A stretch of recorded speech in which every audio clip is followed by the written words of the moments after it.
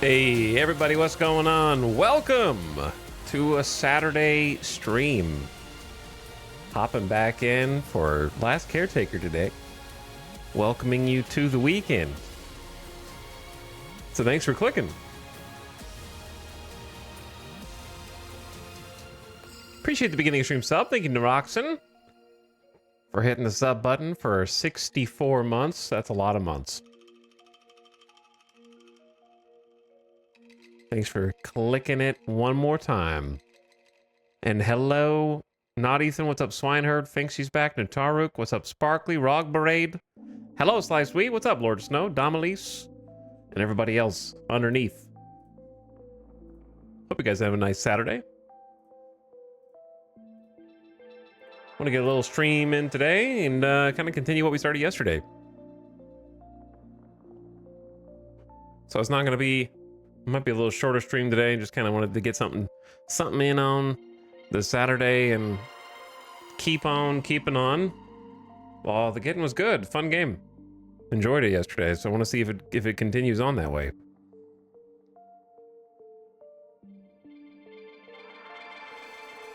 Let me duck for cover here and watch out for this guy. Goop Punk Caretaker Saturdays are now confirmed. Part of the schedule. Part of the lineup. Hello, Goop. Congratulations, I think, on your username change. Okay, because I think I would remember a Goop Punk who had 999 plus messages in the chat and also 16 months of sub, but I don't. So, some phantoms, some ghosts in here.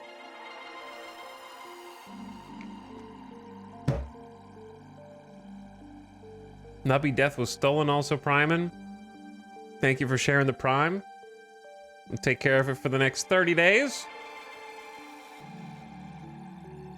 Primers in chat. But yeah, I've been on kind of the trying different survival game kicks between this and Abiotic. And I think there's a few that just kind of slipped under the radar for me, so it's nice to go back and kind of see what I was missing. Because Abiotic was fun, it's just not the kind of game that I want to like 100%. I think the more linear a survival game feels, the faster I kind of bounce off of it. So Caretaker's linear, but we'll see how it is today, actually, because we're just kind of starting to explore. It feels like it gives you one specific objective, but there's kind of a lot of stuff around it that you could do optionally. Whereas Abiotic is much more A to B to C to D to E, and I think Caretaker will get to become that way after you've sort of done the initial exploration. But the initial exploration, it feels like, ooh, I could stop over at any of these half dozen places. That may or may not be relevant to what I'm supposed to do, but I can do. If that makes sense. My favorite survival games, period, are sandboxes. Like, I would say Vintage Story has probably made its way toward the top because of that. I'm not sure where I would put number one. Like, obviously my nostalgia for Minecraft is very strong, but it's mostly nostalgia at this point. Active leaderboard would be probably Vintage Story in terms of true sandbox games. Sveninator and Seether D. Thank you, Sveninator, for 40 months. What's up, Sveninator? And Seether also with the Prime. E. Thanks for the E-sub. Appreciate both of you guys. Thanks for coming by. All right, let's hop in. We could talk about it or we could actually play it. How about that?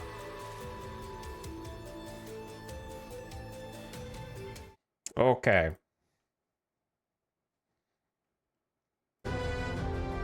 Loud. Should quiet down here once I actually get in. Main menu's a bit louder, I think. Where am I? What am I doing? Seem to be in a pretty... Oh, I forgot. I died yesterday. I'm Genuinely forgot that I died. Okay. That's where I am. It's like I just woke up from a dream in my body. And there's a bunch of scary, creepy leeches outside. You can see them swirling around out there. They might be getting burned by the sun if the sun comes up. You hear the phone?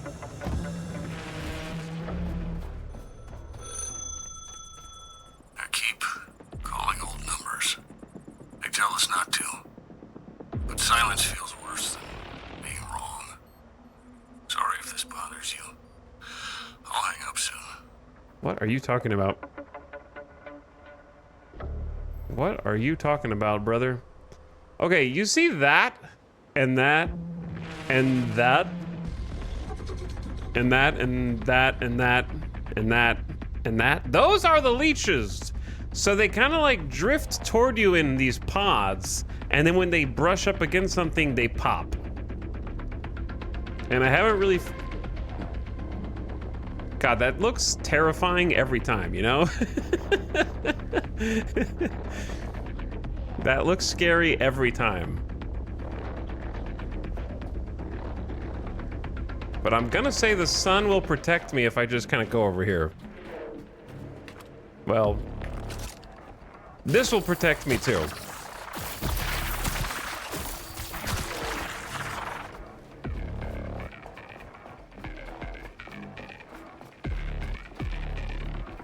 Let me just head back on in.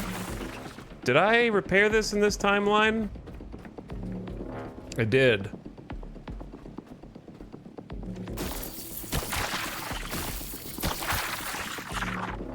But now I have to fix it again. Okay, I will explain what's going on in a minute. I don't have any peace. I have no peace. Only leeches. Gotta remember how to play this game. Okay, so it's gonna be like this. Bop. Where's the sun, man? What time of day is it? It's cloudy? Is that the problem? It's like rainy, so they're more powerful? I think that's actually what it is, because the sun was up and now it's not.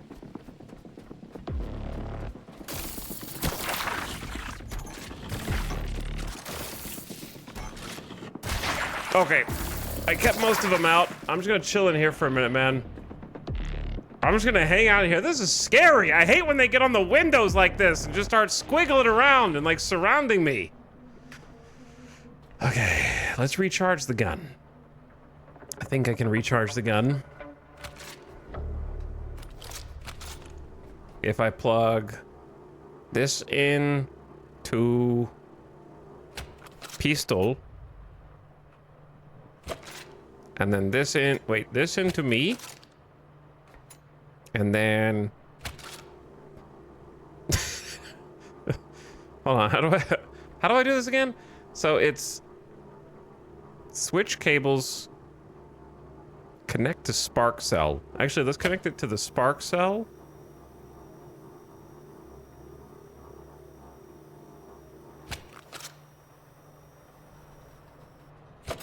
What the heck is going on? How do you use this connect, grab cable, electric pistol? That's a 7. Now I've got 2 cables. There's a there's a cable on my shoulder and a cable coming out of my person.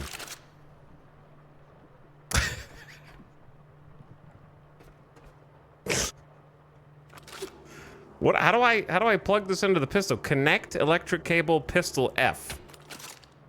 There, I did it, I think. I did it. Anyway, a little chaotic to start. Where was I? War of the Worlds, thank you for gifting a sub to I Am a Banana. Enjoy your gifts, banana.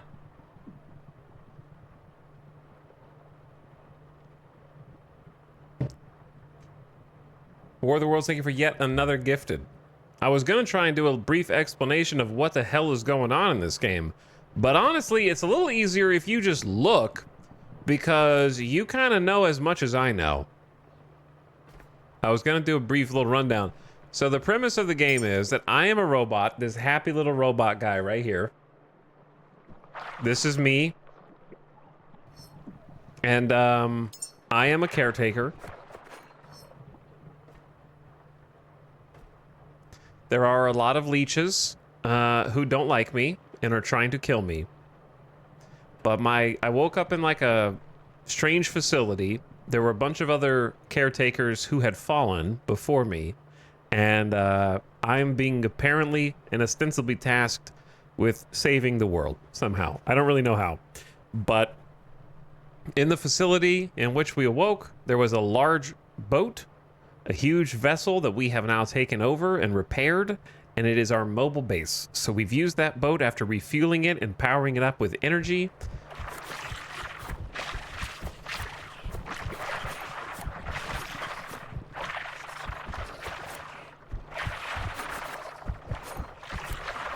Kind of a scary game.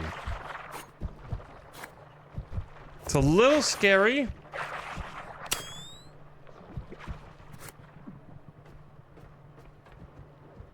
Little weird. Kind of some backrooms vibes, actually, in some ways. Where you're sort of just running around, you don't really get much information at all, and you just encounter things and then have to piece together what to do with what you found. Does that make sense? Like, you don't really get much in the way of hand holding. It tells you, it gives you some basic objectives, but you really have to figure out like what you're supposed to do and how. But there's a lot of crafting, there's a lot of building. The UI is nothing shiny to look at, unfortunately, but there is like a skill tree. And we're level 6 right now, so each time you level up, you kind of unlock a new tier of items. And it seems like there's a decent amount in early access right now, up to level 25 worth of stuff. So I'm sure, you know, once you get through all of that, you're going to want more, but it's early access, so it is what it is. All right, I'm going out now.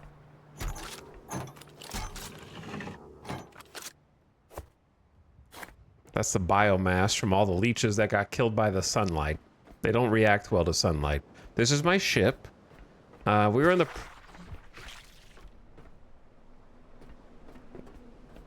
We're in the process...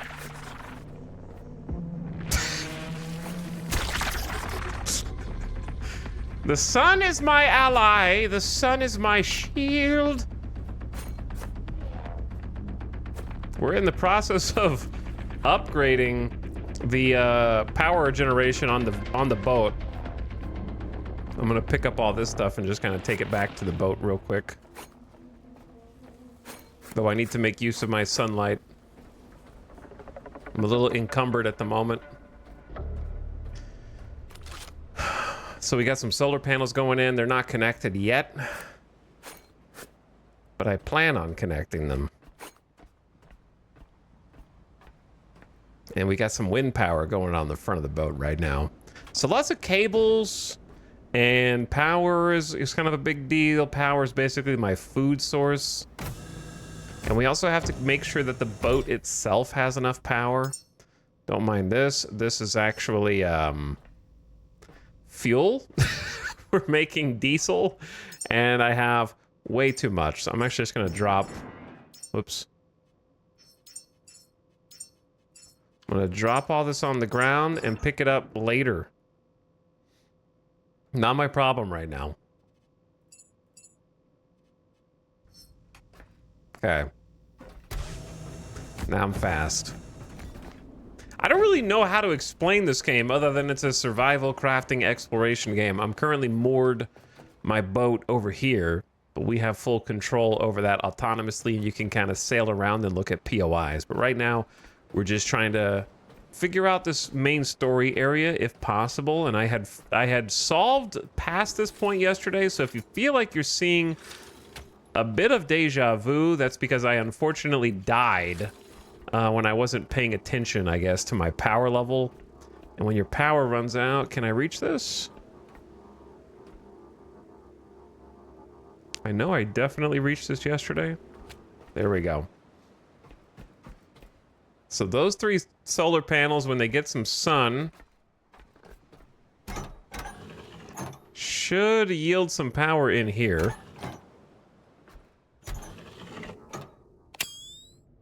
And it's going in through this little extender, which we want to hook up to the main power outlet here. And then get the facility turned on. Okay, now that the facility is on, just watch out for this friend. There's a heal station. I'm a robot, so I plug stuff in to heal myself and gain power. I'm gonna use this backup station a little more religiously now. But yeah, we had a bunch of people come in yesterday and were like, I have no idea what I'm watching. And it's kind of like, well, that is sort of the point. You're supposed to...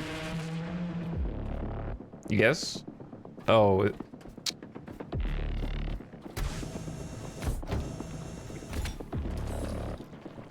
Let's just get ourselves in here, into the interior, turn the lights on, and then watch the natural life here do its thing.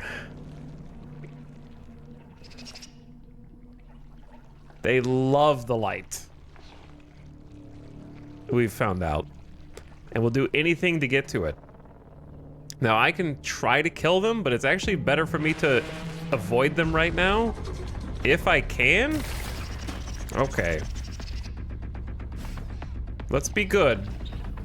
This guy right here also is kind of a pain in the ass.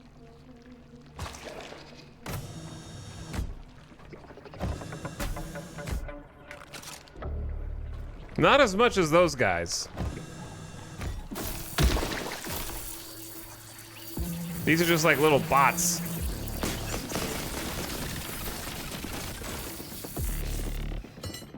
Not a lot of good hit detection here, but I am hitting it, and then it explodes, and then that one stops respawning. Okay, all right. I'm not gonna focus on looting this place just yet. I think I'd like to come back through. And these guys are the new dark blobs who drop a new resource called Biodark. I have no idea what that could possibly mean. I love this game so much. What's up, Laughing Bear? It has been really cool to like uncover and discover. The one place... Okay, so this needs like level 3 clearance or some such. We'll come back to here because I need to go to the roof. The one area games like this do kind of tend to struggle eventually is once you know what everything does, once you've kind of solved for it, then it can get repetitive if they can't keep coming up. Because the coolest part about games like this is the novelty factor of figuring out what the hell is going on and how to deal with all the threats that you come across. But then I guess like once you've done them all, it can become repetitive in games like this. It's gonna be maybe not the smartest idea to get on the roof here, because the leeches will come up.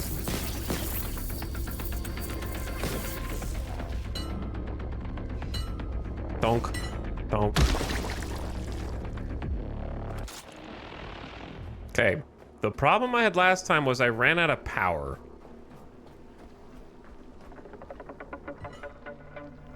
So if I don't want to run out of power again and possibly die,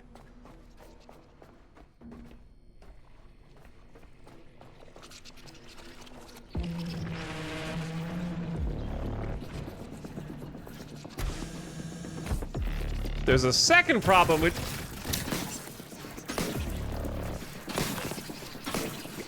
I am under siege. I am constantly under siege.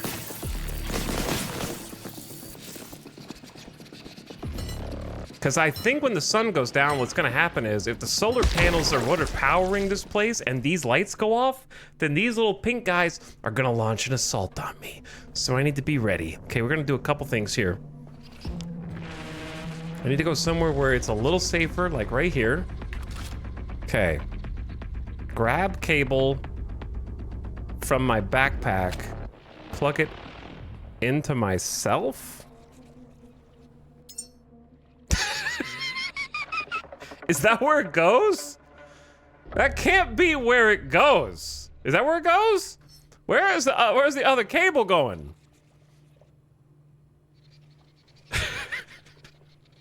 I have to like...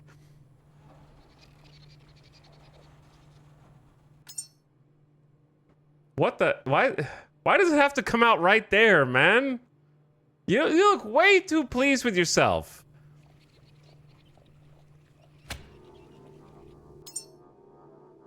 I just need the cable to go into my backpack.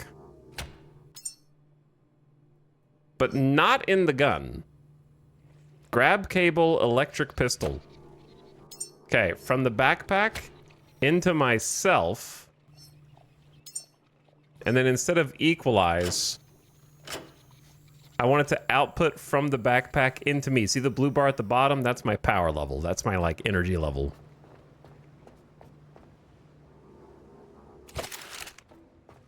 So I just need that. If that energy level goes to 0, then my green health will start to diminish rapidly.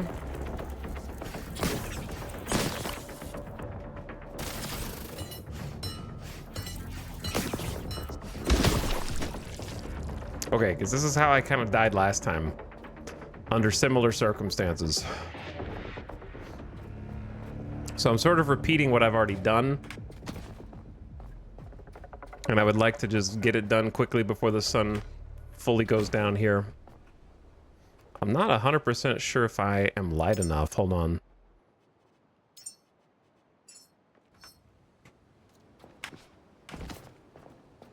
Encumbrance is often an issue.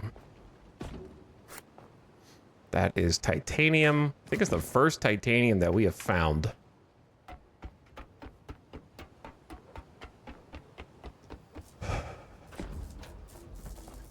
Then I need to have brought resources to repair this, which is just like some copper, iron, and plastic.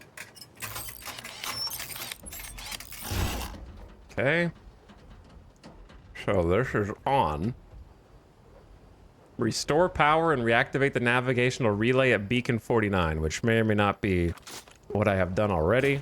Okay, we're also going to do a little bit of this action. Get a ladder. Drop this guy for future resources.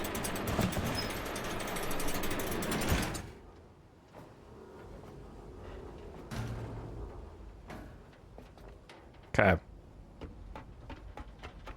And let's get out. Thank you, Laughing Bear, for 88 months of sub. Appreciate it. I have been enjoying my first experiences with this game. It is kind of surreal. Approaching Fever Dream level, but not quite at Fever Dream level. Okay, my plan is to come loot this, but I want to get safe first.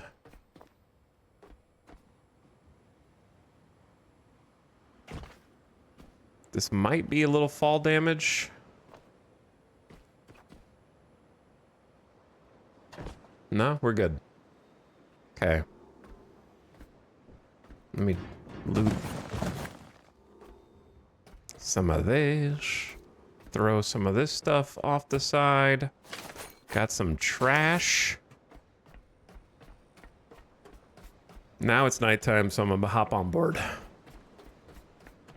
Get me out of here.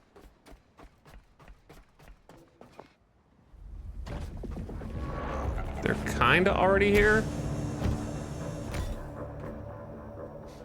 So I'm gonna hop on the boat. Top myself off. Save.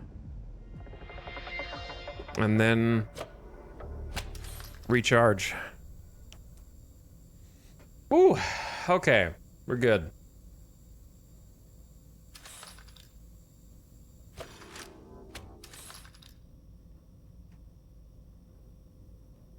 How do I do this? The hotkeys are a little funky to get used to. I now see the benefit of having some big lights on board this ship, man. Because they scatter like cockroaches. So if I get some lights on this deck right here, kind of like this light. They don't like this. So as long as I got power on my boat, they're kind of steering clear just because it's fairly well lit. Now, they'll sometimes jump up on board and do some things, but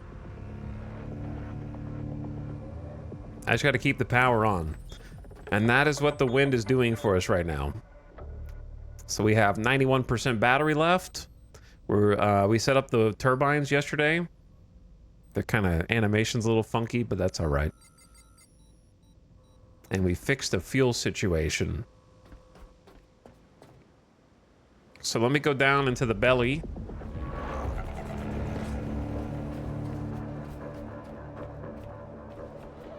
Show you what's going on down here. This is our onboard crafting fabrication bench. And this is our onboard recycler. And then back here, we've started some storage. So just some basic storage, and we got plenty of room to expand into. So that's kind of where we're at.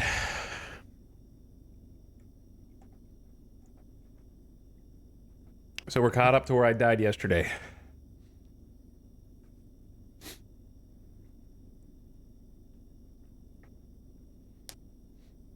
Chat, is it over? Did Norway lose? Is it done?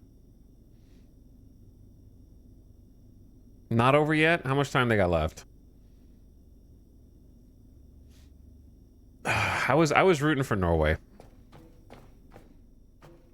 in this one. But it was not to be. Probably. I can't tell. All right, I'll have to look it up myself. Let me take a look. Now, what we can craft that I haven't already crafted. So we've already got the diesel refinery making some fuel for us on board. We got a hull stabilizer to stop the rocking and the swaying side to side a bit. We started building the new solar.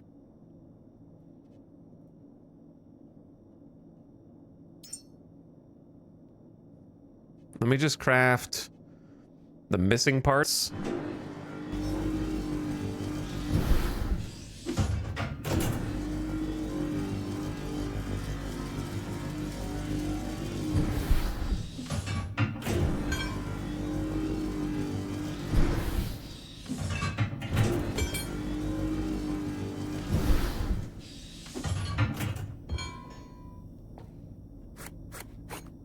And once they're in my inventory,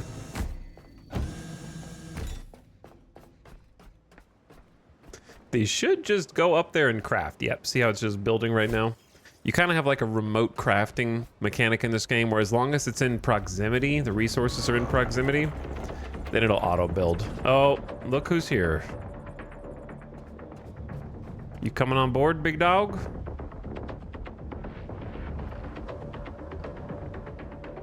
Or are you... Oh, do you see that? Look at that. Those are green tipped though. Oh, those just popped. I guess they're all green tipped. While they're underwater. It's like a bunch of piranha.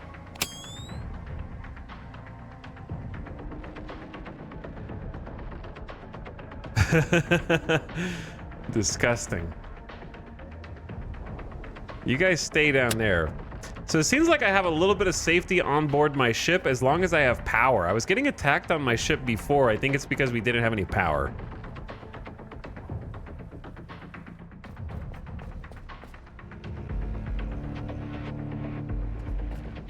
So it's a little bit more chill now.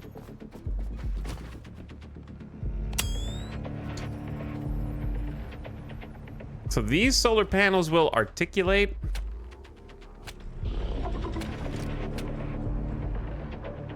Man, they're all over here, huh?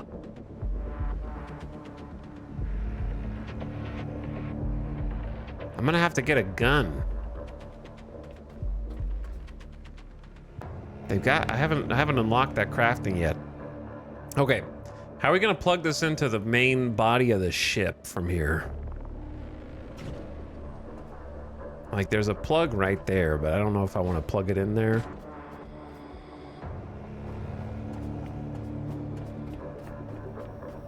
You could take it down the front of the ship, but I think that looks even worse.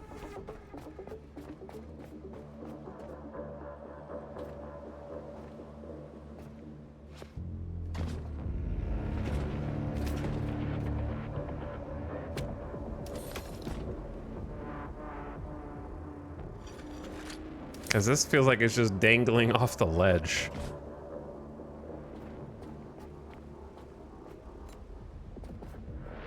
Might need to craft some more cables. If I have resources. We're kind of low on plastic. Got like 0 plastic. All right, sun's coming up again. I need to loot this whole place, get plastic and a bunch of other things. What are those glowing fins in the distance? Well, they're glowing fins in the distance. Seems like you've identified them.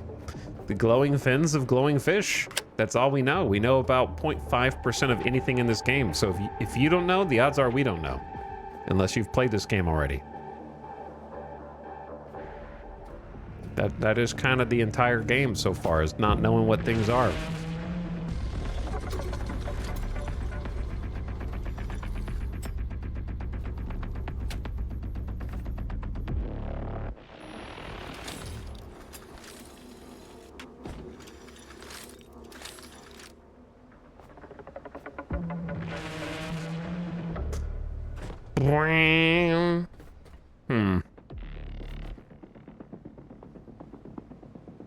I think I'm gonna do this down the side here, actually.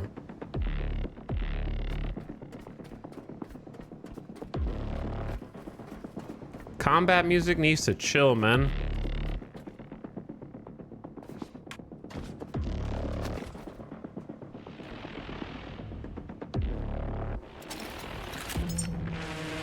Okay, I can't craft anything anyways, so we go get some resources.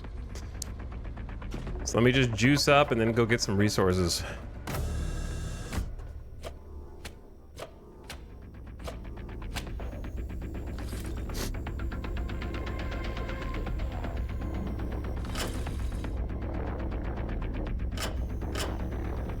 Okay. Give me this. Give me that. I need to put a bunch of stuff into some containers.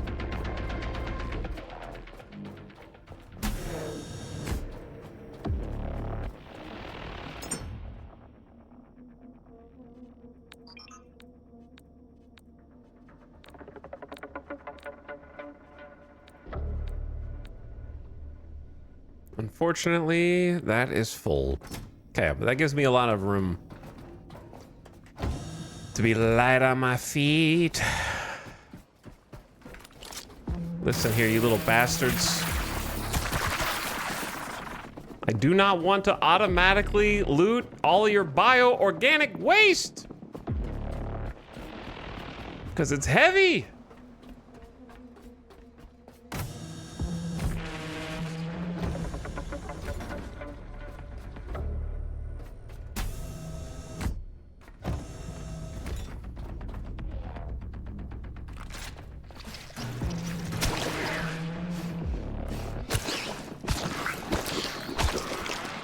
Let's clear a little bit of that up because there's just too many blobs in here. Okay, so this has power, but Beacon 49 authorization required. We do not have Beacon 49, so restore the power and reactivate the navigational relay at Beacon 49. So I assume we just need to travel until we find Beacon 49.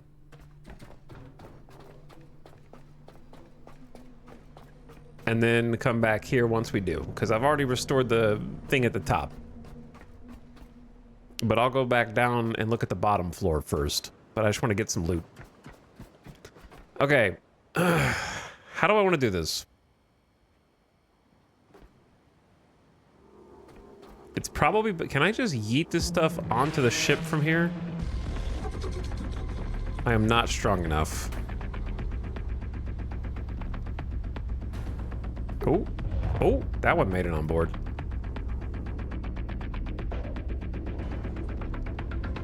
That one landed on the rail. I'm in danger of, like, throwing this stuff overboard. Ooh. Ooh. Oh, how did that even land on the deck? Nice bounce. I don't know how much this damages stuff. Because that was not sparking before, and now it's kind of sparking. It's probably not the ideal way to do it, but this is how I'm doing it. For now.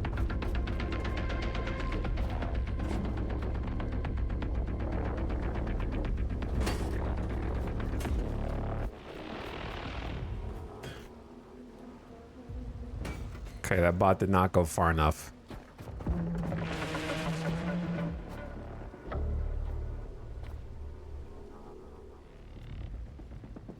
Okay, that is the majority of the stuff on the roof.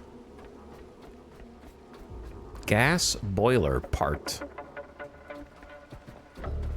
I don't care about the bioorganic mass. We have too much. I can get more when I want. Okay, now let's go back down. I'm not gonna carry everything out. Where does this go? This has gotta be like just a quick drop-off point if you want. I see that ladder down there. There's some loot down there. Around the edge.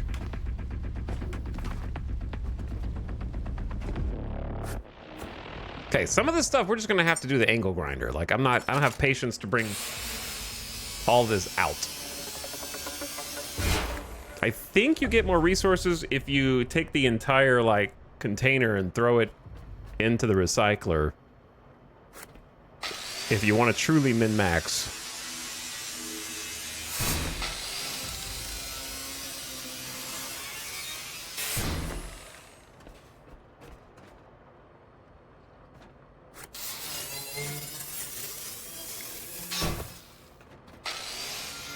There's a ability skill point that lets you dismantle stuff faster. And yesterday I was like, I don't need that just to move stuff around on my ship.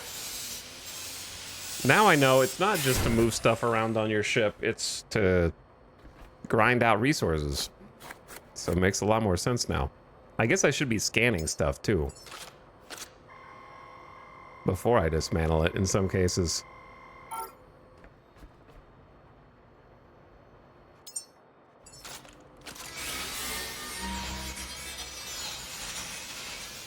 The scanner basically like takes note of the blueprint so that you can craft it yourself if you want to. So if you find furniture in the world and then scan it, then you can craft it. Oh, level 7. Okay, this might change everything. Actually might change everything. Hold on, I gotta blow my nose real quick.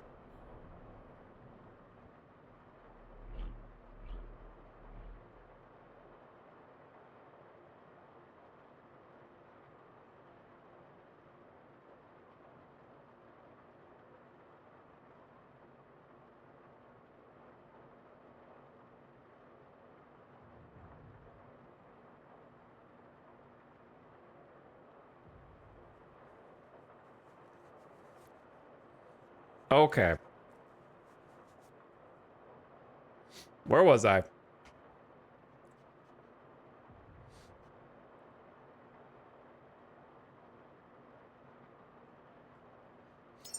I have the game on my other monitor. What is Norway yelling about right now? Why they just get a yellow card?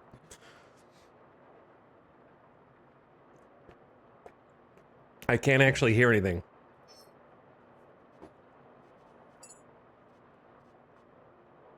Level 7 unlocked a drone charge pad, a dedicated charge plate for the rhombocubotetrahedron. photo drone system to keep the scout drone operational. You got a yellow card? Norway, what are you doing? In chat, the flamer pistol, ignited petrol for dramatic fire.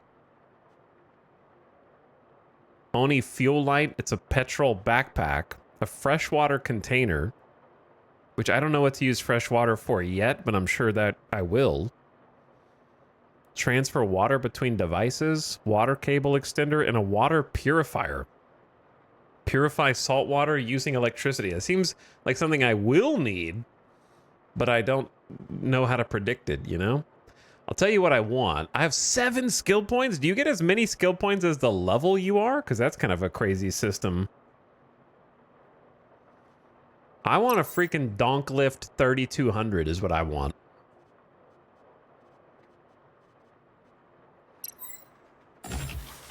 And a donk pallet. And I also want probably a gun here. The bolt pistol. Do I have to learn how to make ammo? The standing light could honestly be... provides a safe haven from nighttime threats. Oh, see, that's what I'm talking about. It's actually very interesting. I'm going to keep my 2 points for now, though.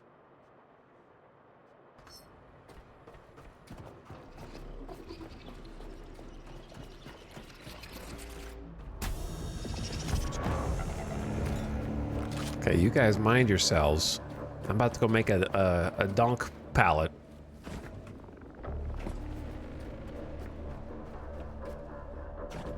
And see what's happening with it.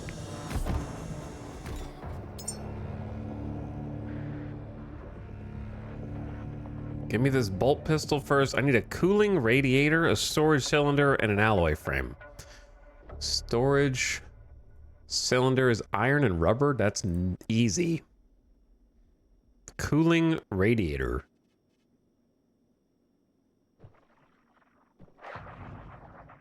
What was that?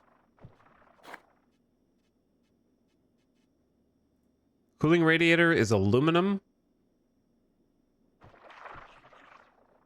and silicon. It's a bit expensive, actually.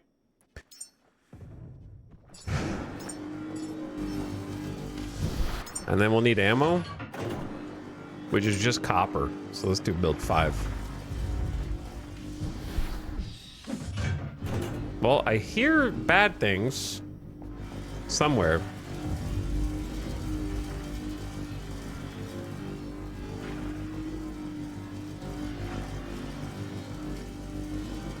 An unjust one too. Cal Pigeon, did you hear me ask a question and choose not to answer? I don't even, why did they get a yellow card? Are you gonna make me unmute the game? Wow, this gun is 10 kilograms. This doesn't look like a pistol, really. I guess it is. Just maybe a small.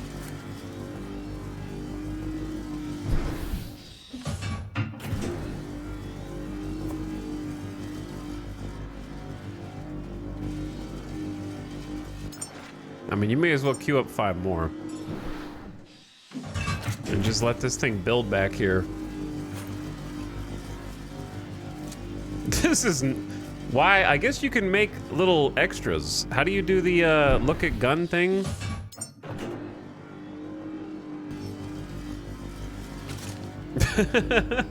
I like how this became such a... Thanks to Tarkov, pretty much. Became such a omnipresent feature.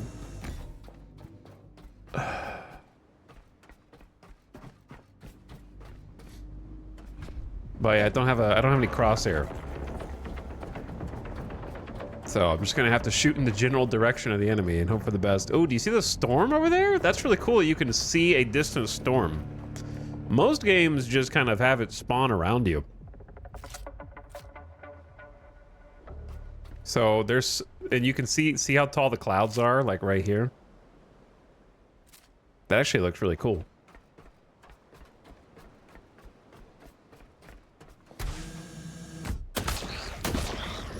Oh, this actually kills these guys. Hey! I'm allergic to shooting little pig blood. Ah! Body, why are you like this? Just let me exist as a regular human.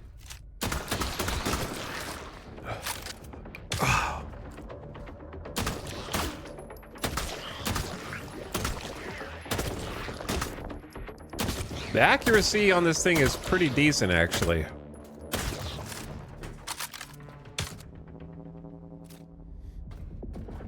Oh, what's up? I didn't see you there. All right, now I gotta blow my nose again.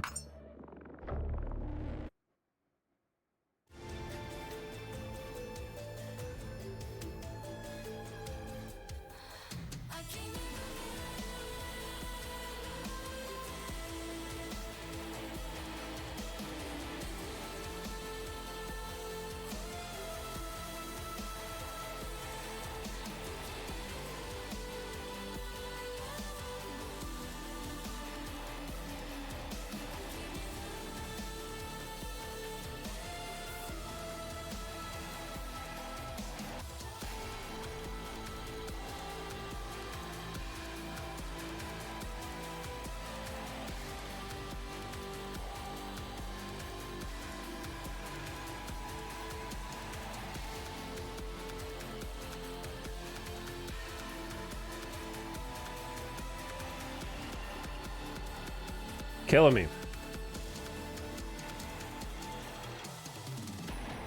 Killing me. All right. Hello. I don't know where these allergies came from.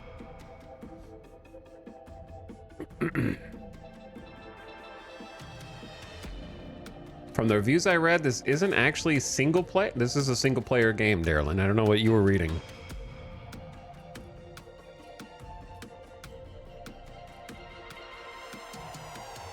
It's definitely a single. Chat, are you guys the blobs that I just shot? Sorry, man. Were you hiding? Is this your first playthrough? This is my first time playing the game. I do not guarantee that I am playing through all the content, to be clear. I'm just playing for now. But it's fun. It's good.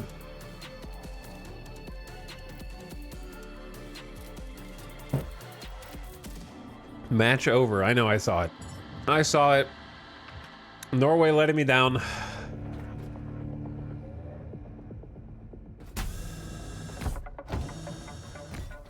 I got nobody left, to be honest. they were the last ones. So I got no one left to root for.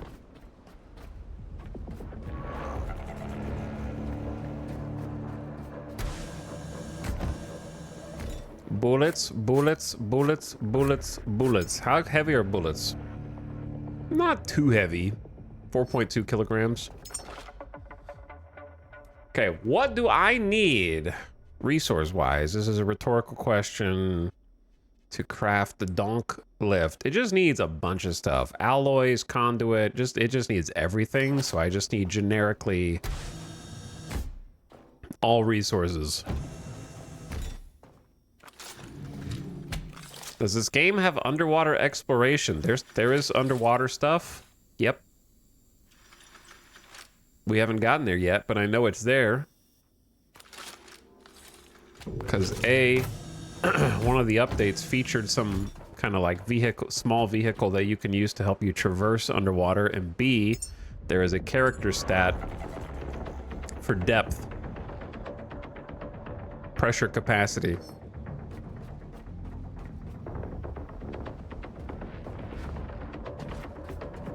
Okay, let's start getting this stuff on the boat because we just need resources.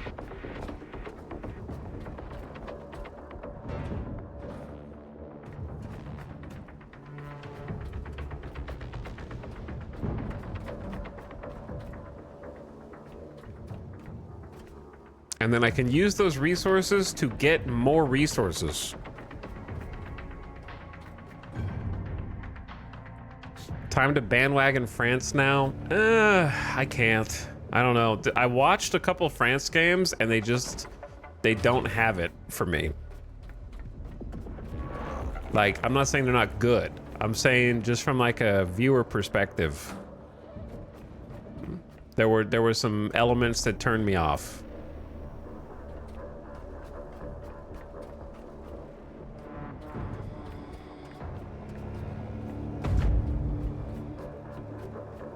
I definitely can't root for England.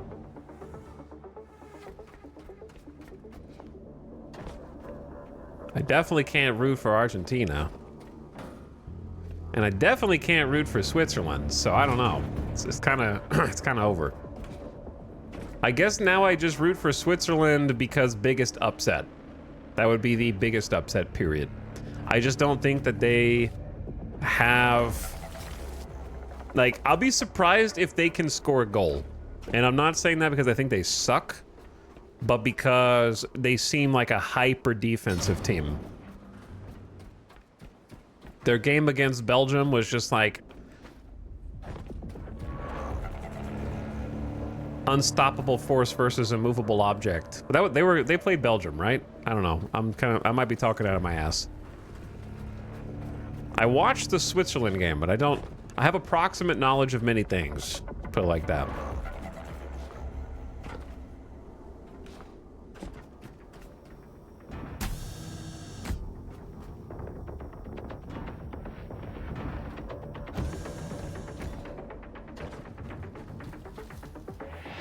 This thing is basically scrap.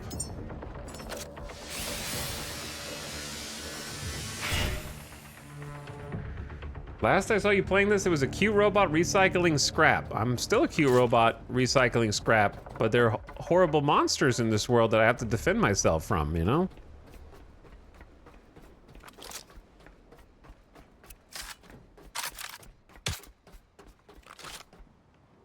I gotta defend myself. Okay, actually, let's just scrap what we got so far.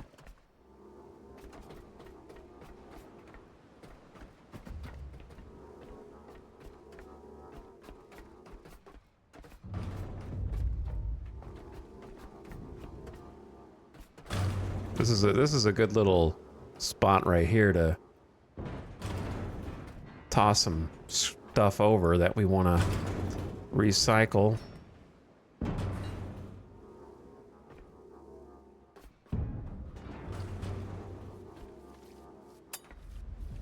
Oh, they're already here.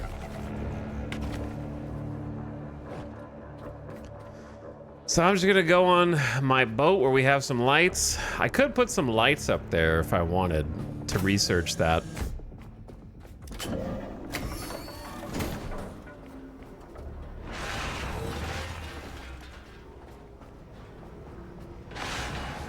They played Colombia and Algeria. Which game did I watch? Whatever their last game, whatever the last Switzerland game was.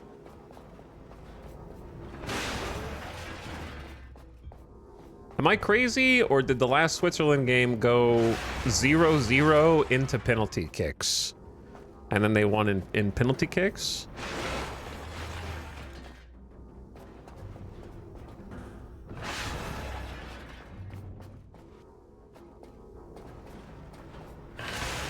Against Colombia. Okay, that was Colombia. My bad. So I did watch the game, I just forgot. Not uncommon for me. Pretty boring game, correct, and depends. Yeah, that's why I say I just don't think they have the capacity. If they couldn't score against Colombia, how are they gonna score in their next match?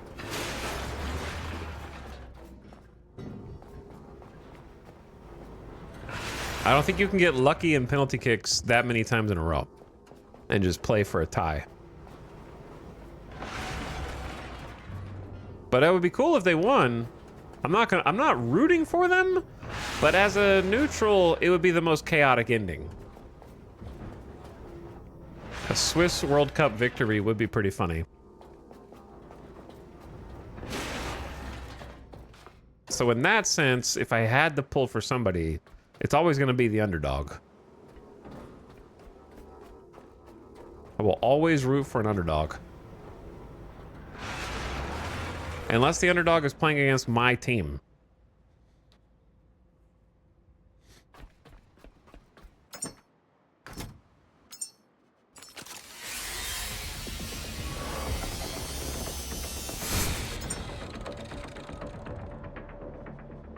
Okay, give me all of this.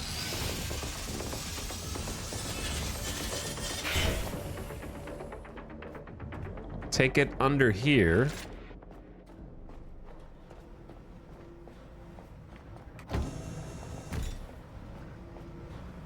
Why do you have to root for anyone? Just enjoy the games.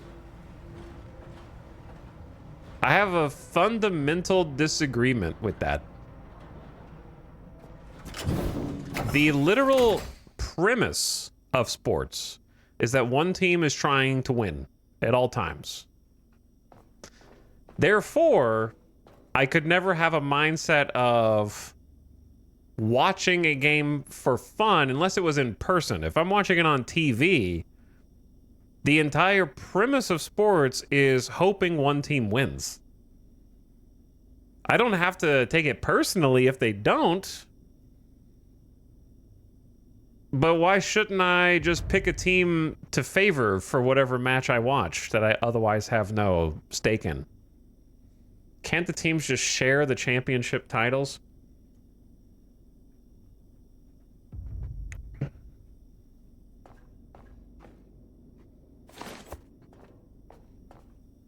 Well, let me put it a different way.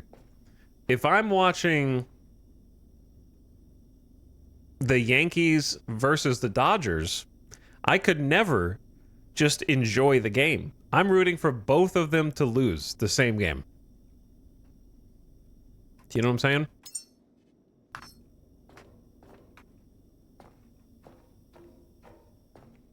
It's not possible for me to just sit back and enjoy the game.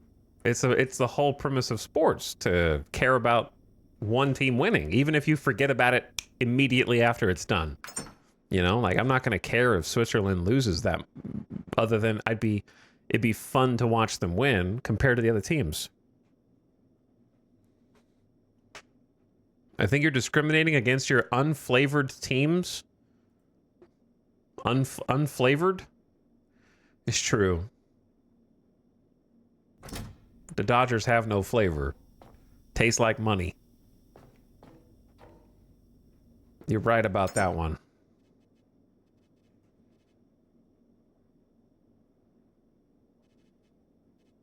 Okay, let's do not trash. Bland teams, no spice at all. I think, yeah, I have these little teddies. Basketball. All these little collectibles, and I'm putting paint in here for now also.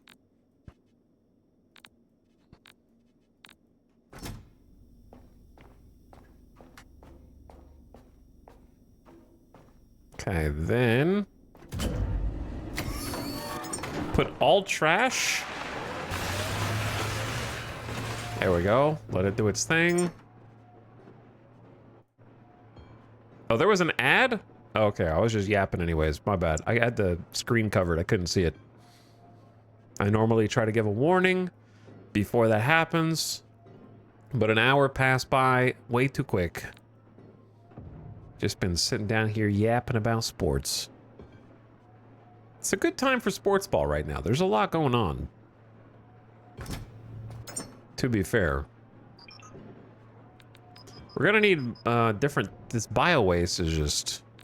should not be in here.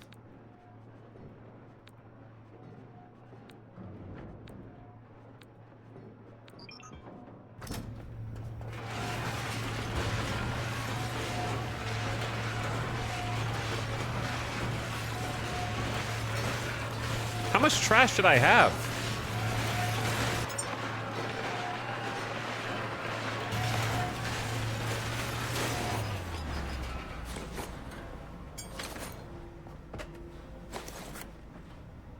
A lot, apparently. My Mariners are not going to be doing anything this year. The AL West is kind of like just a bunch of people, it's like every team is covered in mud and fighting in quicksand. You know what I mean? Like it's not a pretty sight for anybody who's watching. No one's having fun. It's just going to be the best of the worst. Okay, that's full. Let me see if I can make another box.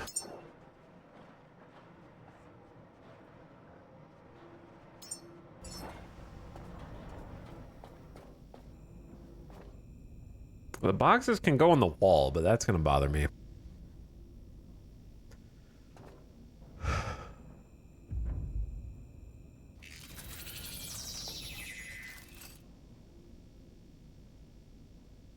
Okay, that's doing good. And then we can put some maybe bio waste in here for now.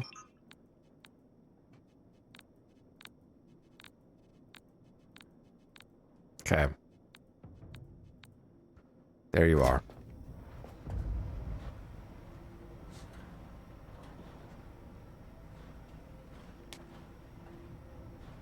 But yeah, the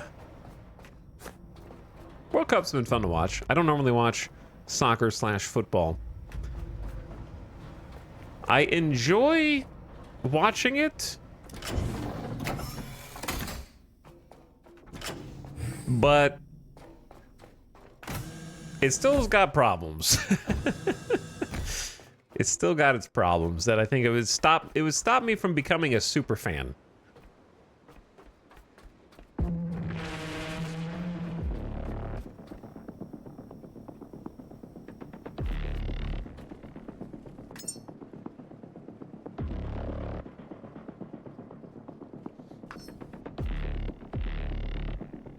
Okay, hold on. Do I have enough resources to make the donk?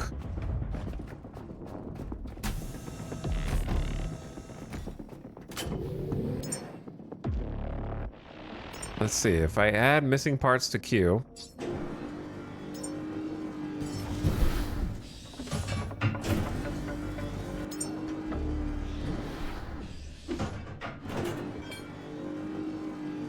I have no idea what resources this is taking. The one unforgivable part of the UI here to me is that if you mouse over these, it should tell you what each part costs in terms of raw materials, and it doesn't. Which kind of drives me crazy.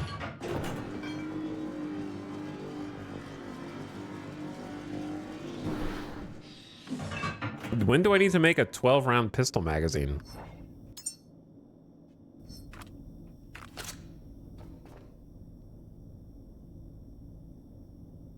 When do you not have a magazine? Okay, also, where is the donk pallet?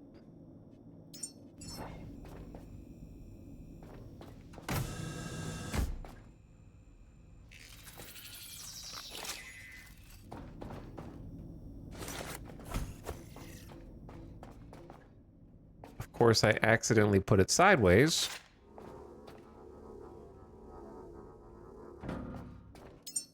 Do I have what it takes? Okay, let's see. The donk pallet is already sliding around the boat. There we go. Slowly. Once every 4 years is just enough soccer. I mean, I think it's a fun sport. I think it's an interesting sport. There's a couple things that, as a casual American, which automatically disqualifies me from having opinions on the global stage, I understand. The main issue, I think, is just the ambiguity between every soccer's like the only sport that I've seen where, how do I say this? I'm trying not to draw too much I'm trying not to rage bait chat.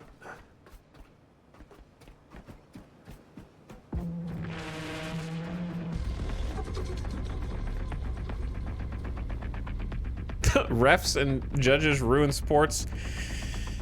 It's so bizarre to me that there's one main ref, and if the ref sees something great or thinks they see something great, like why, like baseball has like multiple umpires in the field all looking at different things and they defer to each other.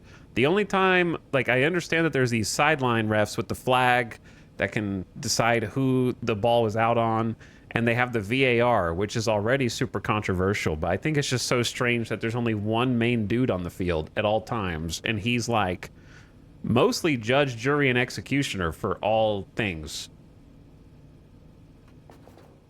The line judges do offside as well, sure. Which is walking back 50% of the exciting plays in the game. The funniest thing to me out of the World Cup was that one dude's dick was offsides. And they had to call it back. He's just walking, they like literally show, you guys not know what I'm talking about? World Cup, dude's dick was offsides.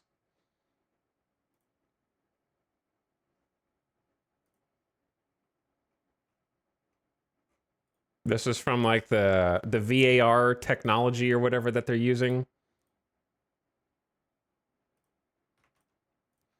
in order to try to track whether a player's offsides. That was Photoshop, by the way. This one's Photoshop, but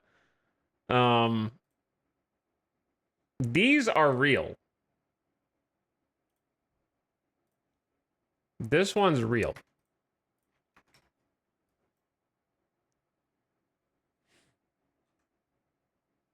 This is from like, this one's from like 2 years ago. Clearly offsides.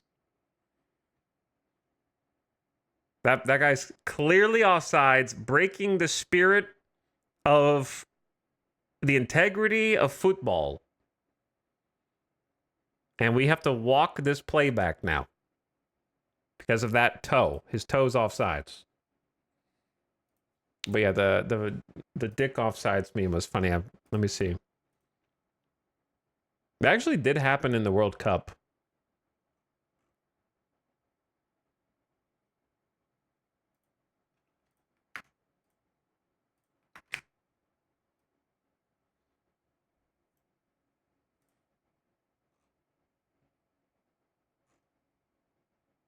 Actually, I don't want to show this in case Twitch is like, you're emphasizing... I don't think it's sexual content. But I also link it. Okay.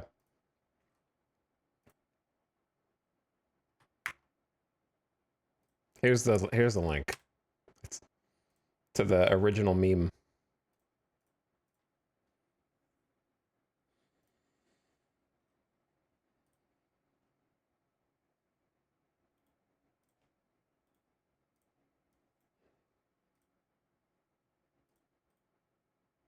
And then this was Colombia versus Portugal.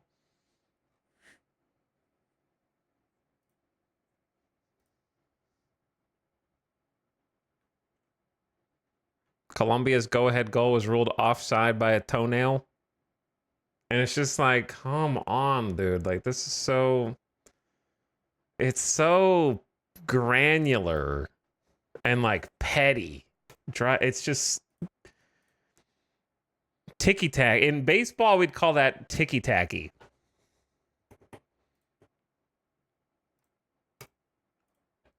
Which means it's just, like, nitpicky, kind of.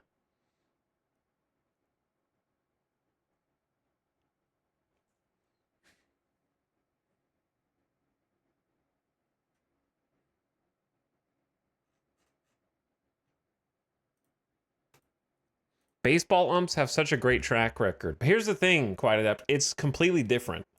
Because in baseball, umps have a track record of being... It's like... In soccer versus baseball, you're not going to have a game in soccer on this world stage that's like 10-0. You know what I mean? Like in the quarterfinals of the World Cup. You're never going to get to the quarterfinals of the World Cup and it's going to be like 10-0.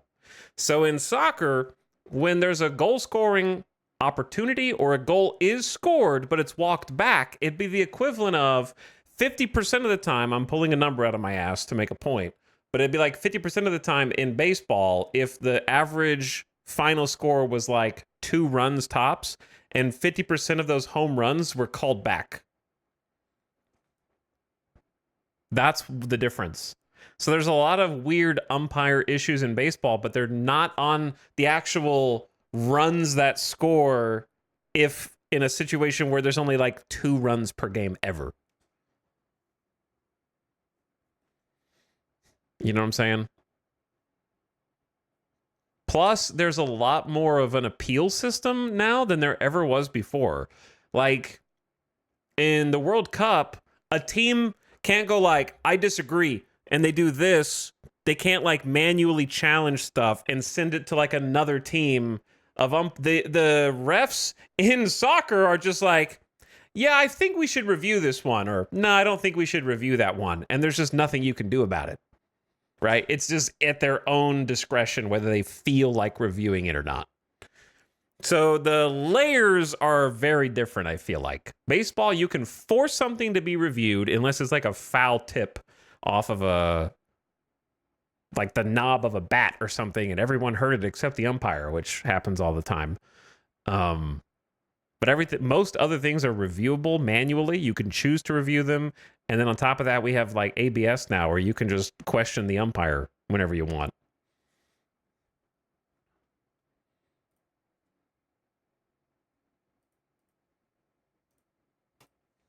So I just feel like it's different. I'm biased, but it's different. What? Can I not do this in first person, devs? I want to do this in first person. I don't want to do this in third person, but it's fine. Do I have to charge this with energy? I definitely do, right? Oh, it needs fuel. The donk lift needs petrol. That makes a lot more sense.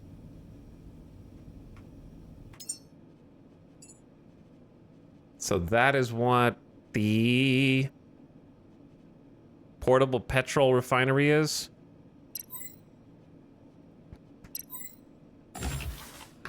Okay, we'll make one of those.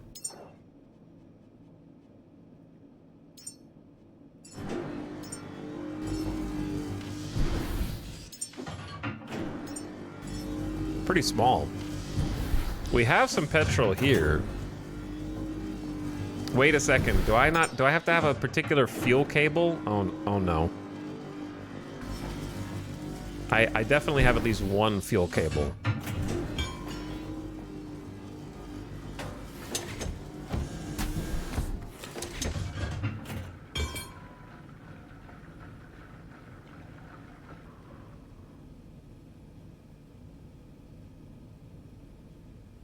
Why there's still 41 liters in here?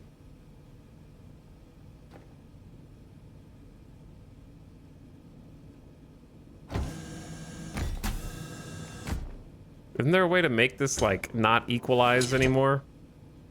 So it's just like an output, or is this full? I guess it's full.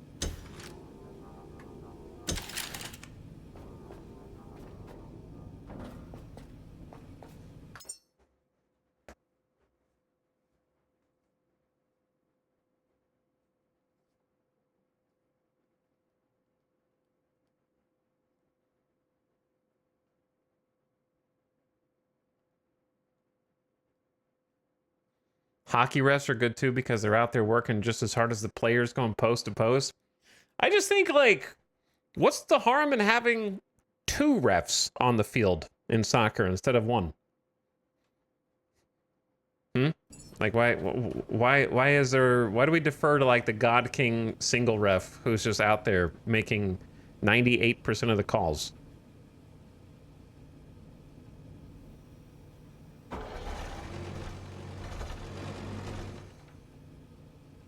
This is actually pretty cool.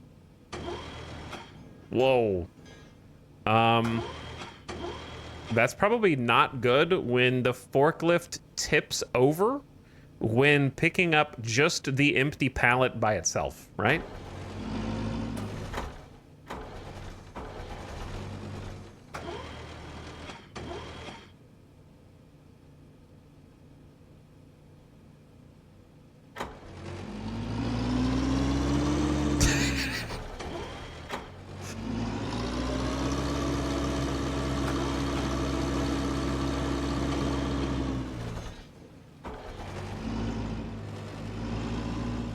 Okay, so we're gonna have to go this way.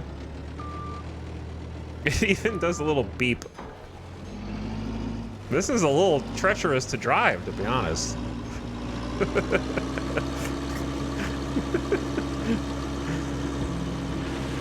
I'm gonna need you to get up the stairs now.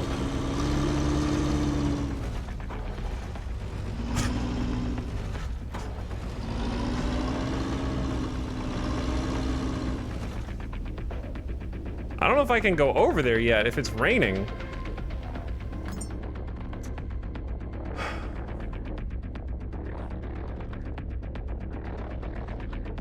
This is an excellent addition to the game.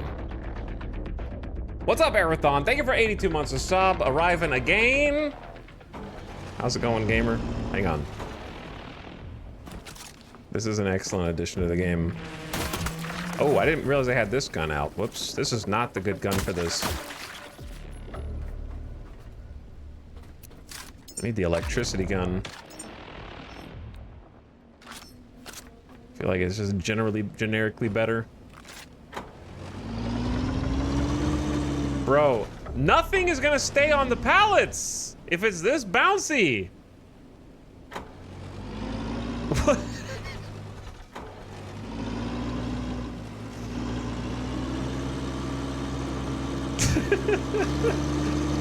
I was thinking like I could just drive this up here and then put a bunch of stuff on it and then take it down. But if it's just gonna bounce off, unless it's magnetic or something, let's just try it.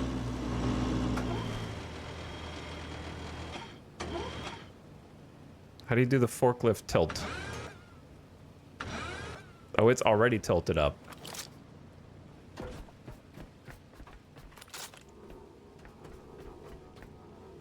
Let's see what happens. What could go wrong? I think I'm not strong enough. Hang on. We got enhancers. I desperately want the faster dismantling.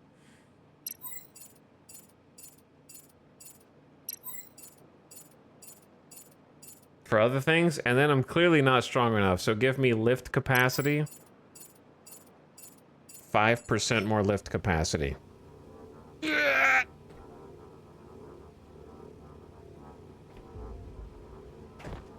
don't think that was enough.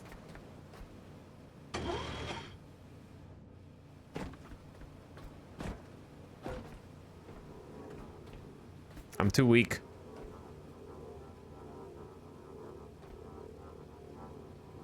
I'm just a weak little baby bot. Okay.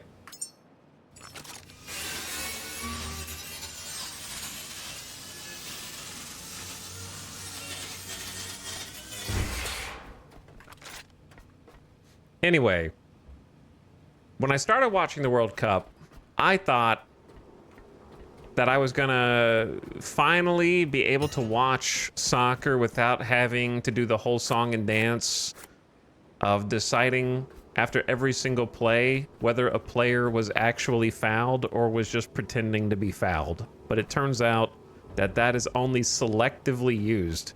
It's only, like, how many times in the entire tournament has VAR gone back and, like, one of the first games that happened, I remember them doing the VAR like, well, we determined you're flopping, so we're actually giving a call against you instead of them.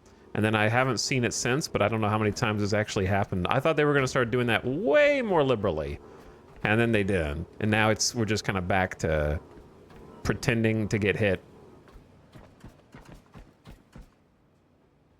Which is just kind of mind-boggling as someone who doesn't watch soccer, as just a filthy casual, that it feels like half the game is this back and forth of, okay, so he didn't trip over your foot, he jumped over it and then rolled 20 times, but the foul is still in play because you shouldn't have put your foot there, even though you didn't touch him, you were late. And because you were late, that's a foul, hypothetically, so we're just gonna keep it. And I'm just like, what the hell are you talking about?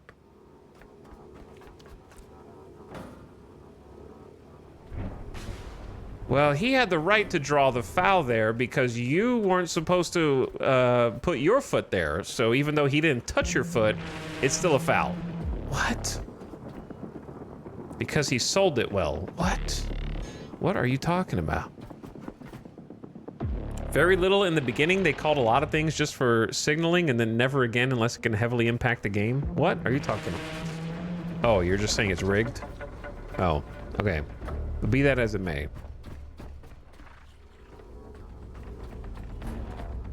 Norway, England just played and a penalty was given for England and they overturned it because VAR looked at it and said no. I watched part of that game. I guess I didn't see that part. I might have been taking a shower or something.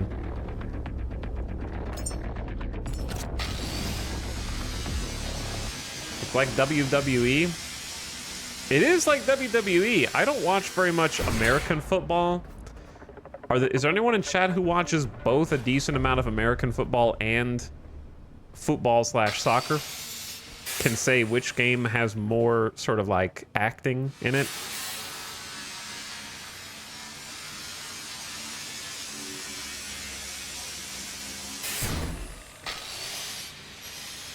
Because American football has a decent amount of people trying to get the pass interference call.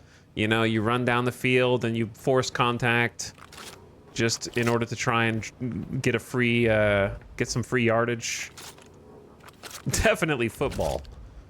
Oh, I have no electricity. I need to not die. Pay attention a little bit. NBA is pretty bad. That's why I don't watch the NBA either. So I'm not trying to pick on one particular sport.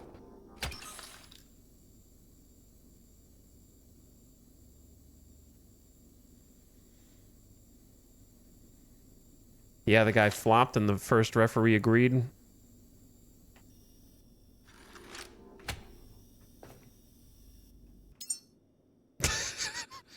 It's just, where does that come from, man? How do I pick that up? Grab cable, self. All right, there we go. Give me some health. I need to make a save.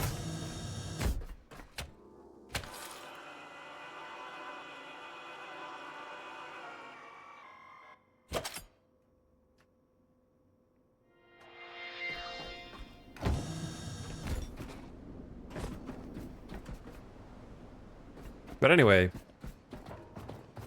that's why I still gotta say, I can't really see baseball being dethroned as my personal favorite sport.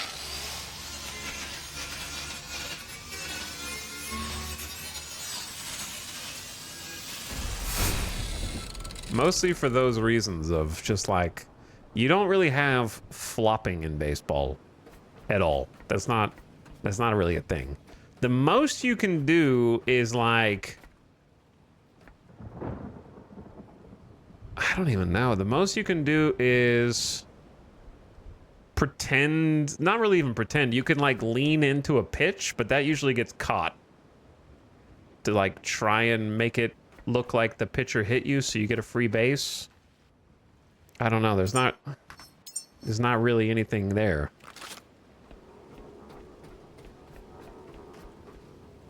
Baseball's too slow? I don't know. Soccer's too slow. 90-minute game that goes 0-0. Happens in baseball, but it's not very common. I think it's way more common. Watching one team park the bus and just sit back and play defensive for the entire game is not my definition of exciting.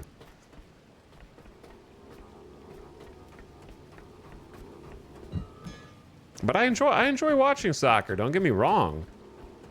But I think after watching a bunch of it over the World Cup, saying it's like more faster paced or more exciting than baseball, they're about the same speed, to be honest. They're about the same pace. Just because there's people like walking around on the field doesn't mean that there's more action.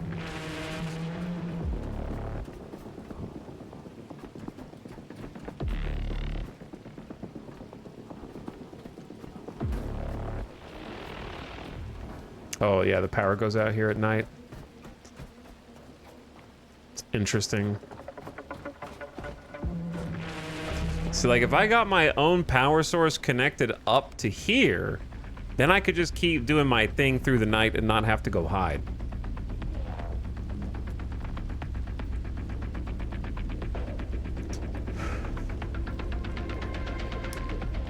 The issue with soccer flopping is they stay on the ground and don't contribute for a decent 30 seconds, while in the NFL it's during a dead ball, so it doesn't impact the game as much. Yeah, I can see that. Where you just like, if you throw yourself down, then you're just taking yourself out of all possible plays, hoping to get the call. Did you watch the Soccer World Cups before? No, I didn't watch it because it was in the US. I watched it because when the World Cup started this year, first of all, I've been just watching more sports in general, but this year I think it was mostly because the social media presence that the World Cup fostered was extremely pleasant, and it was like different nations of people were being nice to each other at first. You know, that changes as the tournament goes on and people start getting bitter in the games against other players or other nations and whatnot, but it was like a really nice experience. Everyone was being chill. It was a positive atmosphere. I haven't seen anything like that take over my social media in a long time. It kind of gave me, at the beginning, I would honestly say it gave me 1990s energy. Of a before time where things were just nicer and more pleasant and people were positive and being good to each other. So I was like, oh, that's really cool. I'm going to watch soccer because all of the fans and people who are participating in the World Cup seem great. And then the tournament kind of kept going on. And you get past the group stage. 100% agree, just people enjoying each other. Yeah. So I was like, I want to be part of it. So I started watching. I watched a bunch of games too. I didn't watch all of them, but I probably watched like, I don't know. I watched probably like 40% of all the group stage games. I didn't just watch the US games. You know, I was watching all the teams that I was awake and not streaming, because the other half or so of the games were like in the evening when I was here, right? So I couldn't watch those. But I was watching them all on the weekends and stuff. I watched the US get embarrassed.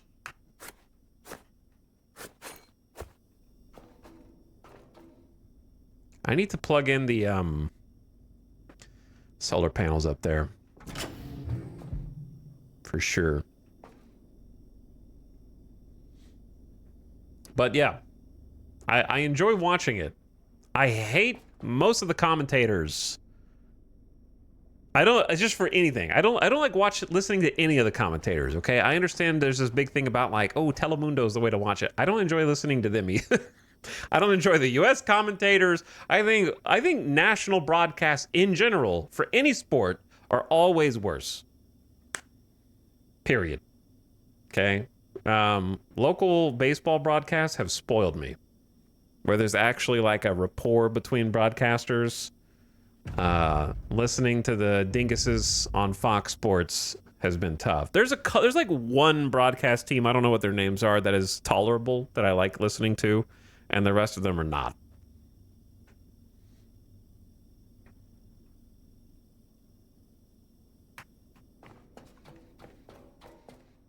Let me see what our power's at now.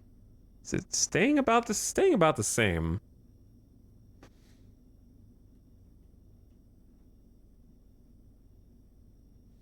When Phillies games are on national networks, I listen on the radio instead. That's a good way to do it. Commentators have a bad habit of taking away from the game instead of adding to it. Yeah, or they just get on like sidetrack diatribes as if they were streaming on Twitch like right now. Except you're not. You're covering a important game that people around the world are tuning into in the millions. You know what I mean? And so there was so many times on the Fox Sports broadcast where the second commentator, you know, usually in commentators you have the play-by-play and the color commentator. That's like the play-by-play guy is the guy who's supposed to he talks the most, kind of says what's going on, and then the color commentator comes in and brings in some color to the broadcast and kind of gives some experience, some background, some details that are interesting, kind of highlights the play-by-play. So there's a number of times in the Fox broadcast that I was watching where the color commentator would just be like, okay, yeah, as I was saying, and then kind of go off on a whole diatribe about one of the players, and then on the pitch, there's some really exciting close plays or an amazing save that happens from one of the goalies or something like that, or the keepers, excuse me, and they don't even mention it because the other guy like has to get his point in, and it doesn't matter. Like, he's just the game is still happening. There's exciting things going on in the background, and the second guy just has to like finish his long-winded point about something or other. And it's like, guys, just focus on the game, man. I don't care about your little backstory anecdote.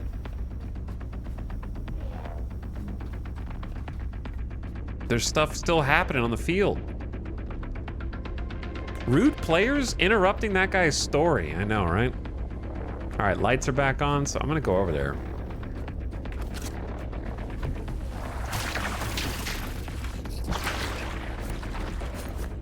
If the lights come back on, that means the solar's working. If the solar's working, it's so funny to me how they try and take shade right here on this ramp. I don't think it works for them, but it almost does.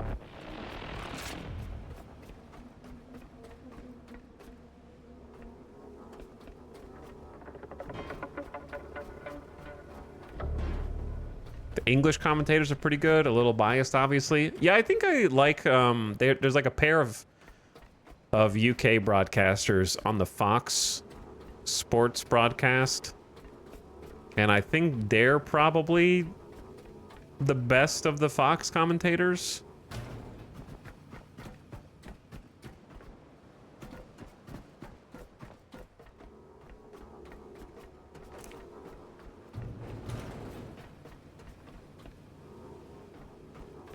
Okay. How do we want to do this? I have a feeling this is going to end in disaster, but it might be funny.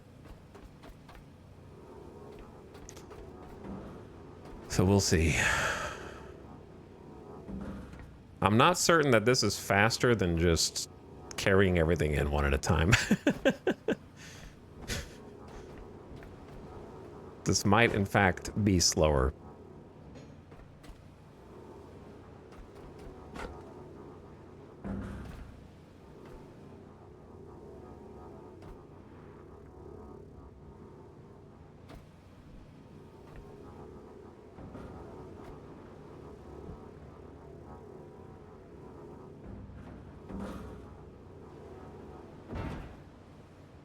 Oh, there's like one tire is a little further out. All right, drape this poor defunct robot over the front. This is not going to go well.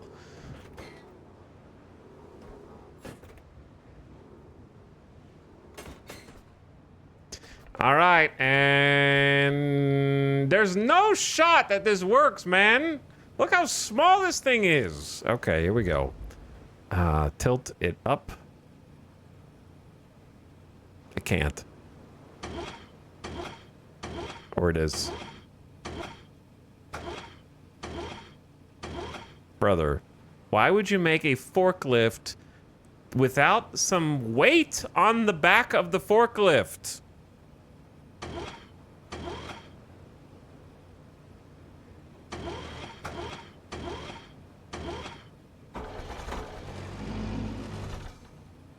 Huh? Like, there's no counterweight. It's all front loaded.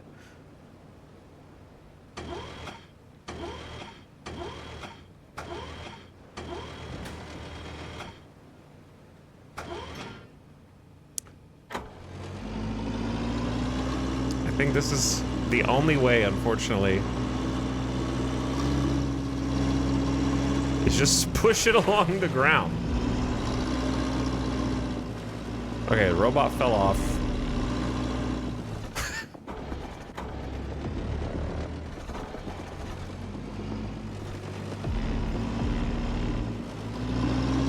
Look at the waves.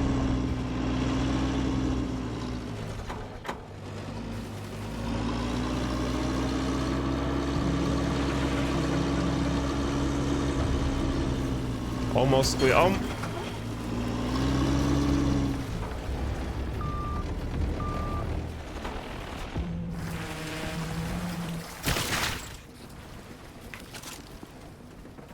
How are you guys not dead?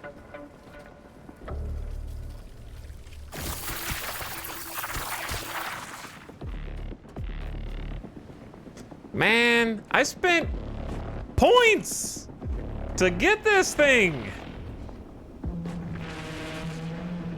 As someone who drives a forklift, pretty sure you're supposed to go in reverse down the ramp. Well, listen, it doesn't matter which way I go down it, okay? The stuff got there. That's not the problem. The problem is I can't lift it. Does your forklift tip over whenever the fork comes up?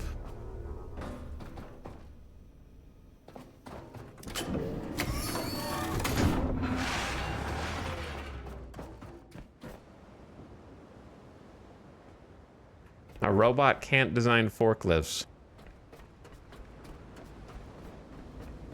I did this once in a forklift because the weight was taken out. Isn't there supposed to be like a big weight on the back? Yeah, it's not a forklift anymore. It's a fork pusher. This thing sucks. Why did I spent like 3 research points on it.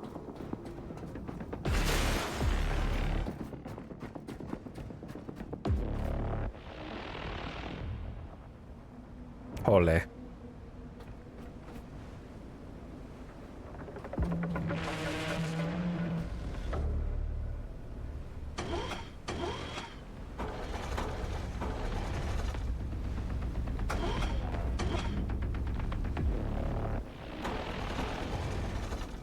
There's no way I can make it over here, right? It's not turning. It won't turn at all.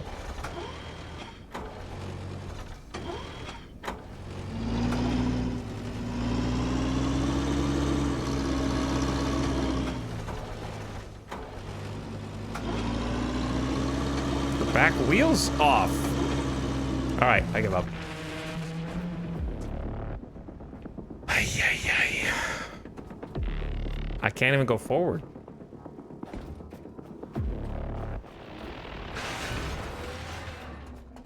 Waste of points. Oh well.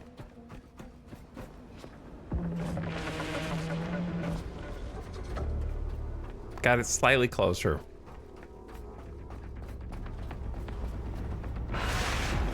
Why would you spend all this time designing a forklift, making it part of one of the post-early access release updates, and it doesn't forklift unless it's not carrying anything slightly heavy?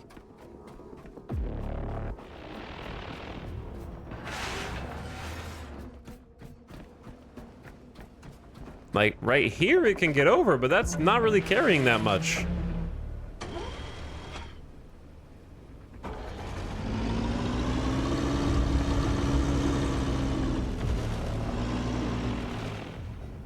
Oh my God.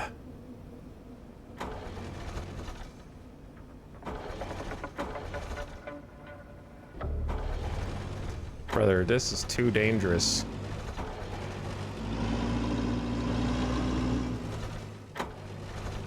Don't tip over.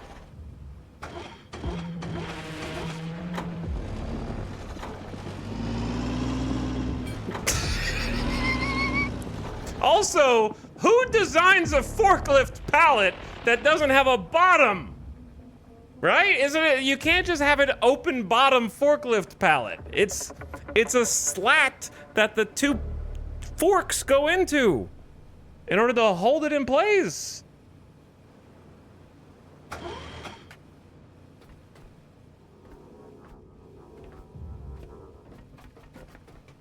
This really didn't save any time.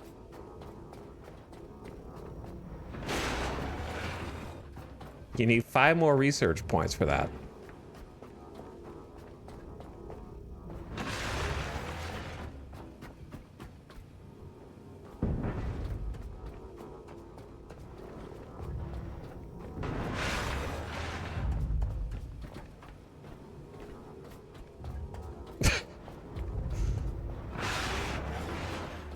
Okay. Don't know if this was worth it.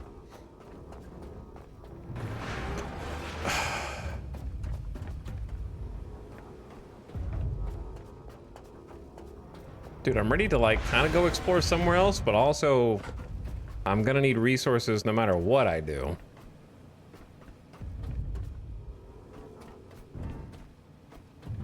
I thought I was gonna need a bunch of fuel for this thing. The problem is the pallet itself is made out of like heavy metal. Part of the issue is just that.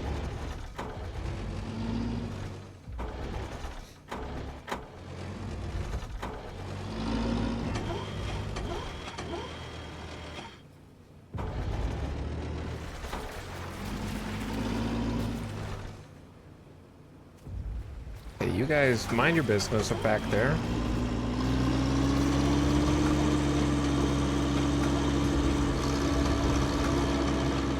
It also just doesn't tilt back far enough. How am I stuck on my own power thing?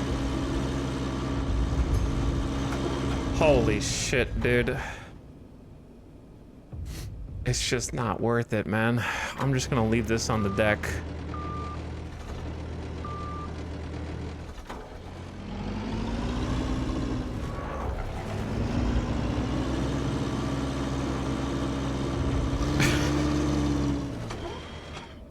Maybe the most useless vehicle I have played in any survival game that I could think of.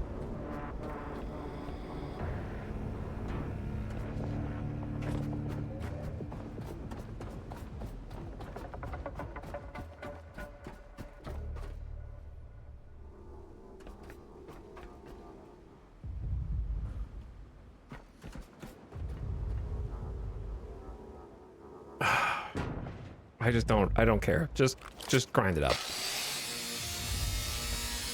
I'm not gonna go back and forth, back and forth, back and forth.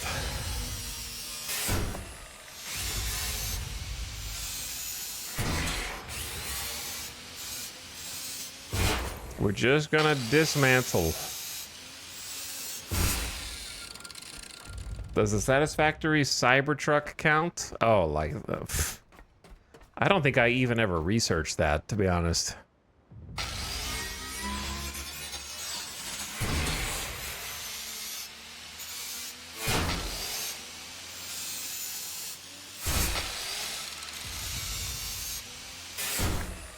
My experience watching the stream today has been walking away, coming back to a full chat of Omega lulls, and needing to skip back. Mods, ban that chatter for walking away.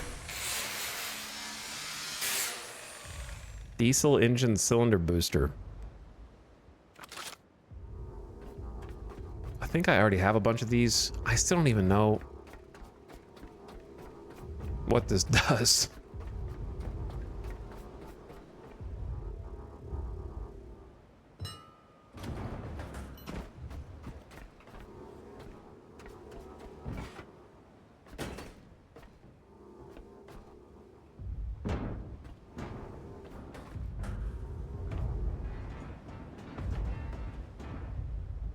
Pretty good physics. Okay.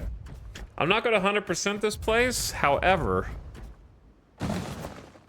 I need at least the basics here. And I desperately need anything that can give me plastic.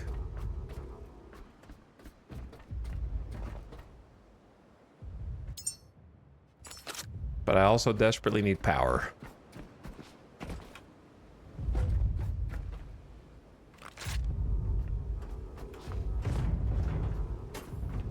What is banging? Sounds like cannons or something.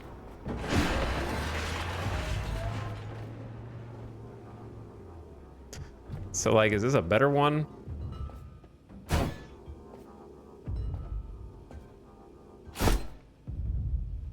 I think that's a better one.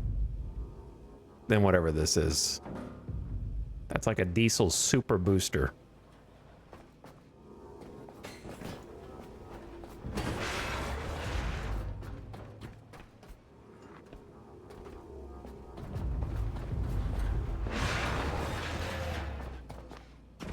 So I guess I can just scrap the old one? I don't know. They were on the research tree somewhere. Maybe they get damaged somehow over time and have to be replaced.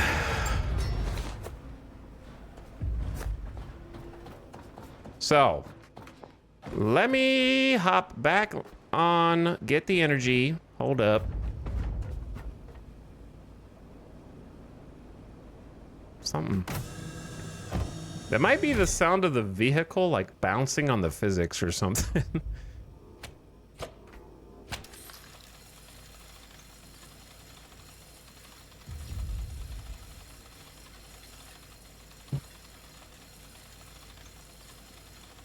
And then actually what I need to do is... let's get these solar panels hooked up first, because they've just been sitting up there languishing while I gather resources, because I literally didn't have enough to even build cable extenders here.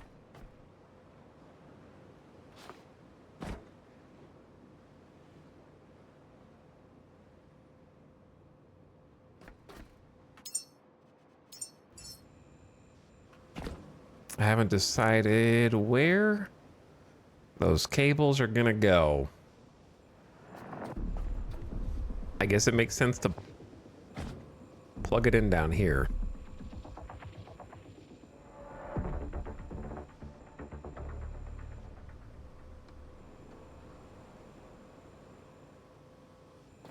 I'm gonna do it over the side.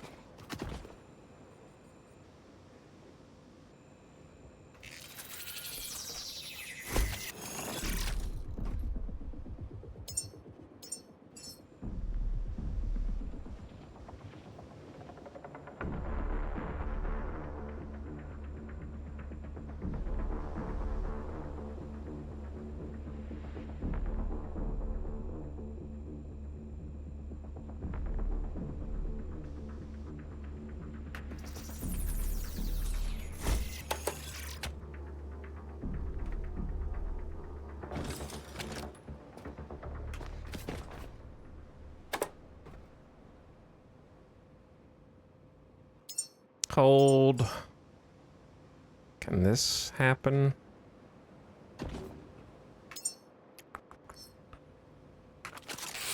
Can I push it one space to the left or no?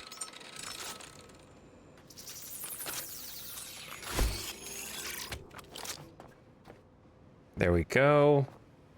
And then out here and down.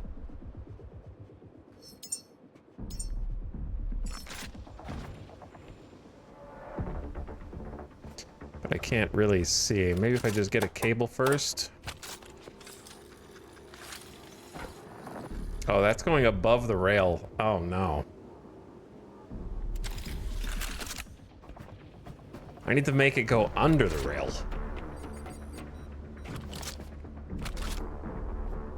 Hold on. If I stand here,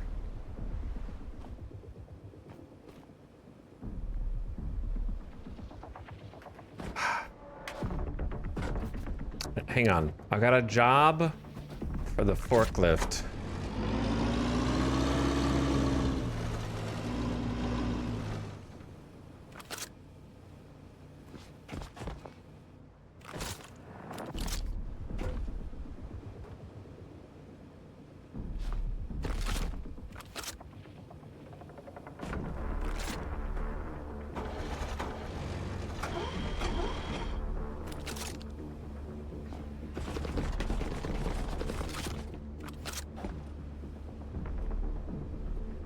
How can I not hit that right now?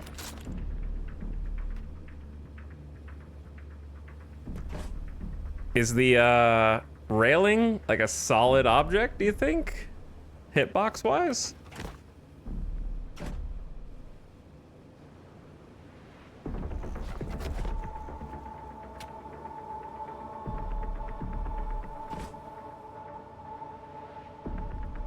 You can't interact with anything through a rail. I think it's a hitbox problem.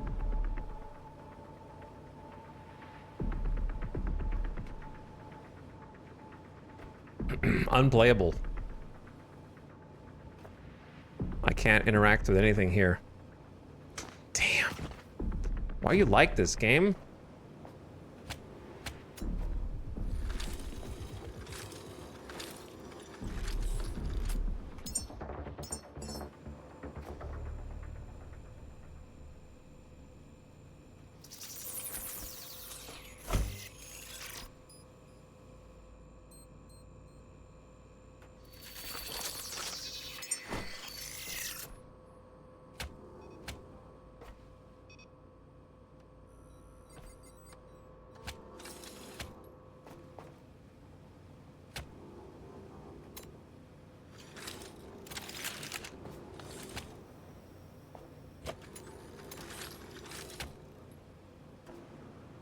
It's born to cable manage, forced to spaghetti.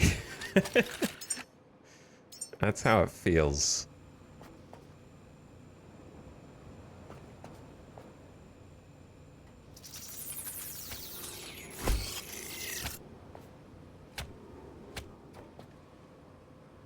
I think that's the best I can do, to be honest.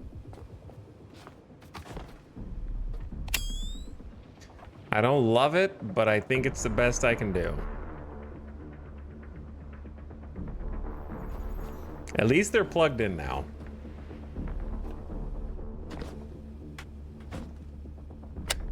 Okay. Anyway, forklift, useless. I'm allergic to useless forklifts.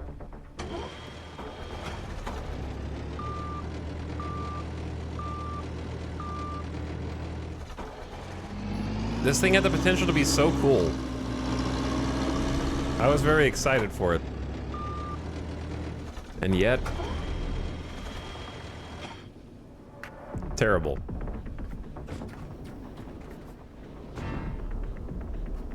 This thing is too heavy.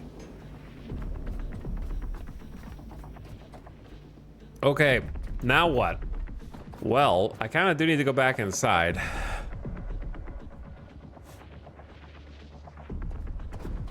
And just see if I can do anything else, and if not, we need to head somewhere else.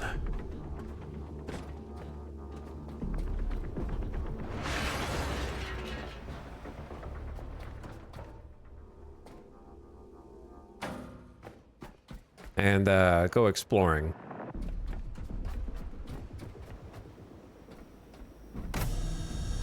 Be nice to make a save. Backup complete.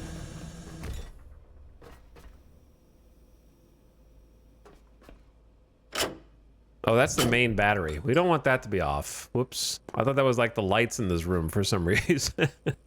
Definitely don't want that to be off. All right, there's going to be an ad playing, and I'm going to take a BRB during the ad, go get a drink, come back, and prepare. Panels aren't even angled to the sun. Yeah, they angle themselves, you dingus. That's the tier 2 solar panels. They detect where the sun is pointing and angle themselves toward it. They're pretty freaking smart like that. I'm enjoying this game more than I thought I would. It's because it's a pretty good game. All right, I'm gonna leave you here with a little window view. I'm gonna leave the game unpaused so that hopefully when I come back, the sun's up. BRB.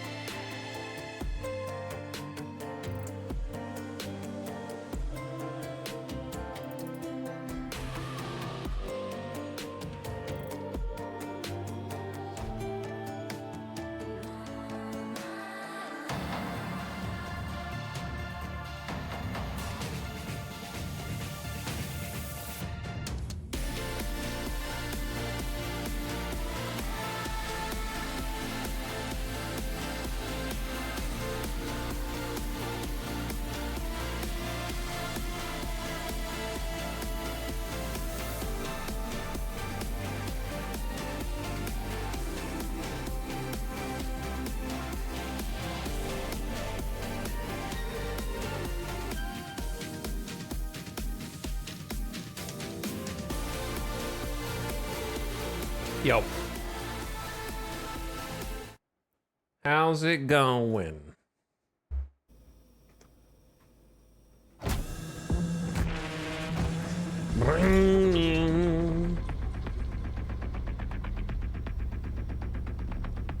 Okay, what am I doing? Oh, I was just gonna go back in. Let me actually power up.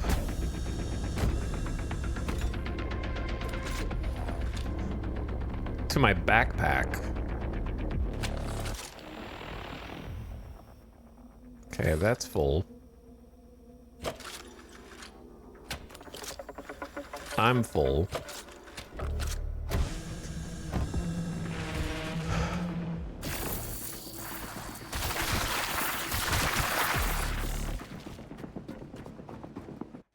Where is the chat? Hello. All right. So, I don't know if I can do anything else in here. I'm just gonna go poke back in one more time.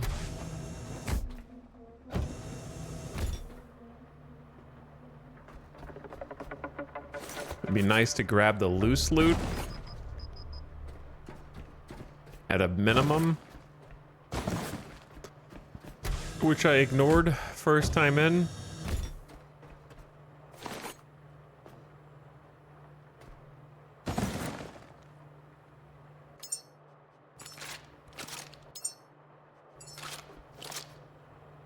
Can I scan any of this? Yeah.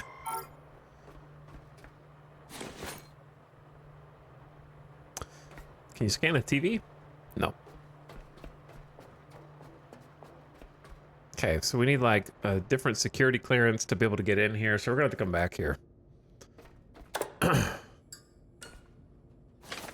But for now, I just want the stuff. Physique fuel. I have no idea what that is.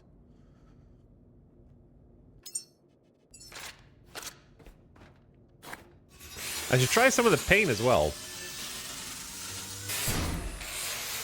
Aluminum scraps is good.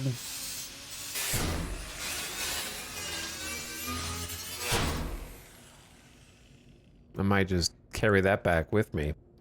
Oh, these shells are plastic scraps. Can I scan this?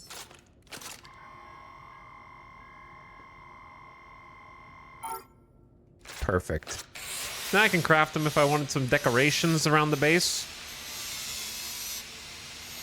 Which I may or may not get into, because the physics, because I assume you put a shelf down and then you put some physics objects on it and then it falls off on the waves. Which seems dubious. Well, let's carry this.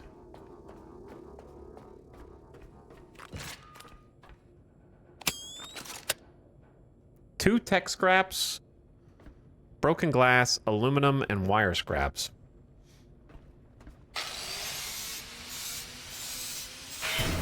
Tech scraps are a little harder to find, I think.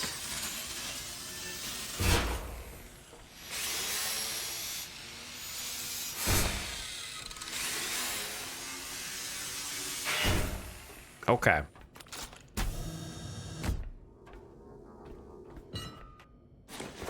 I'm kind of loaded down with garbage now, but it's good garbage. Wait, can I scan this? No. Well, what if I want to make my own wet floor sign, Dev? Have you even thought of that? Why would you stop me? Oh, there's stuff up there. Hey. I didn't notice that before.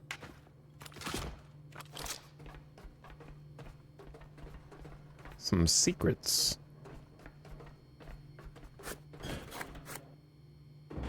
Sorry, little buddy.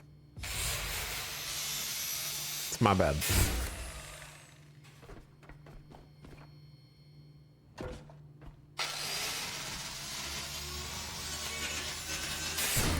You're gonna become more useful now. I promise. You will fulfill the mission through me. Okay. There is more stuff here, but we can come get it later. I think we got a good haul. We're gonna leave these just plugged in. Slow walk back to the ship as... Oh, we might not have time to slow walk back to the ship. Fog rolling in. Might start storming. Oh, yeah, we don't have time.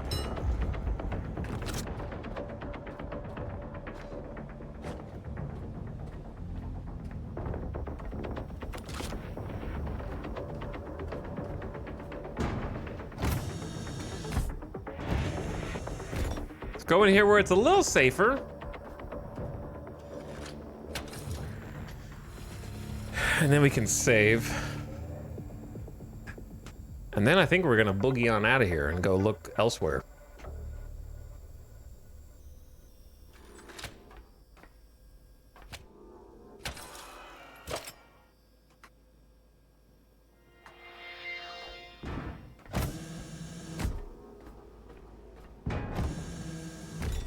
Okay, this is a electric engine cylinder booster, which I think is maybe one tier higher than the cylinders we have. I'm not really sure what these do. But... And now I have it, it's plugged in.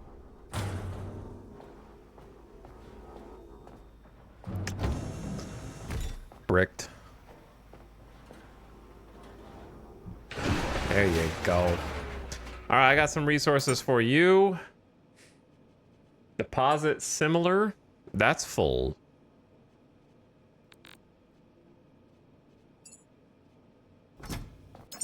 This one's close to full.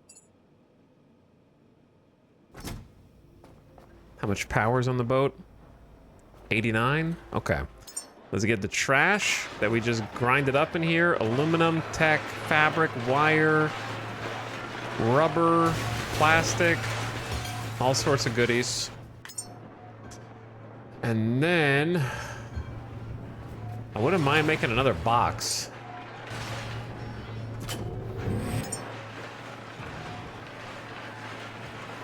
Needs an alloy frame and a display screen.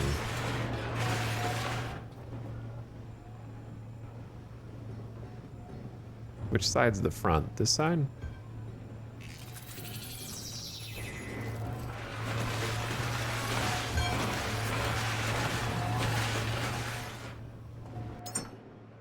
Okay, so this is a little bit mixed up.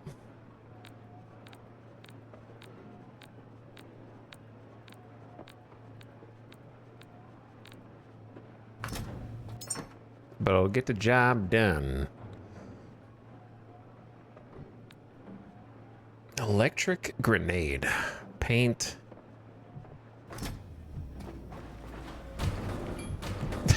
Still coming out.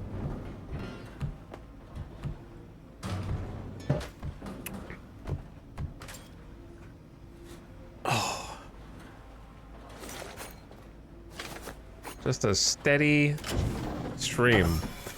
Look at all those mats. Lots of progress. You know, I don't know. I don't know. Some progress. Progress here or there.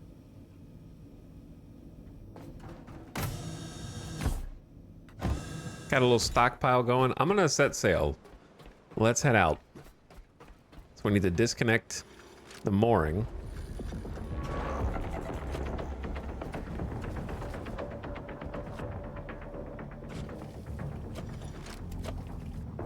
Okay. Then head up top to our captain's gamer chair. And we're gonna take the anchor up.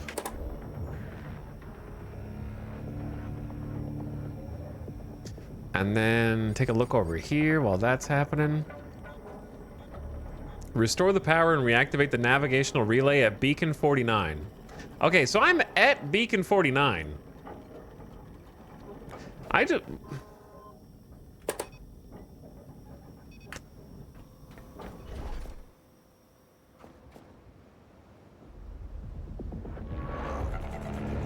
I might have screwed, no backseaty. I might have screwed something up.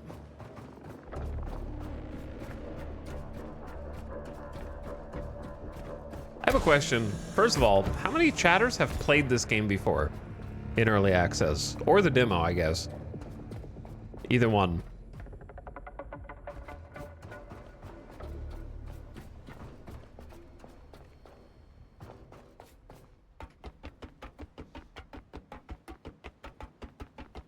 Playing now. I played like 4 hours yesterday. I was influenced. How many of those of you who've played at one point or another looked something up progression related?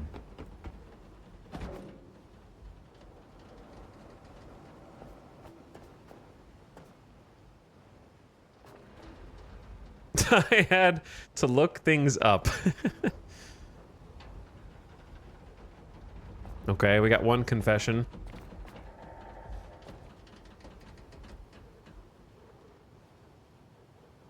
Head to the relay control room.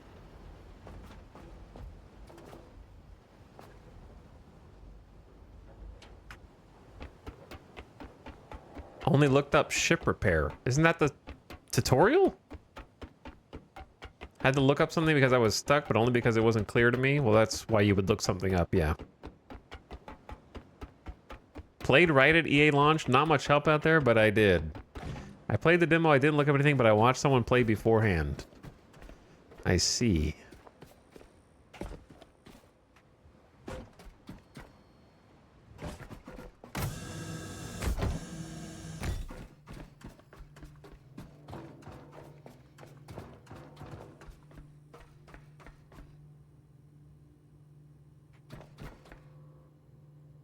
Beacon 49, authorization required. How can you hit me through this? All right, if I need to power this.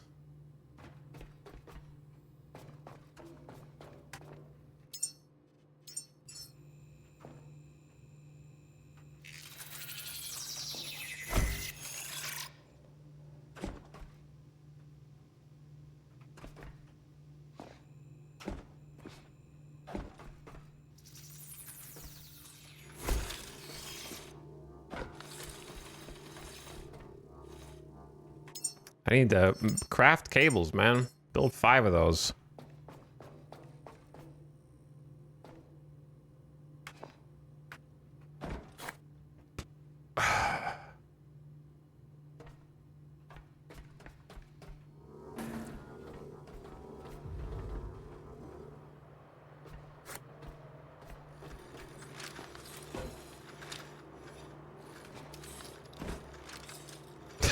Why am I trying to do it like this? Why does everything have to be slightly overcomplicated? All right, I can do this. Physics puzzle that I created for myself. Boom. Okay, that one's a little tougher. Scooch this over here.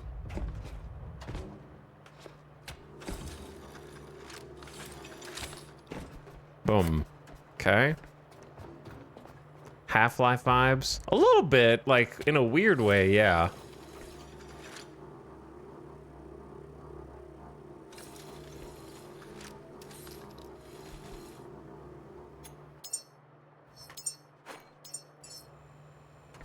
There is a vibe in Half-Life, to be honest. We kind of take it for granted now because it's old, right? But there is a vibe in Half-Life of that first time you played, not knowing what any of the creatures were, right? Not knowing what any of the enemies could do. I think there's a cable connector on the other side that I'm gonna need to feed the power in through.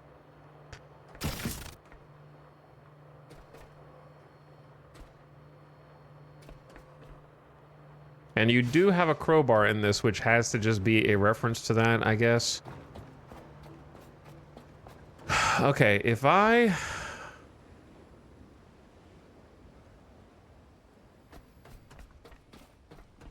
We're gonna find a separate way in here, which there may not be.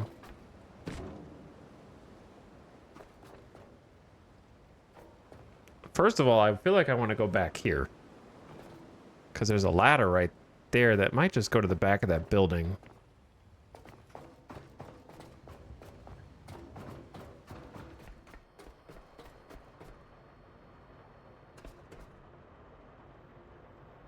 But I know I have to get authorization. There's a computer here.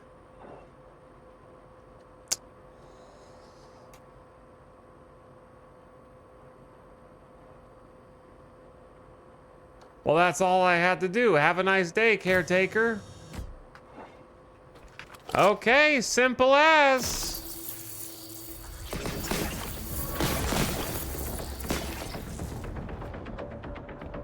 The communication array is damaged. Repair it, recharge the relay, and let the beacon speak again. Well, got there in the end. On the upside, I did actually need to connect the power up here, so...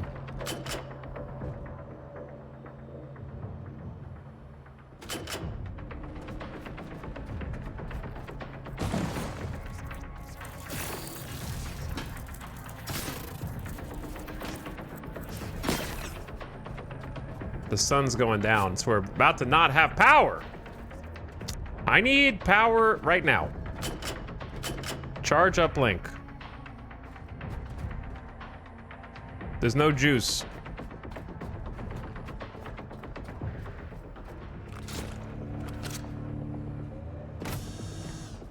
There's nothing connected from the outside.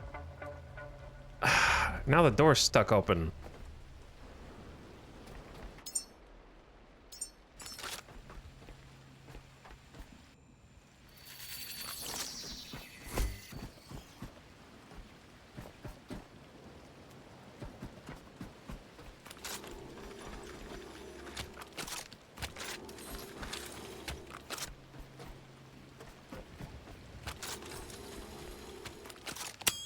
Okay, that'll be fixed, but now I gotta wait till this damn sun comes back up, unless I connect my ship's power up to this. All right, I solved the puzzle though. Figured it out. It was a mini puzzle. I just didn't think the computer did anything noteworthy, but it does.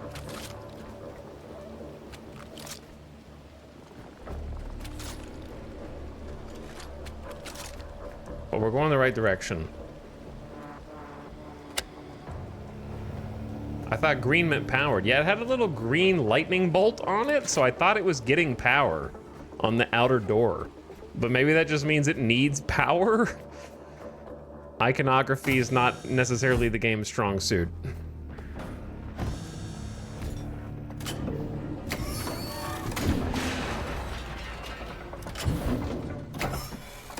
But we got there.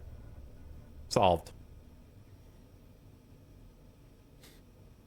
Chat said, the things I looked up turned out to be easy things, but not intuitive at first. Yeah, I think that is one of the elements of it that some people will be turned off by. Because I definitely read at least one negative review that was like, this game is cool, but the entire game relies on you reading the mind of the developer and figuring out everything that they wanted you to do. Which I could see being a potential issue, perhaps. Anyway.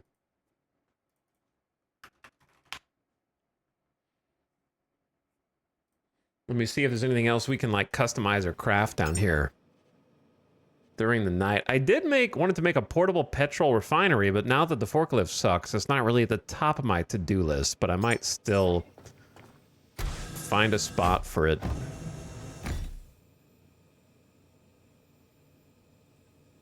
This like chamber down here, I think is fine. I want more stuff on the upper deck. Nothing's out here yet. Just the wind turbines.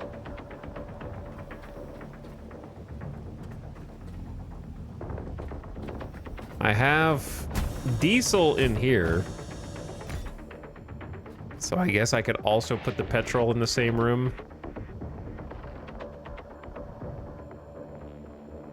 Oh, I don't know which side is which here. Waiting for one alloy frame.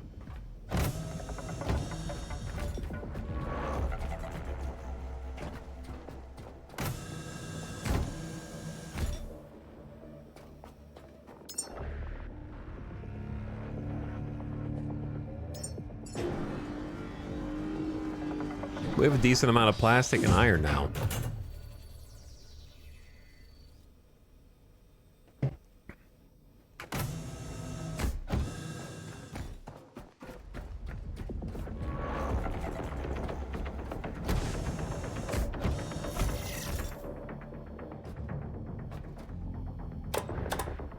Okay, this front is just a button.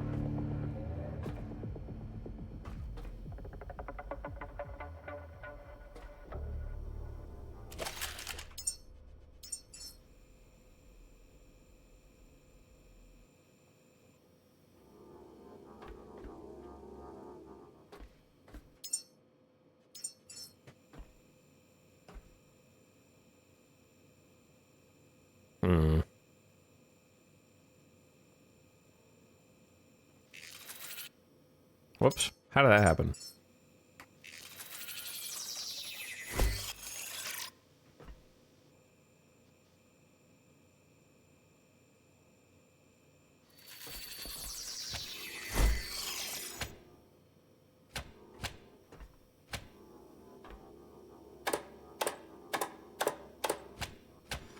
Dev, please.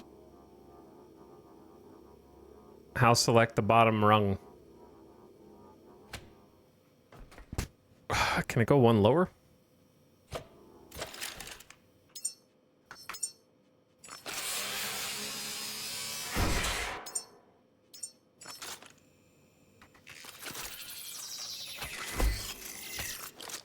Yeah, that looks a little better. Okay, then I want the power to stretch over there.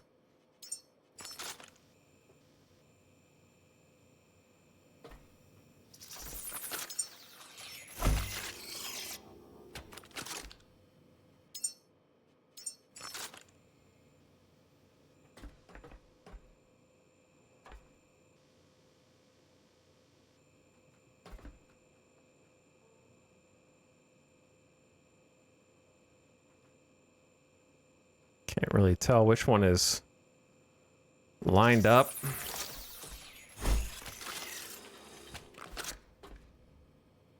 think that's lined up. Okay, and then you guys move out the damn way.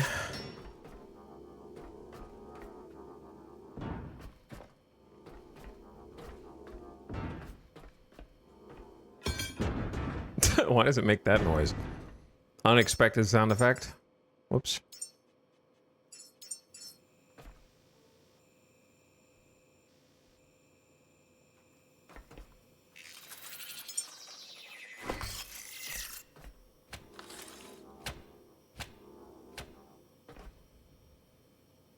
So I know I could position it lower, but I want to be able to reach the bottom of this if I need to connect something else.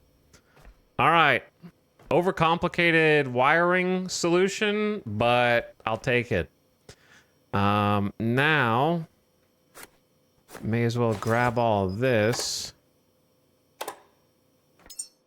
and just chuck it in.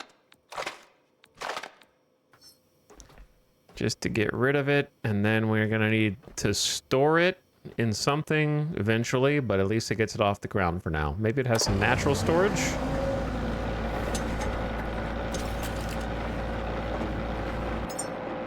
Maybe, or maybe not.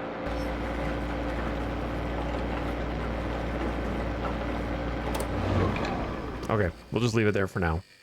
We got the this is the poop deck. This is the official poop deck. For good reason.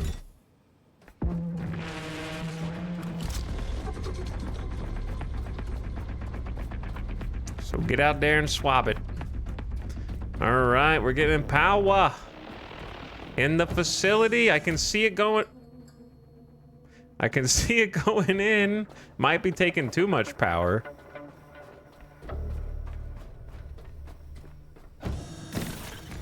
How?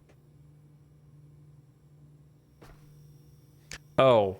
When it says charge it, it means like... Charge it, charge it.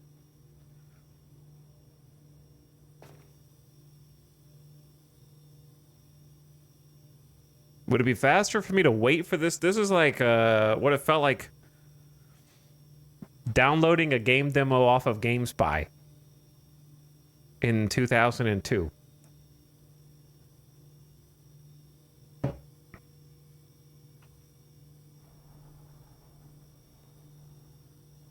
Actually, this is faster.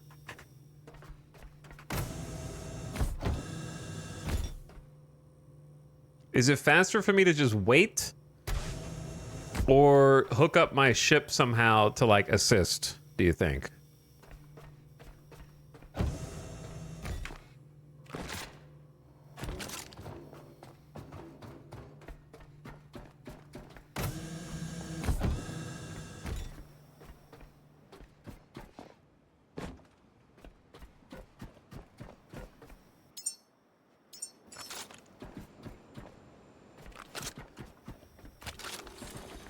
I don't have any cables.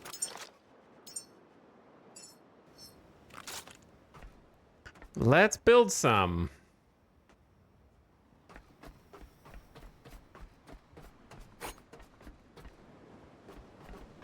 Might get attacked here, though.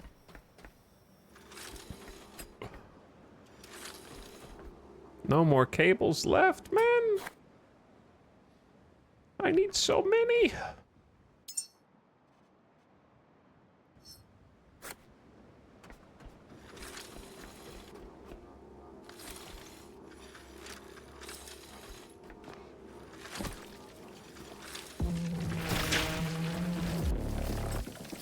You guys are little bastards.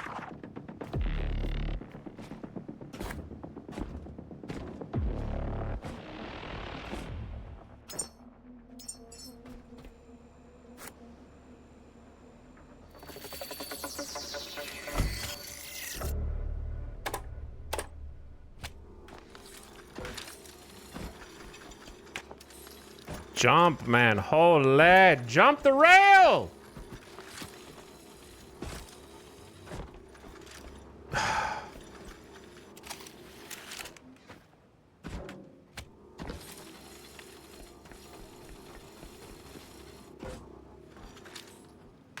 Jesus Christ.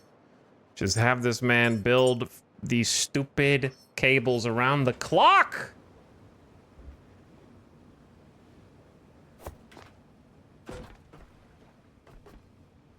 I should just have the machine downstairs crafting them 24/7.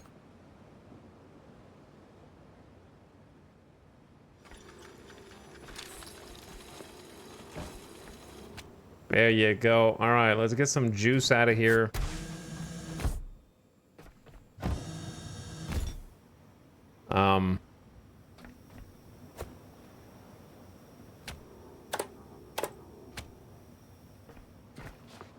Why is it powering the boat?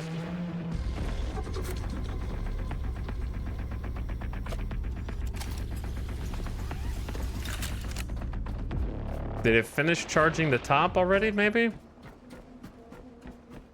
And then the rest of the overflow power was just going back to help recharge the boat from the solar panels? Let's go see. Are you done? It is done. Boom! The relay is alive again. Data streams freely, revealing paths once hidden. Beyond these waters awaits the Lazarus Complex, humanity's greatest hope. Seek it out, Caretaker.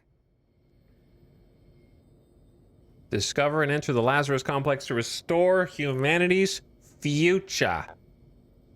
I'm going to restore the future. But first, I'm gonna get me some tech scraps.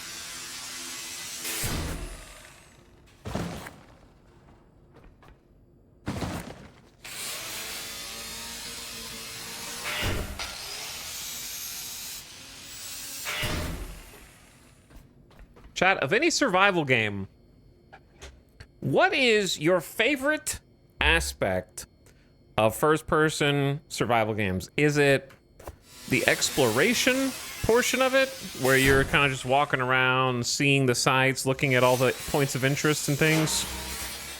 Is it the resource grind? Is it the subtle move toward automation, where you like start out by manual grinding everything, but eventually you have things that gather resources for you? Base building.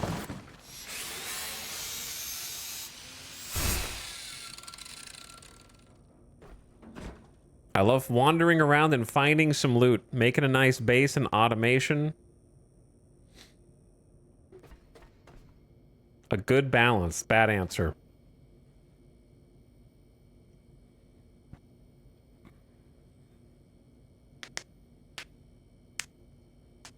I really liked Abiotic even with no automation.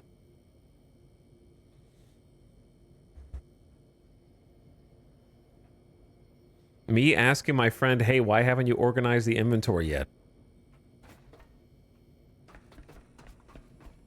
Resource grind, especially a good mining system. What game has the best mining system? That doesn't need mods.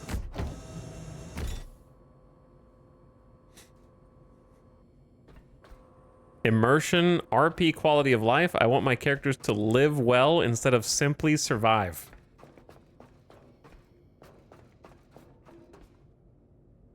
Minecraft? You think Minecraft has the best mining system without mods? Okay. Let me know when you play another survival game.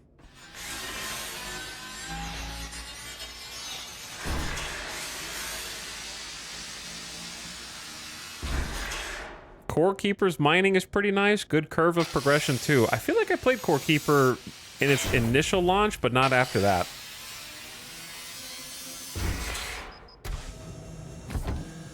Okay, I'm finally ready to leave this godforsaken rock. So I'm trying to take as much of these scraps as I can with me. Looting and teching up, also having a little starter base and designing a big one to fit the needs. I like going from starter base to big base. That is... Oh, I'm dying. Chat, I'm dying. Yeah. I can't yap and play. I got the mobile batteries, I'm fine.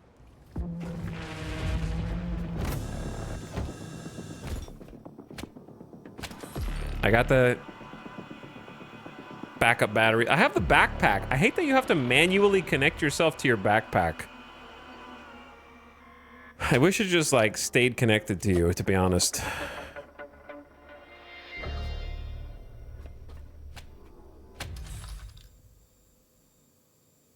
Enjoying Palworld's new release has been great. Yeah, how is Palworld 1.0? Is only one person in chat playing that? Does it feel like a 1.0 or does it feel like they're done with it?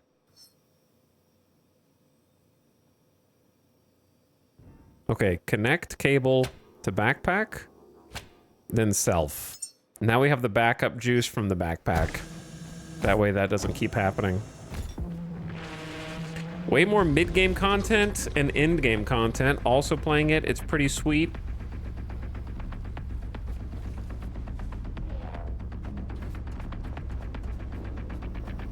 Okay, you guys ready to go? Let me make sure that the solar panels are juicing. They are, that's great. Okay, solar is now supporting us up here. You love to see it. And then wind at night to kind of keep us topped off. It's filling up much faster after I borrow some of it.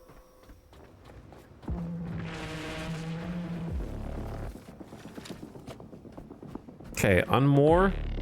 Wait, there was one more thing I wanted to do. How is this guy not dying? He's immune.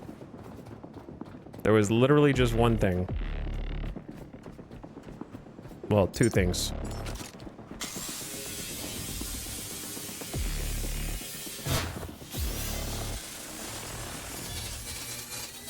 I just started and it feels leagues better over early access release. Really? Palworld feels leagues better over early access?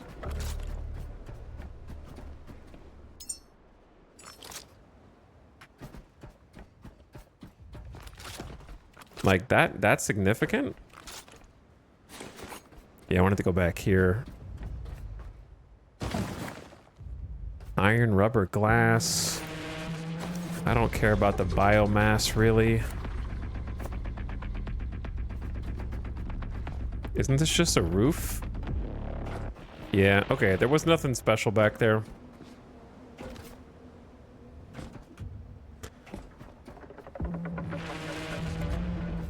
Okay, we are free. I'm gonna just deposit the trash.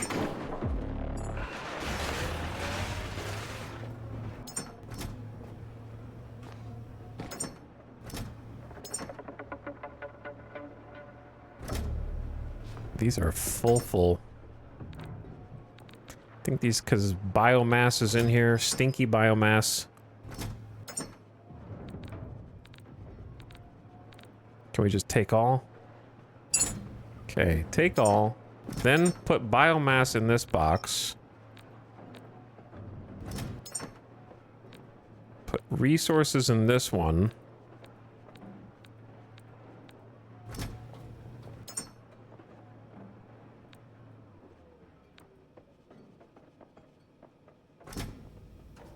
And then I'd like to start some crafting of some more bullets.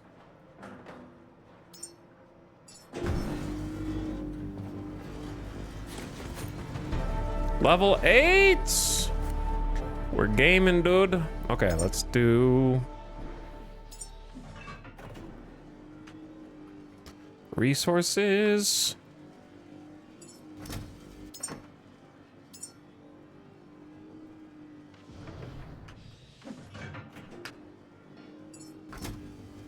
Perfect.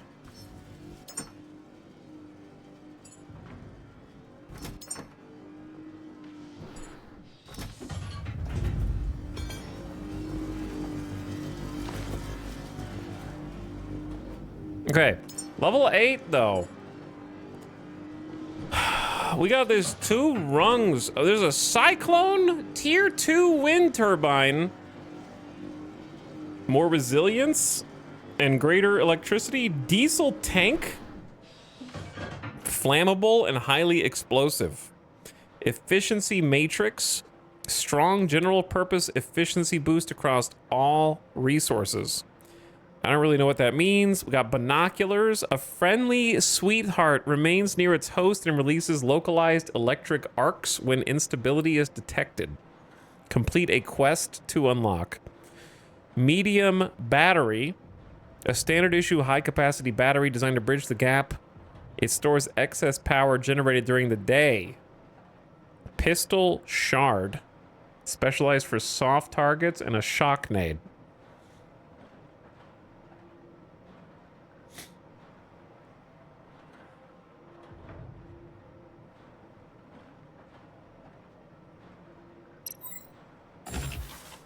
Battery for sure.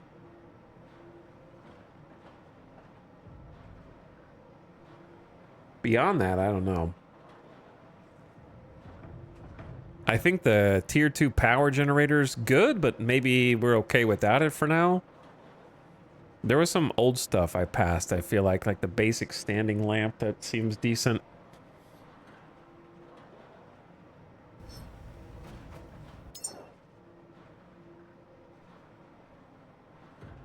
Okay, medium battery needs 2 battery cells, 3 connector ports, 2 alloy frames, and 1 logic chip. What the hell does that translate to? Logic chip is 2 aluminum, 2 silicon. That's probably like the most expensive part.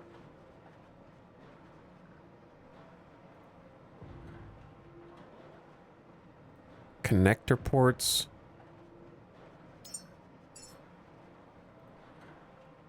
Pretty cheap. Battery cell, also pretty cheap. Okay, so let's make 2 of these.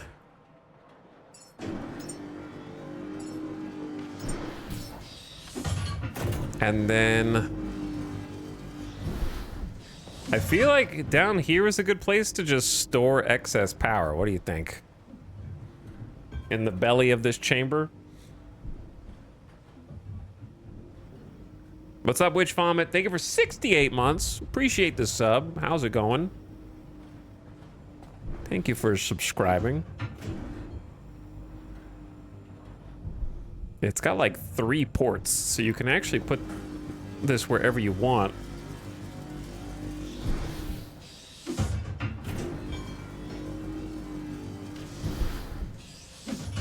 Oh, and you can change the cables to input-output, which is kind of interesting.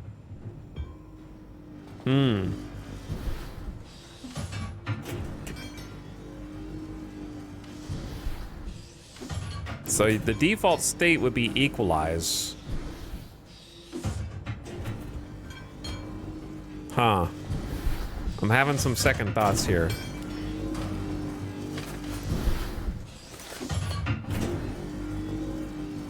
How much more is this building?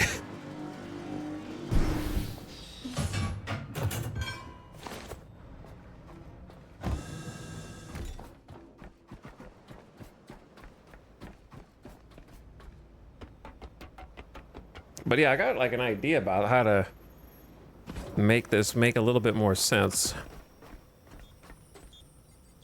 So if I go up here, for example, and get a medium battery, right?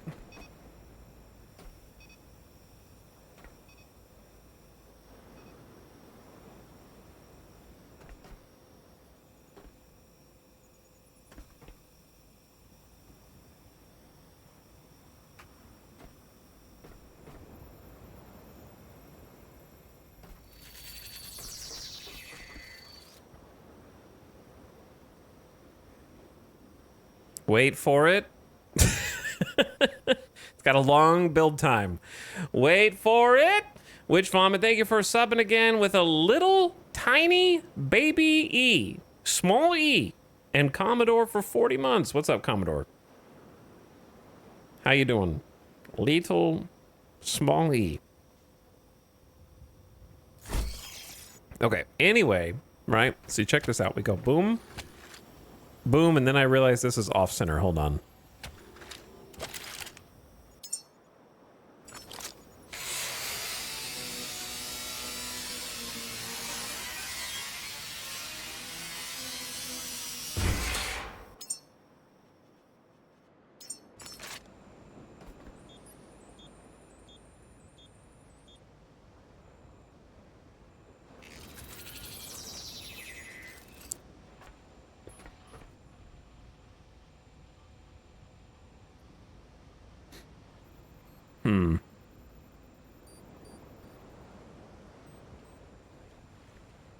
How much does one medium battery hold, I guess, is the question we're going to find out the answer to. It'd be nice to have some different batteries in some different places. I don't know if I want a bunch of batteries up here. I do want this, though. I'm tired of not having these standing lights. Give me a light. And then I have 25 enhancers. I want some vitality so I don't die as often. 2, 3, 4, 5. I want some carry capacity. 1, 2, 3, 4, 5, 6, 7, 8, 9, 10. Okay. I want to dismantle faster.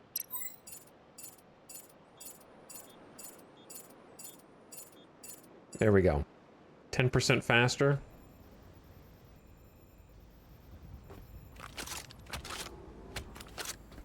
Oh no, now it's gonna try and fill this up.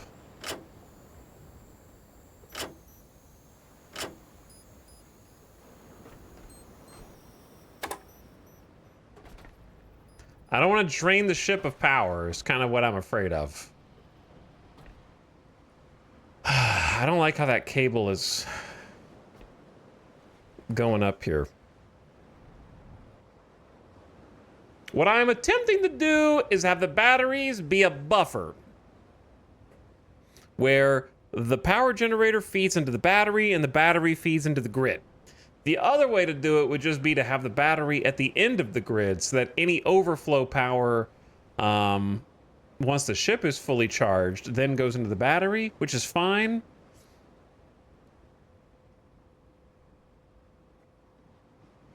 But my theory is, I don't really want the batteries to equalize with the ship. I always want the ship to have priority. So if you equalize, then it's trying to keep the battery filled, but keeping the battery filled doesn't do anything, right? Keeping the ship filled keeps our lights on, keeps the enemies away. So if you're trying to keep the enemies away, then what you want is to have one power cable that's only job is to feed the battery, and then the battery feeds everything else. That way the power always goes through and never equalizes.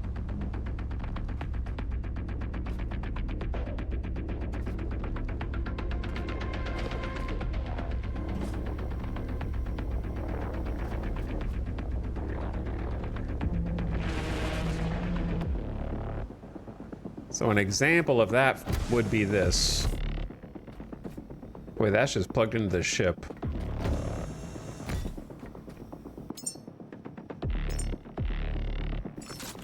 Boing, boing.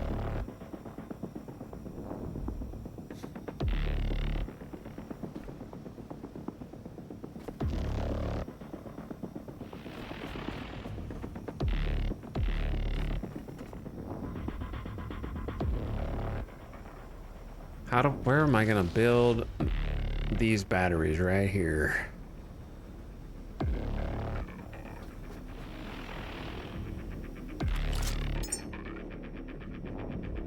Action music, can you shut up?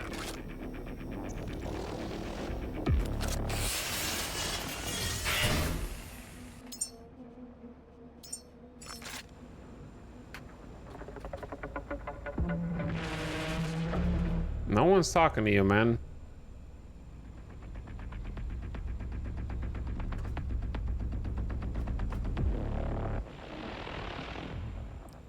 The problem with the batteries here is I won't be able to see how full they are without inspecting them, and it's kind of just like out here on... I feel like having a bunch of batteries just out here on deck is a little questionable.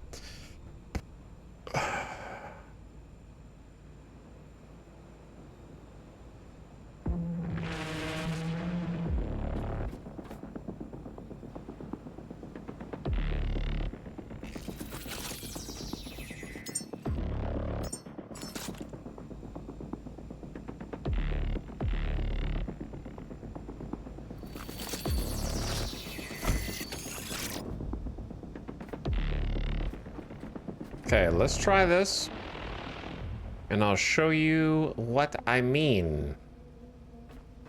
This game would benefit from combat tracks? No, this game would benefit from only playing the combat track when you're in combat, not just when there's an enemy 50 meters away from you.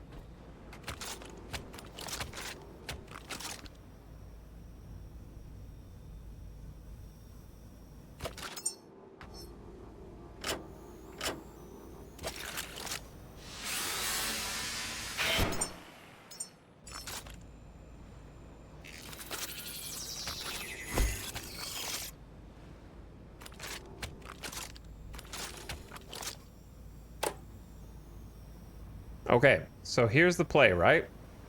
Now, the wind turbines are going here into this battery, which we are going to set as an input only. Now it's input. You can tell over the V at the bottom, switch mode, parentheses, input. Right now it's input. So what I want is this one to be, instead of switch mode... Wait, does that just switch for the entire battery? Not per cable? I think it's still fine. Wait, what? No.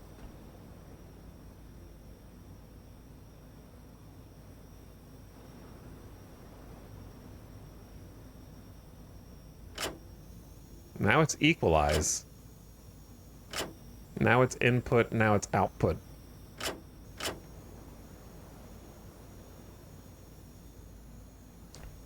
Wait, that's me. That's my Spark Cell backpack.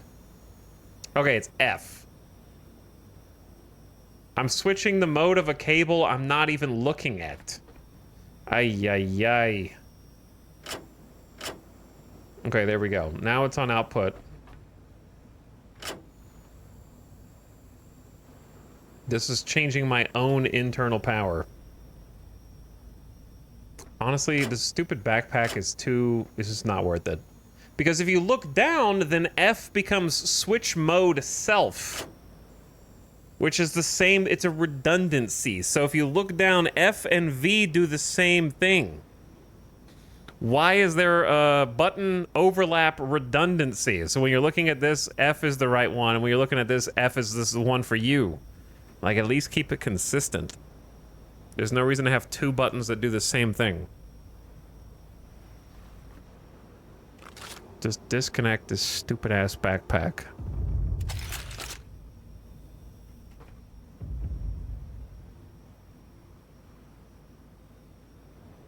Okay, now it's working. So this is all going into the battery as an output only, which means the battery will always feed its power first to the ship.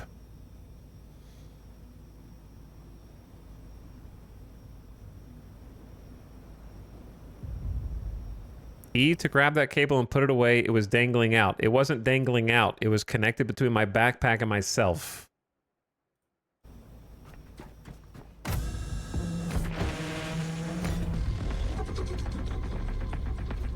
Nothing was dangling.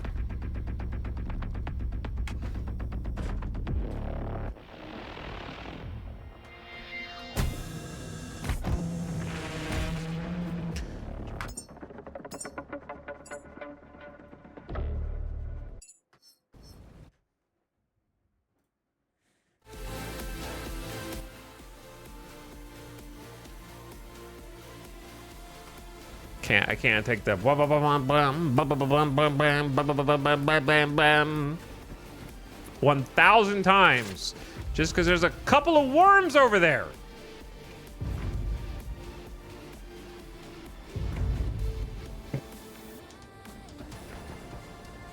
"10 feet away, not hurting anything."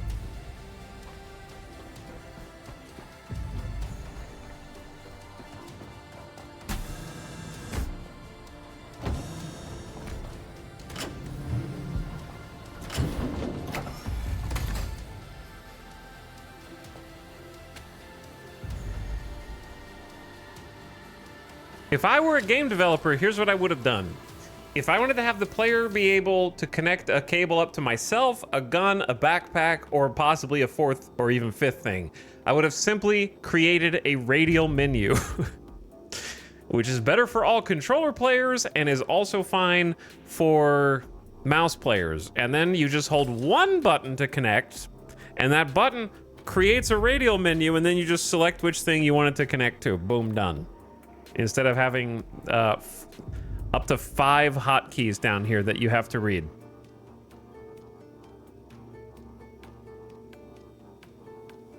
And remember V, Q, E, and F, or like build another one with left click for some reason. Why is that a hotkey?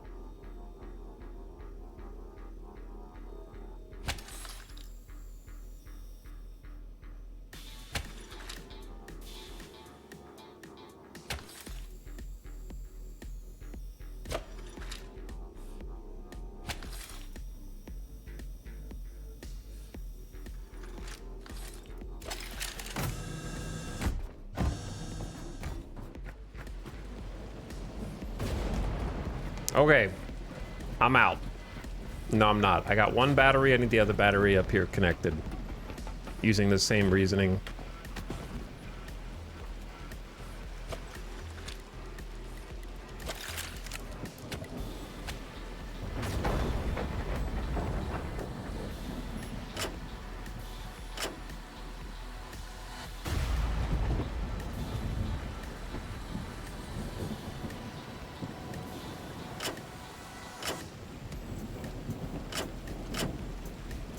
Okay, input, output.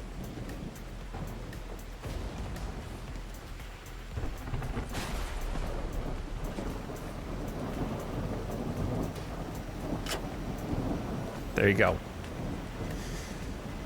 All right, I'm ready to go. Finally. Get me out of here, man.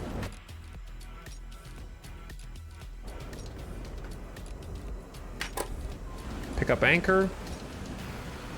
And we're setting sail. I notice I've only got 32% ship power right now, but it should be fine. Oh, we got a whole bunch of POIs here after getting that last bit. I want to go back to where we were.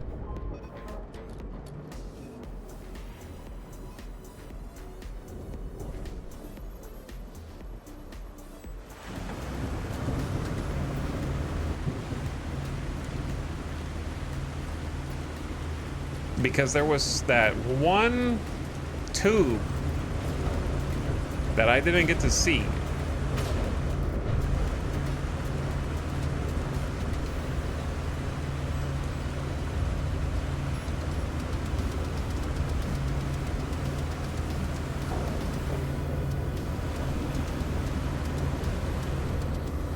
I'm definitely not going to the Lazarus complex. Can you turn off those distant pop-ups? Hide them?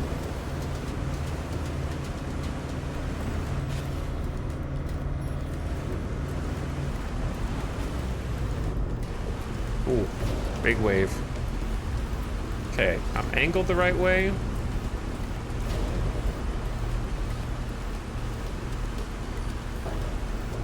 And I want to go back here. We're being followed.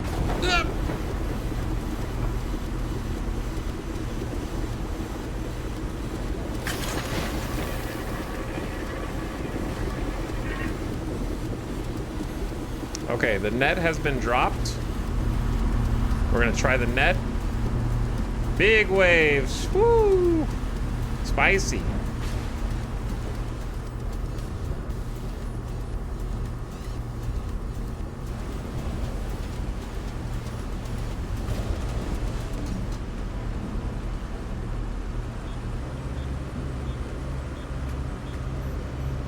Okay, I'm going back to the direction that we came from originally because I have unfinished business there.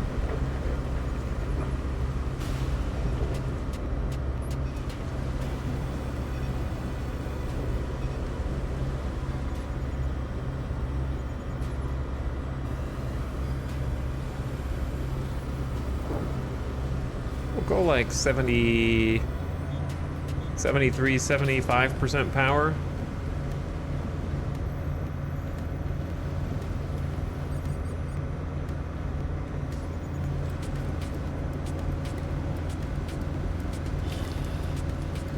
I have no idea if the net's catching anything.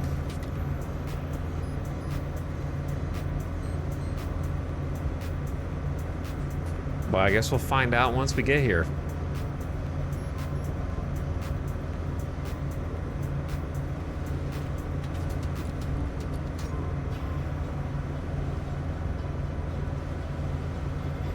Look at all these little pods floating around.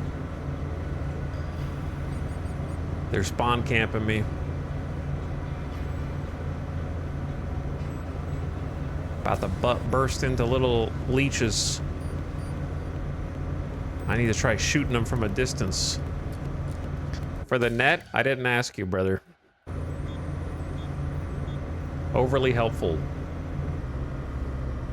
Which here is not helpful.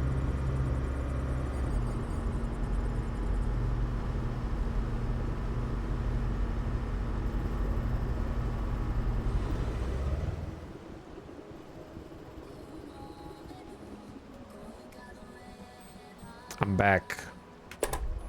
Okay, anchor down.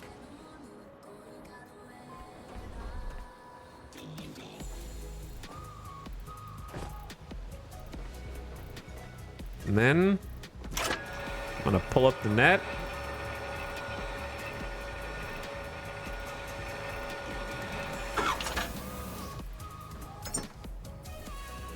Oh, okay. And then this box comes out with a bunch of trash and garbage and whatnot that I can put inside the recycler to maybe turn into resources.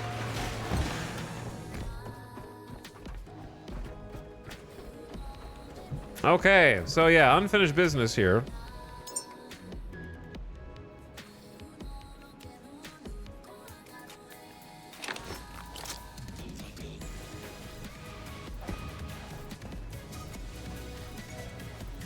Oh, now all the pink blobs are gone. Oh, okay.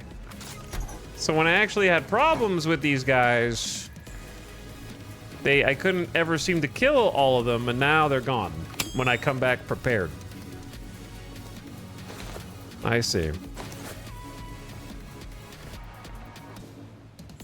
I want to go up here and see what this is all about.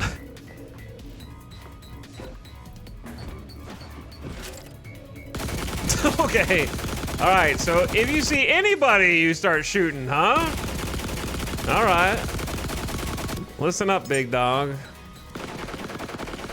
That's not very nice.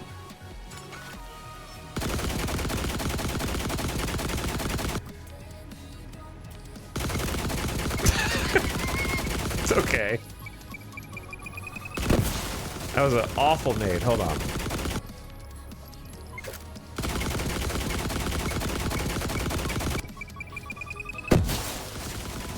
That did nothing.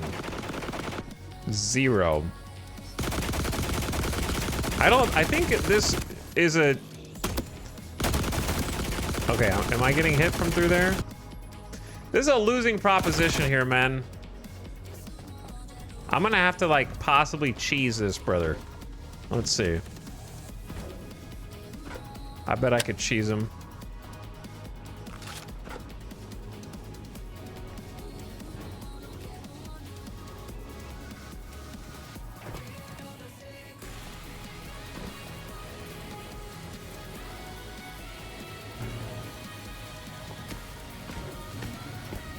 If the physics allow me.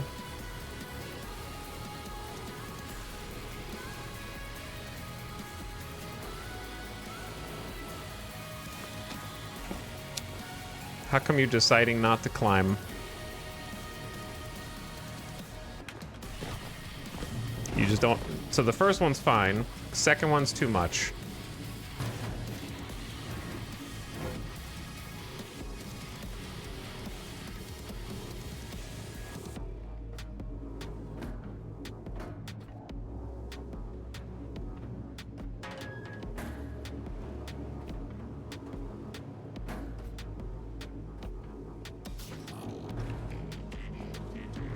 He's on fire. That grenade might have actually messed him up.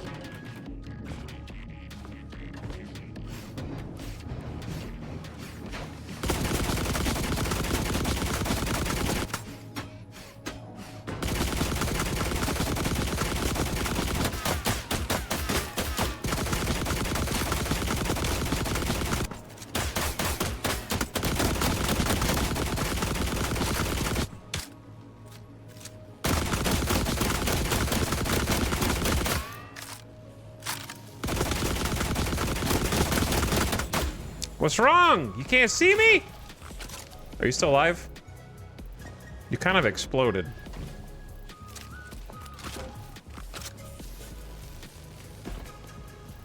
Easy. I'm too weak to pick him up and take him. Like, this would be great if I could take him back to the boat. And then put him in the grinder. I bet he's worth a bunch of resources. He kind of is, but I'm just going to have to dismantle him. Well, at the very least, I got to come back here and complete the mission. My personal vendetta. Also, ad coming in. So turn your volume down, ad watchers. Can you scan? Does he look like a piece of furniture to you? Does he look like a bit of furniture, backseater? Because that's what you scan in this game, furniture.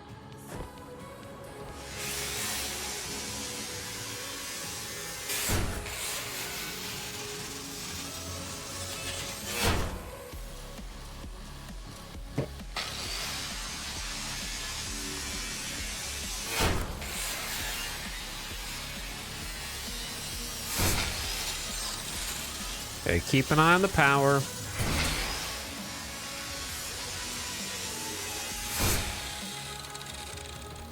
It's also getting... I don't know if it's dark or it's just stormy, but I might pause it here.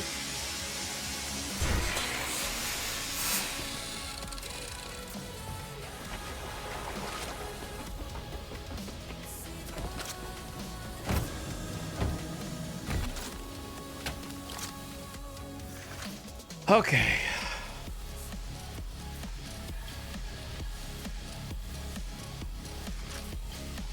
It seems like I'm charging up more slowly. I want to be 100% sure that I'm not taking too much power from the boat. Kinda am. I think we probably should invest in the tier 2 turbines and then replace those. But I'll pause for a minute until the ad's done.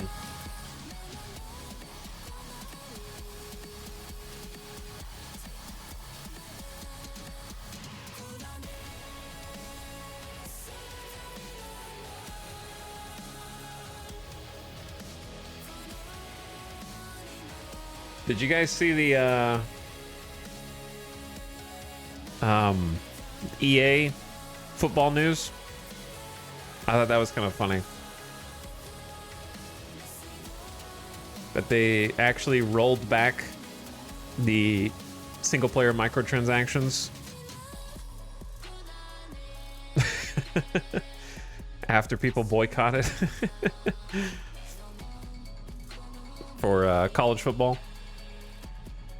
Which is pretty funny because I feel like lately more than ever, I've been hearing people...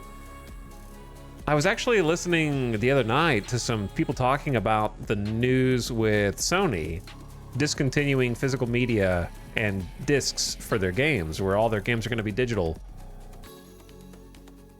They rolled back what? They had a bunch of single-player microtransactions where you had, like, there were microtransactions to progress in the single-player modes in the college football game. And after people complained loudly enough and boycotted picking up the game, they actually rolled back the microtransactions and took them out. So it reminds me of, like, lately I've been hearing people sort of counter-criticizing the Sony discontinuing physical media. I'm the kind of person, I haven't bought a physical game in years. However, that doesn't mean that I don't care that physical media is going by the wayside. You know what I mean? So I've heard a couple people be dismissive about it, like, well, I haven't bought anything physical anyway, so who cares? It's like, well, look, man, you gotta... Or like, what are you gonna accomplish by just complaining about it? You can't do anything about it, so just deal with it. And it's like... But you can! You know what I mean? Like, it starts somewhere. And I think that this college football EA thing is a good example of that, right? Where if we all take on the mindset that you can't do anything, so why even bother talking about it? Why even bother complaining about it? Then it's too late, they already won. You know what I mean? Like, it starts with expressing your disinterest or your contempt or your complaints. And then, yeah, you can take action on that. It doesn't have to be a full revolution, you know what I mean, in order to affect some kind of change on these petty in the grand scheme of things issues. But still, I feel like I've heard a lot more sort of, well, just give up, don't even bother. Why are we even complaining about it? Because of course they're gonna do X or Y, because it just makes fiscal sense for them to do it, or what have you. It's like, well, you actually can change stuff. You just have to not be so pessimistic that you don't even think it's worth talking about anymore. Because once you get to that point, it's too late.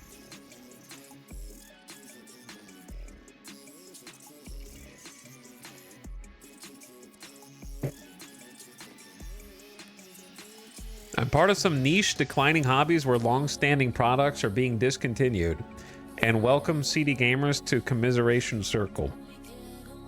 This is all Netflix's fault, by the way.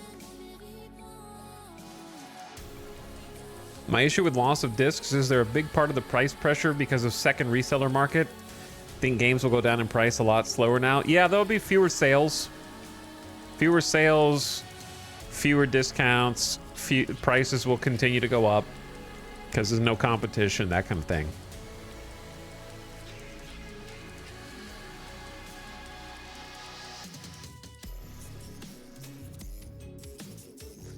What was the Am I thinking of an E3? Or not an E3, but remember when like Xbox announced the Series X or whatever that didn't have a disk drive anymore? Which console was that? And then Sony came out and did like a mic drop moment and was like, well, we have a disk drive. Console wars over. That was like not that long ago, right? How the table turns. Yep, how the table turns.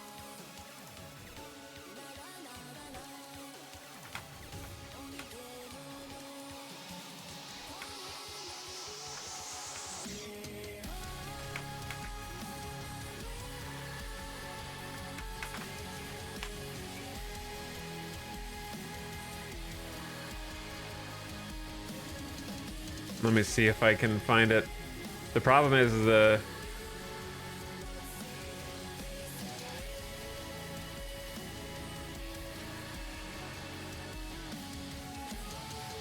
I can't find when that happened. I don't think I'm hallucinating it. In internet years, it's been forever. I guess so. It also sucks that my PS5 is legit also my Blu-ray player now. Sony's just shooting themselves in the foot with the whole market. Yeah, I use my PS5 as a 4K Blu-ray player. So if they release another console that doesn't have a disc drive, I actually might not buy it.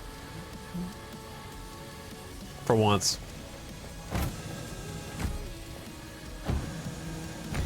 I've had every... It's not... I haven't had them all on launch, but I've had every PlayStation console. I think at some point in my life or another. Not at the same time. I traded them in to get the next one, you know, but...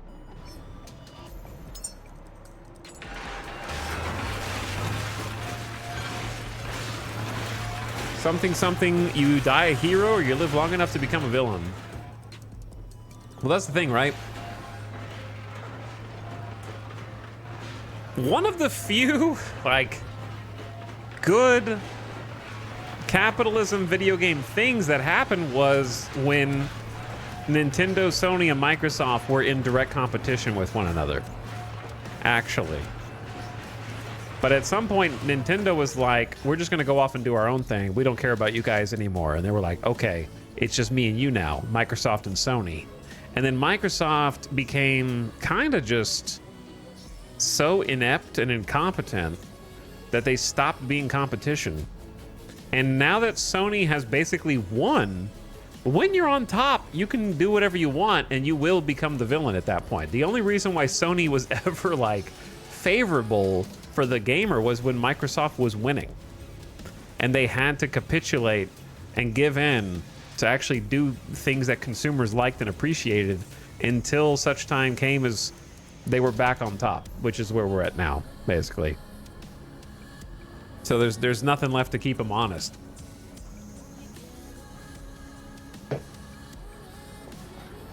Everybody just wants to be Steam. So in a way, this is kind of Steam's fault. If you really think about it.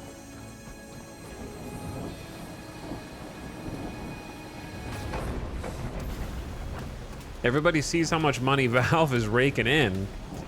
And you can think what you want about Gaben, but, you know, you can think he's the best thing since sliced bread, but the truth is everybody wants to be him, you know? Like all the other execs want that level of monopoly over their install base. And they will try and get it by any means necessary.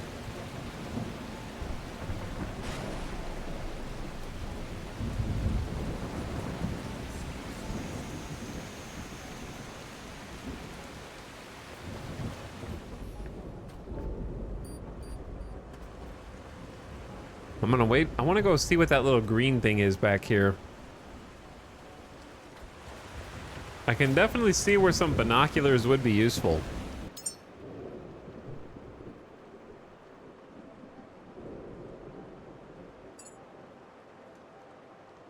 Or like this little robo drone that can... That actually does sound kind of cool. Should I just make this because it sounds cool? Why not?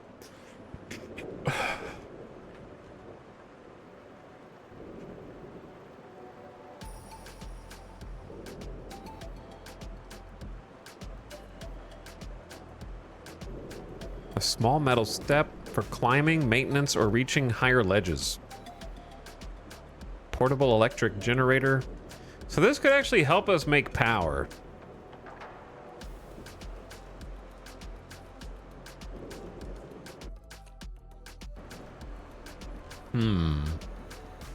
I have 5 points. So this is 1.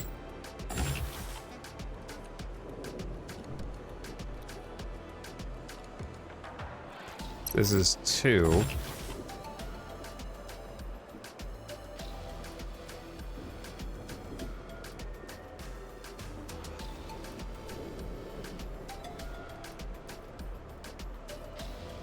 I have 2 left. I guess well, yeah, I'll save those for now. I want to see how this works first. I guess I need the cyclone, maybe.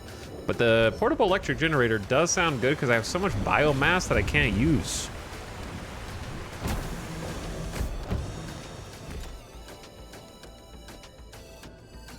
I think this has to come with me.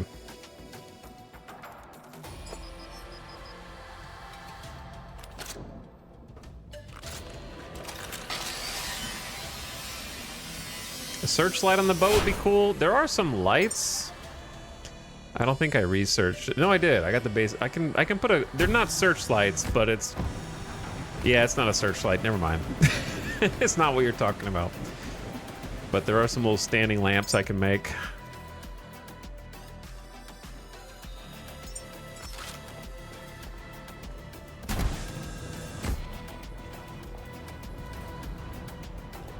I think a little generator in here would be nice.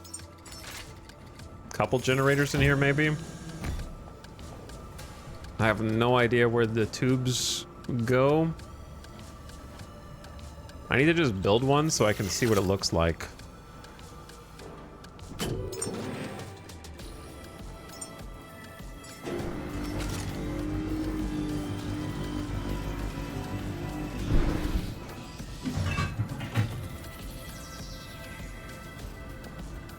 Sony thinks they won because they beat Xbox, but Nintendo won a long time ago by deciding not to go in on the escalation of budgets. I don't know if that's true. I feel like...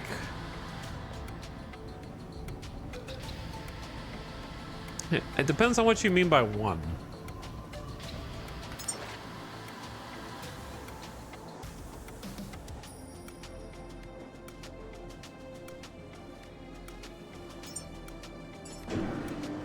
Why did it not add the rest of the missing parts?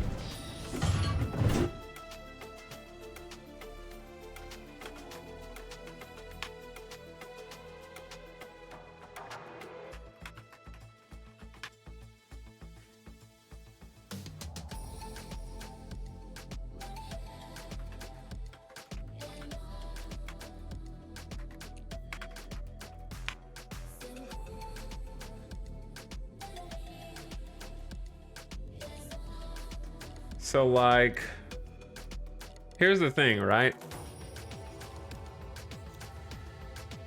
Obviously, the Switch is a juggernaut. But as of 2 months ago, the Switch has sold 156 million units lifetime. It's a lot. It's insane, right? Absurd. Whereas the PlayStation has reported 93.7 million. So, Switch has like 60 million more units. But here's the thing.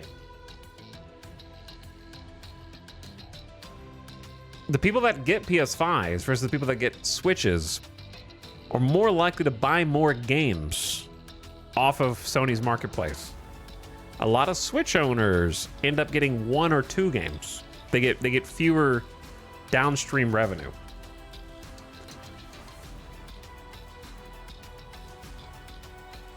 In fact, if you look at like just going back a few years ago before Switch 2 came out, the data I can find is like fiscal year 2023. Sony's gaming division made $26 billion revenue, not profit, in 2023, whereas Nintendo made $12 billion. So Sony's making double the revenue that Nintendo is as of a few years ago. So Nintendo sold more units of their consoles, a crazy amount, but Sony gaming division is making a lot more money.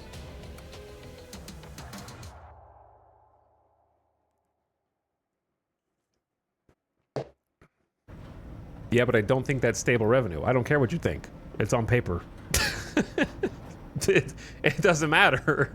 The point is that you can't be like, well, Nintendo actually won, and Sony doesn't matter. Like that doesn't. You can't just vibes that. You know what I mean? Like it's on.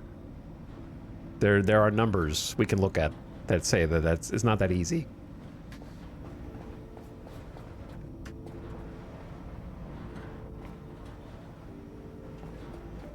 Electricity here. What is this top one? Carbon dioxide output. Yo, this might need to go on the deck then. I didn't know we had carbon dioxide output. I didn't know that was a factor.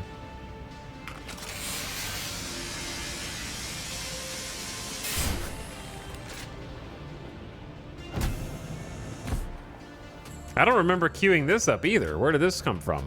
Maybe that's why I was confused a second ago. Well, now I've got two of them.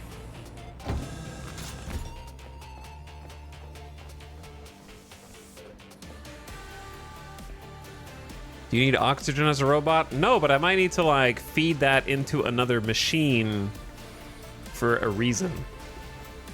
So I want to have space for a potential future machine.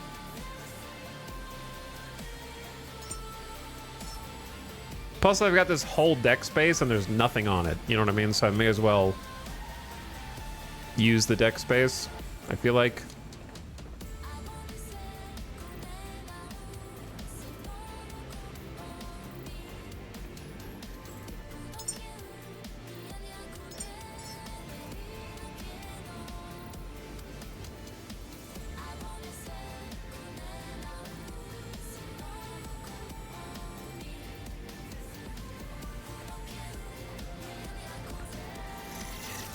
Can I go between these?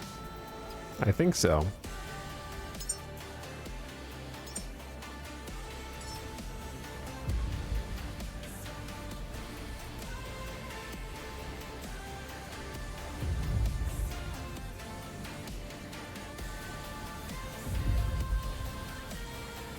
How to set this up in a clean way, dude.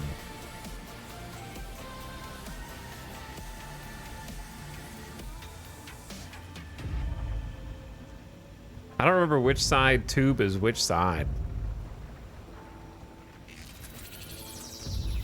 There's 3 input outputs on this, and I forget which one's which. Electricity's on the right, question mark? Okay, electricity's on the right. That's on the left. I wish you could mirror some of these buildings.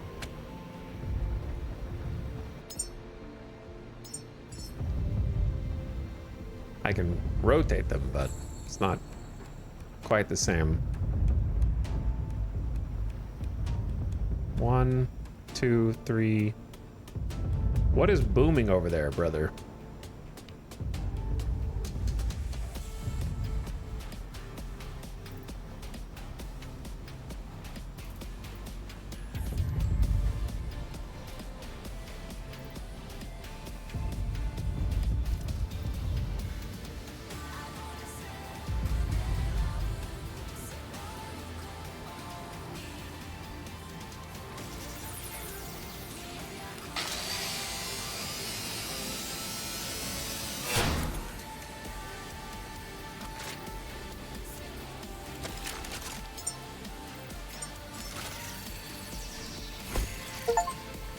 Build 100 things!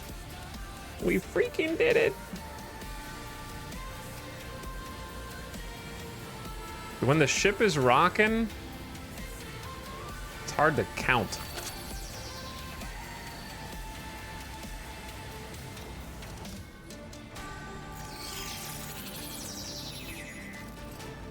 Also, I'm sorry. I apologize ahead of time. Hold on. No, this is fine.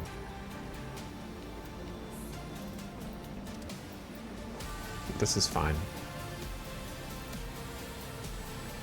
I need more plugs.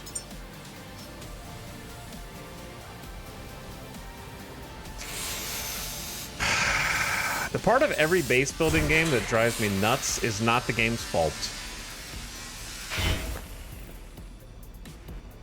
It's not the game's fault.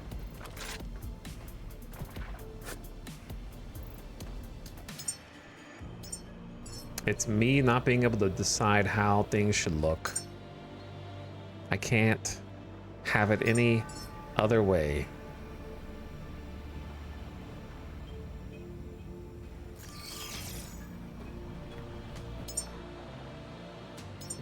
Literally me.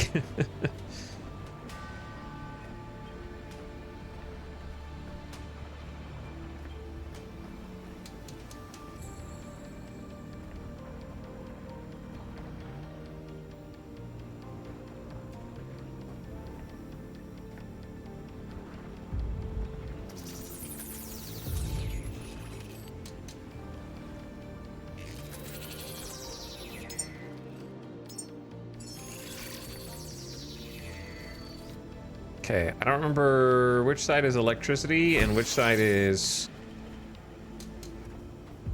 fuel.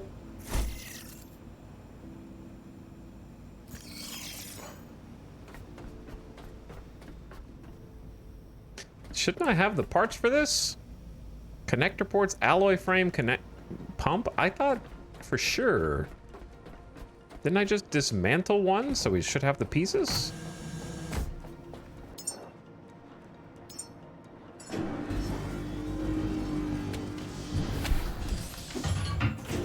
Well, we'll see, I guess.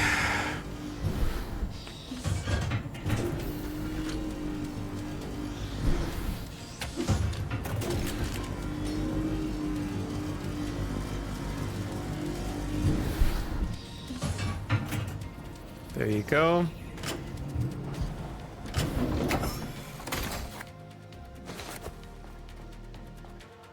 We are encumbered.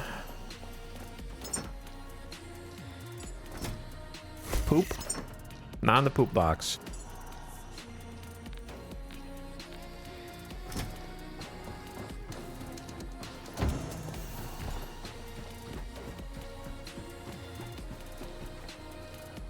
A lot of PSN users are paying 120 bucks each year just to play online. You think that we pay 120 bucks each year to play online? No, no, no, no.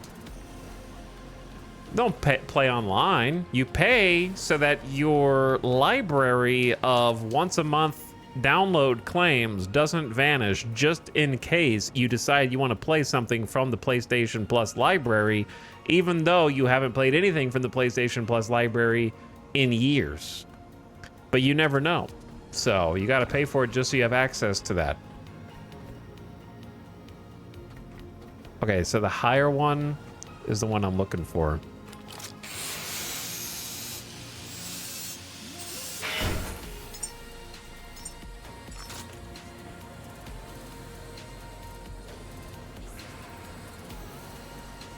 This is the part where I'm gonna get punished for not having like the ability to build more of the pipe things.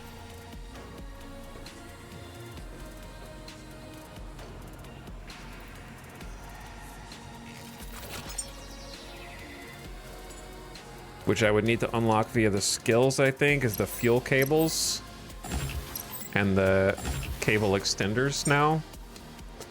I'll take that.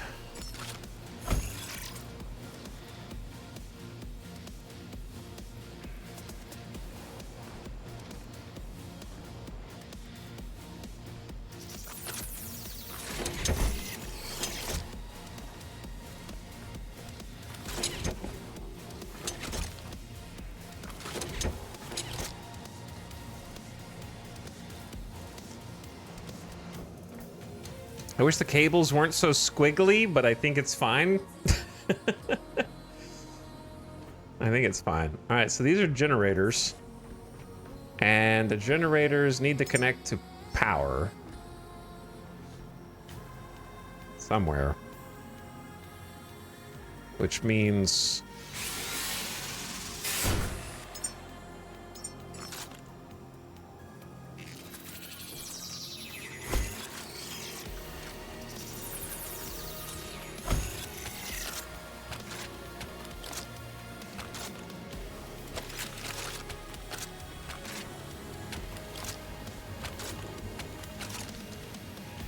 That, basically. Okay.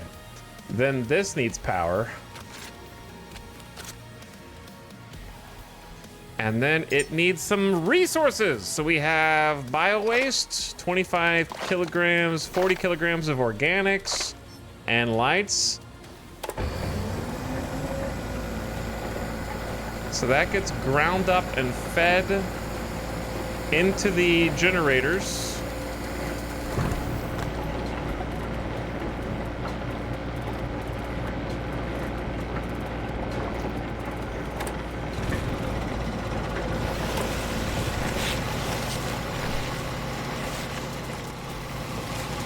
And voila, we have electricity.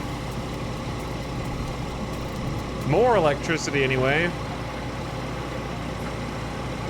54, electricity cost is 54 watt hours? How much is it making? Is that how much it's making? What'd you say? Can't hear anything. All right, how long does this last?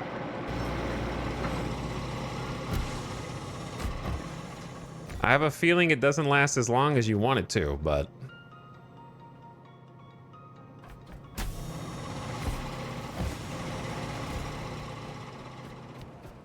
Especially with two of them, but I don't know. Can one even feed two cleanly? I'm not sure. Why are we at 40% power? We should not be this low on power at this stage, right?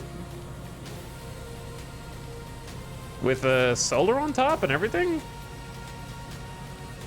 And two more generators?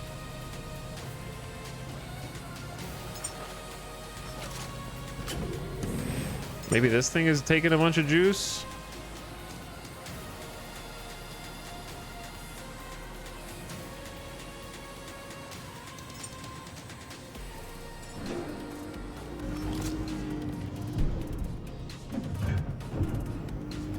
Take some juice.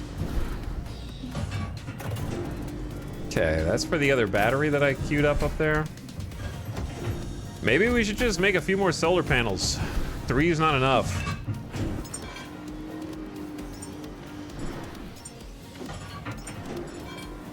Let's make 3 more. Let the builder down there just do its thing.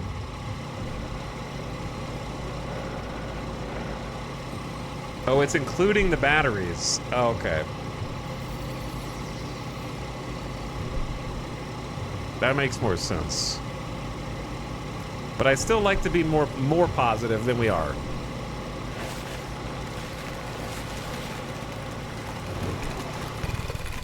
Oh, that really didn't last very long.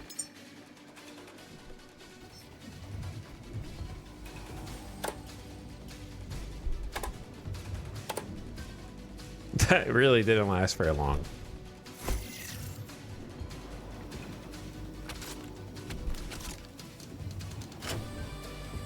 Okay, I want this to just be only...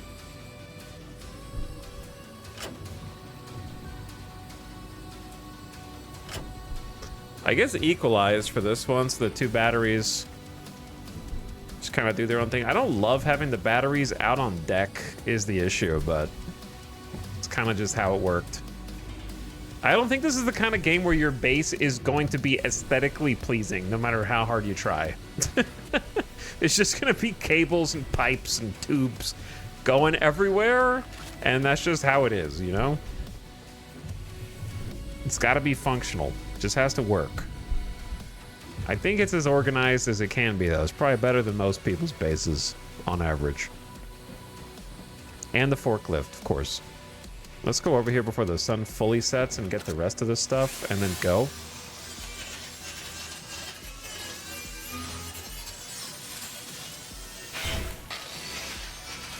Head out somewhere else. Over to Blue Sea.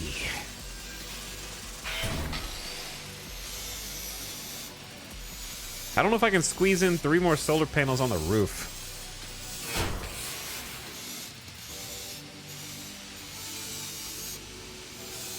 It's a long dismantle. I mean, I could. I probably just have to move the battery.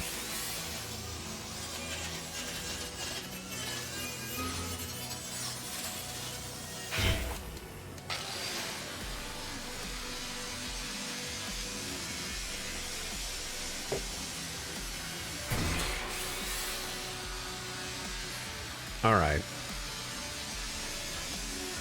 Let's get out of here. There could be some underwater stuff too. But I don't feel like messing with that right now. Oh, you can actually see the anchor. That's cool. It's kind of floating oddly, but it's there.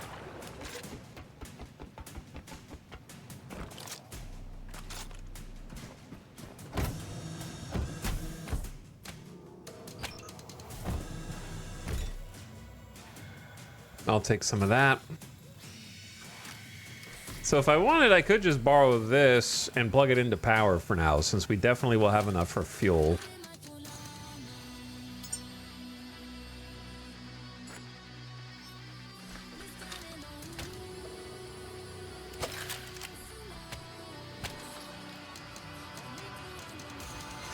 Backup complete. We are saved.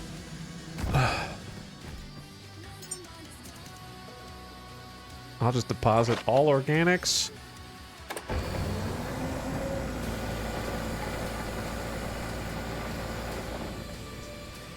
And sailing it. Oh, there's more. Probably not that much. Wait, let's make a light. A couple of standing lamps would be good. Oh. How do you make a light?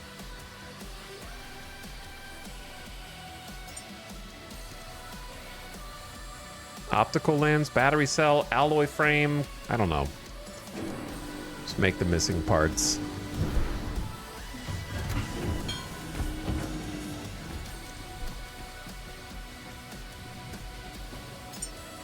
Once you place it, can you move it, I guess?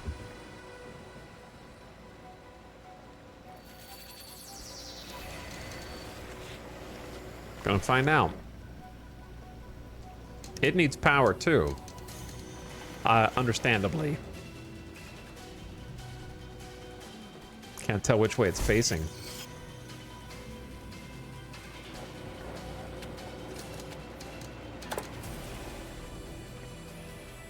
Okay. It's something. Can you pick this up? Hey, you can pick it up while it's connected with the cable? That's actually kind of impressive.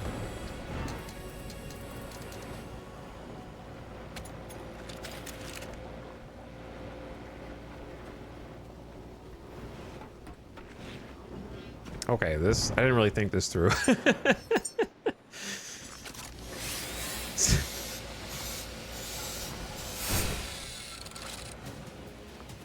Man, those wind turbines work in overdrive for me. I wanted a light up here because I can't see shit.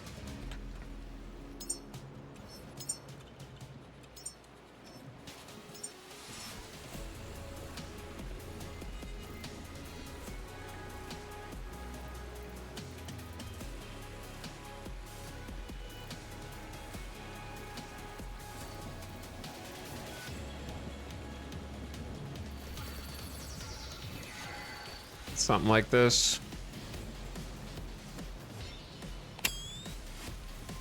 All right, this battery kind of needs to move.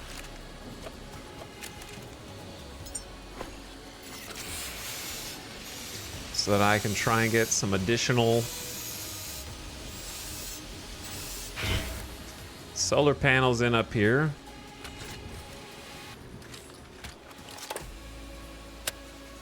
There we go. I can see better. Okay, solar panels. How is this gonna work? Because these are, whew, these little things are blocking me.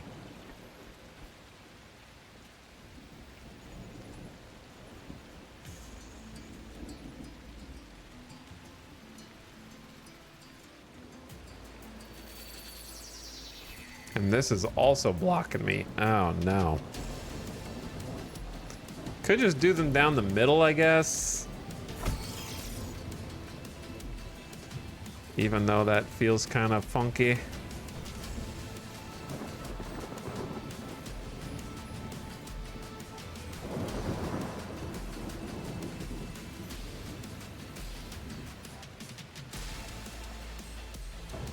That's the only place they could possibly go.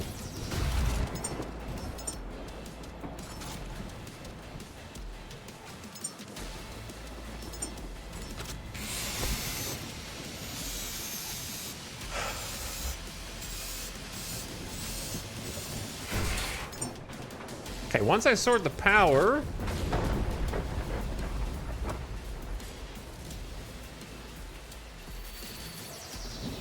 I don't know if I can get a sixth one up here. I guess the light maybe moves.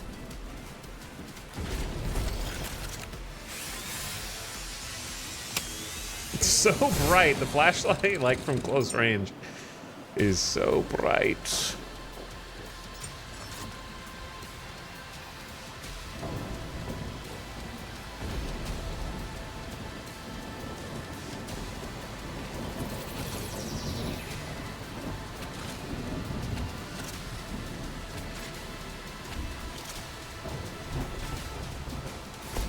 Okay, we have doubled the production of this. This little guy right here, I got a better idea for you.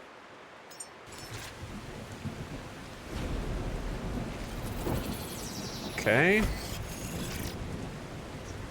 So we get a cable extender like so. Then we do a bit of routing like this. Oof, that looks terrible.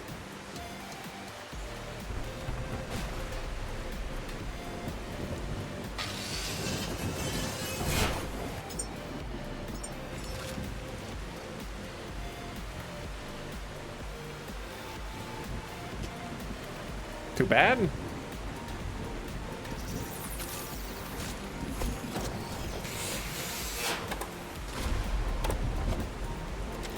This is perhaps the most important aspect of the entire game, is making sure that your cables look okay. That's it. If they don't, then probably don't bother playing.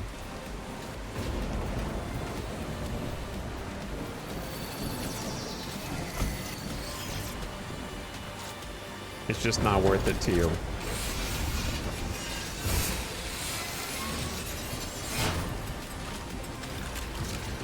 And the storm is crazy!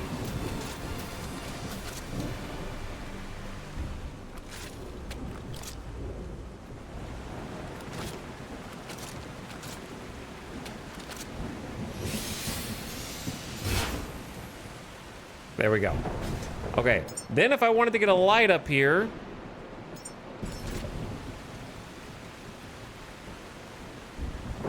I don't think I am going to be able to get one. It's a little crowded.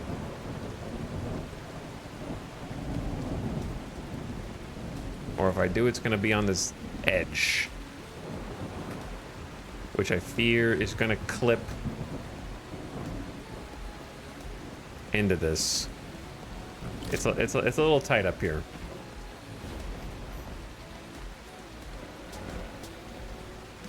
Okay, but they should all be connected. Double the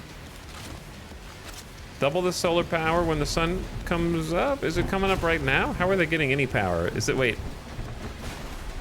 If I shine my light on it, is it getting power? Probably not, but it could have been.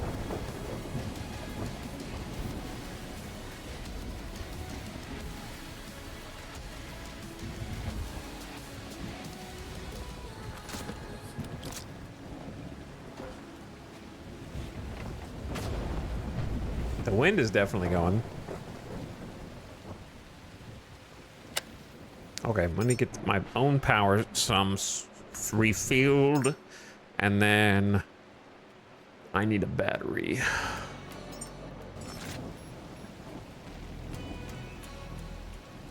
Putting a battery up here kind of just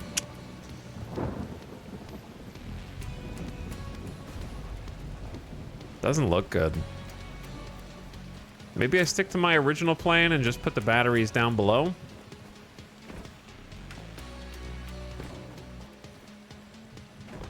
Because I definitely have the resources for it. And this does seem like a good area. This corner's nice. Oh, this corner's nice.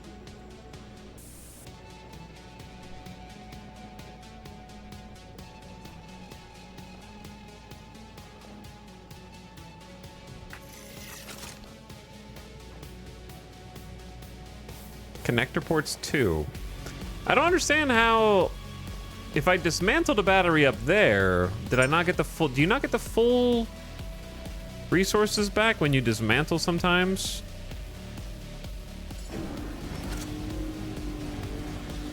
Maybe?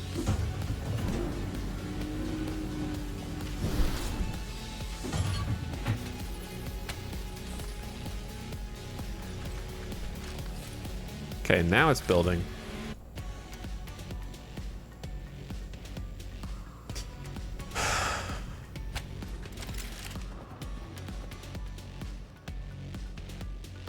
I'm ready to go to a different hotspot and start exploring.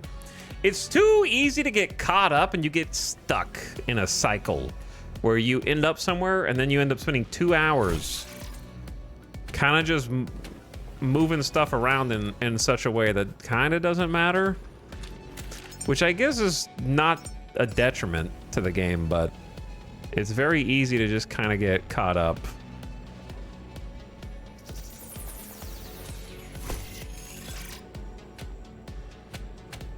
I suppose any good survival game should have an element of just reorganizing things, right?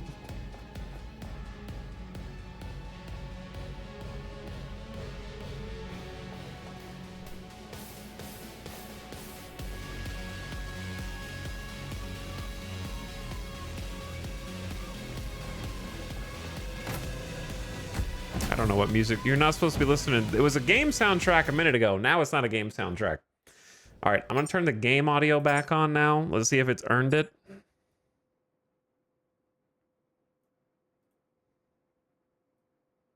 We'll do like 40%. What game do you think has the best audio mixing?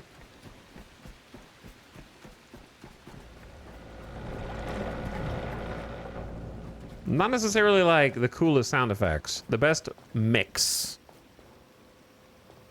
Where everything is like at the perfect levels.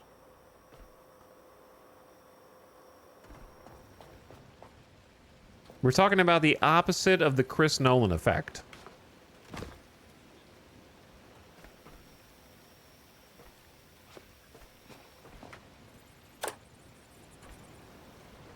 Where you can't hear anything in the theater. Okay, checked all these, looking good. Getting some solar. Little rain splatters on our new panels. Satisfactory. Satisfactories is pretty good. I like strategy games where when you're sort of zoomed out, you can hear different sounds, but versus when you zoom in and you kind of get more granularity, you know? You pick up more detail. And that seamless transition of popping in and out is always nice. Okay, we should be good on power. We got 3 extra solar. We got batteries for days so that we can stock excess.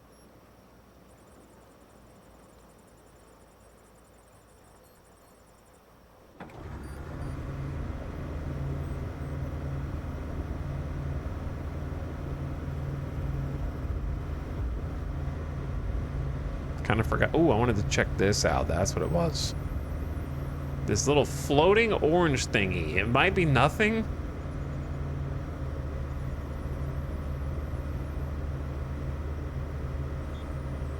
But it's been haunting me. So I should at least investigate it. See what's happening.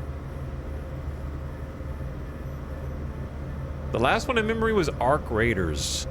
Yeah, I think Arc Raiders was really, really good audio. There were some mixing problems in terms of like, I couldn't tell when someone was above me or below me. A lot of extraction shooters kind of struggle with that.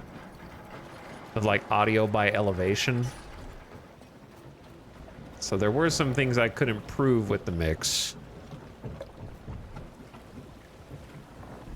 The way that they do, like, the water physics in this game are a bit over-exaggerated in terms of, like...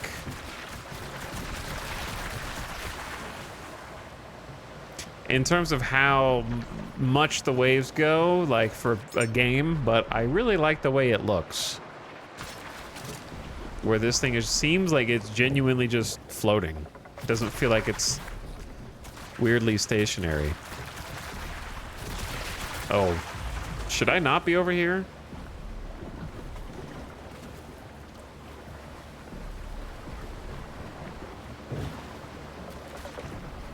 Should this not be something I'm looking at?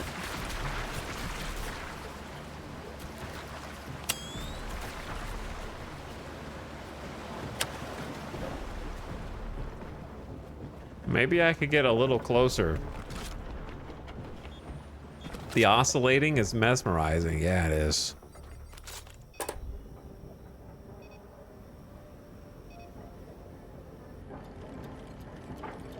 Look at all of it floating right there.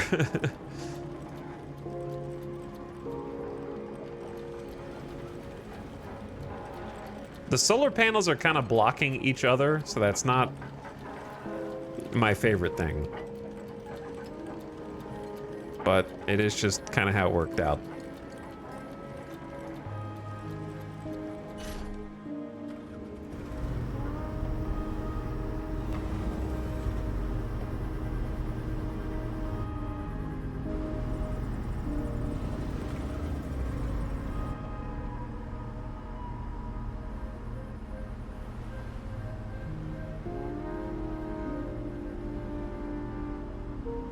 See, I like this track for just floating over the ocean.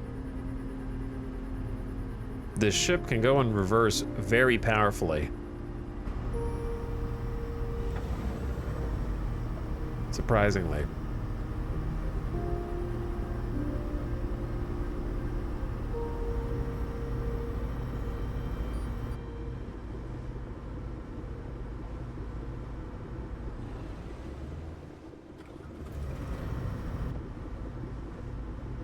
Getting close to this floating object is way more difficult than you'd think. I'm kind of chasing it down.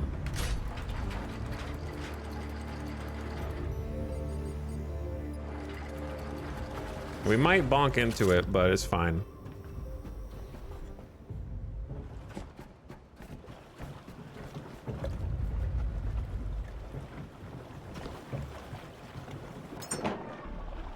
Oh, it's like a storage cache. Well, that's interesting. Copper, glass, iron, plastic, fabric, rubber, silicon. It's got a little bit of everything and some batteries.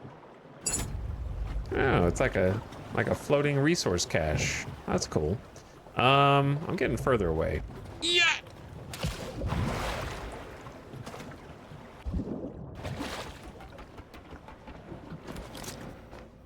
Well, that's neat.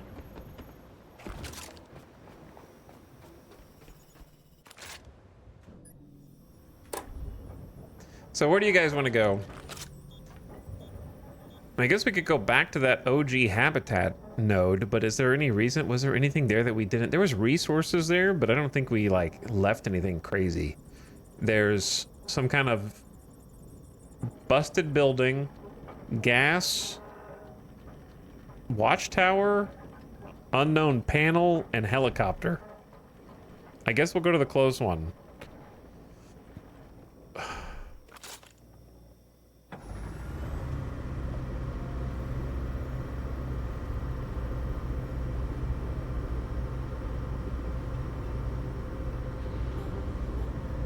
In and out? Well, I'm definitely not going there. You're on your own.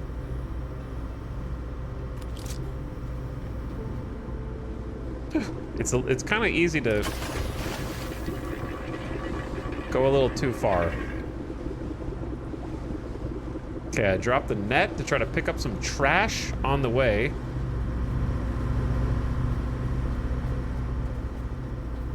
Dairy Queen then? I haven't been to Dairy Queen in a long time. But I'd go. For you, sure. I'm down.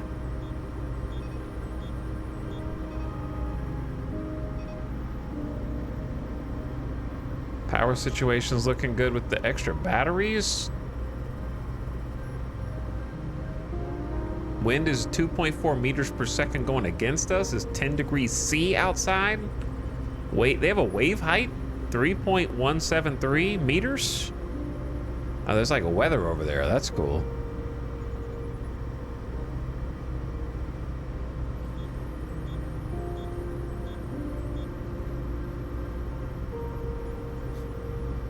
It's kind of foggy. We're supposed to be approaching something over here. Something that will lurch at us out of the fog, perhaps. We got some coordinates also. Oh yeah, there's like a compass right there. That's cool.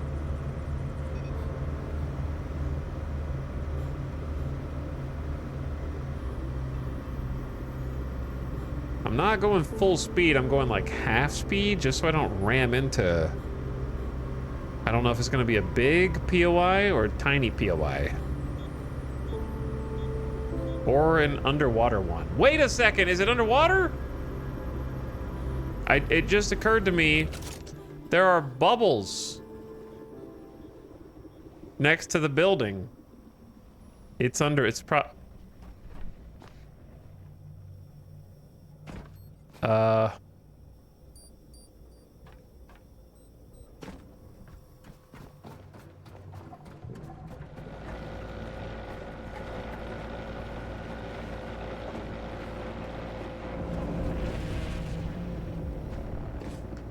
what the hell is that?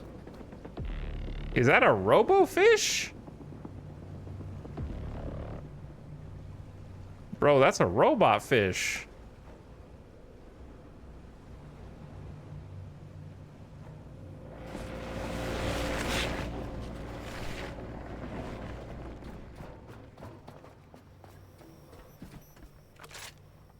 I am not in a good place to be able to go to an underwater adventure. I have no depth protection. I didn't pick any of those stats. So I think we need to go elsewhere.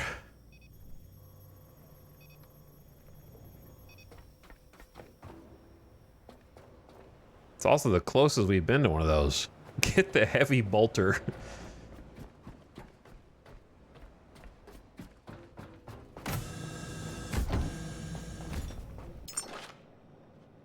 This is not going to help me, but I did want to make it.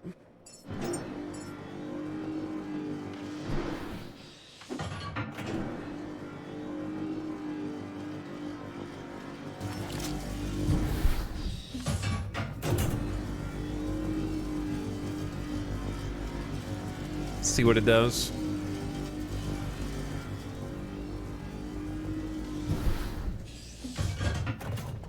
Boop. So cute. So small.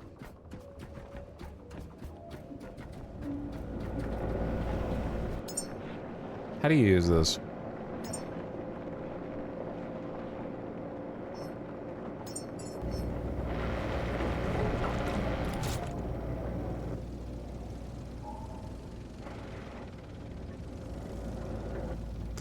I'm a little photo drone. Beep boop. Change mode? Oh, I see.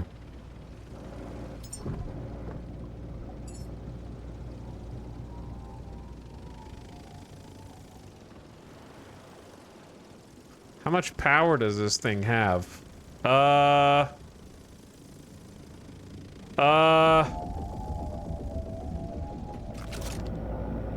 What the hell is that? Jesus, there's a floating walrus it's right over the boat. I don't like this.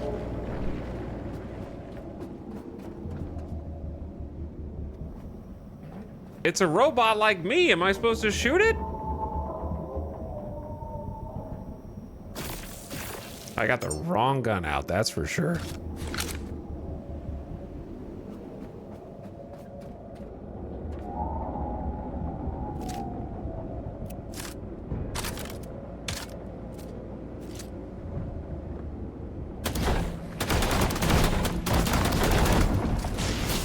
What?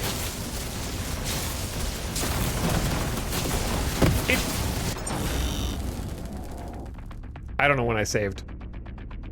Why did I do that? It instantly killed me. I didn't think it was gonna be that fast. I don't know when I last saved.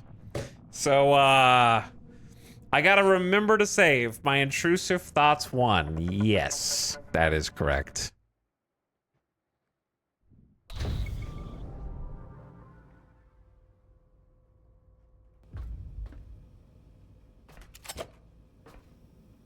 Okay, there's some good news. It was like over here, and I had already built the generators. So it's not the worst. I think the only thing I did different was go loot the cache. That's pretty much it. You just had to mess with the walrus. Somebody in chat said shoot it, so I did. I'm sorry. It looked menacing. It was, after I shot it. Okay. Okay, so. There's gonna be an ad. I'm gonna take a BRB. Luckily, we didn't lose much progress. You gotta save often in this game, just in case you decide to shoot a flying robot walrus. Understandable.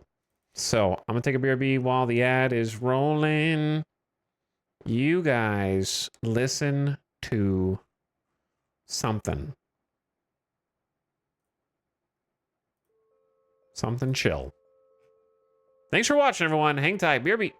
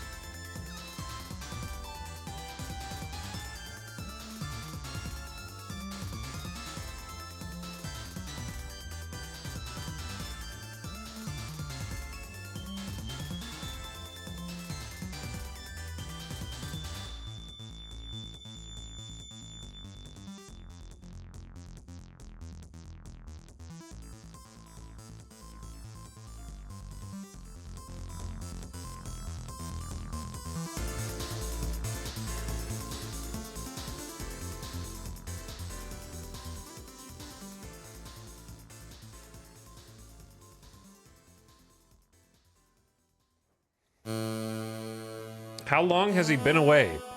6 minutes. And now I'm back.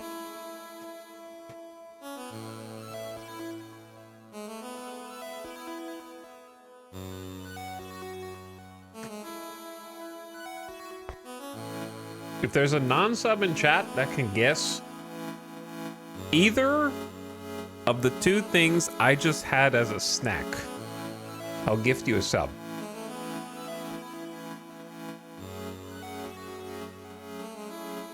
I don't know how to give a hint without giving it away, though.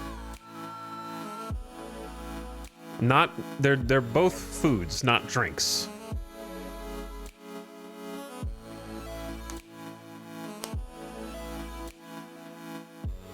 One of them was something left over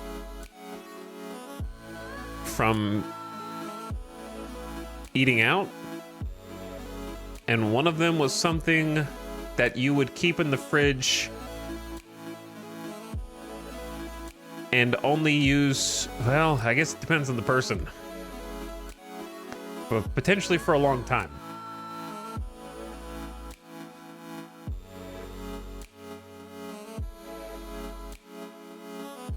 And it has to be specific.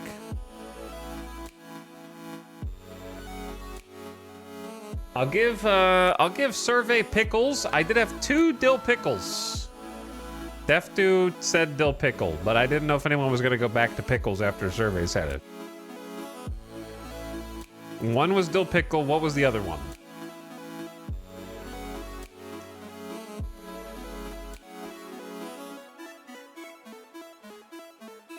The other one has to be specific, because I don't think you're going to guess it. You'll guess generically what it is, but you won't guess specifically what it is. Maybe.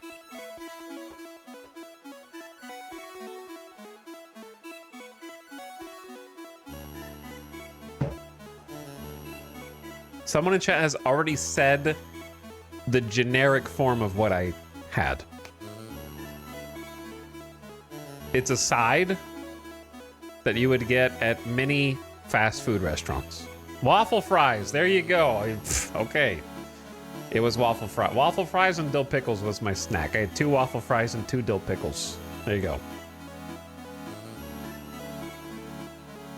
Someone said fries, but I just don't think fries and waffle fries are in the same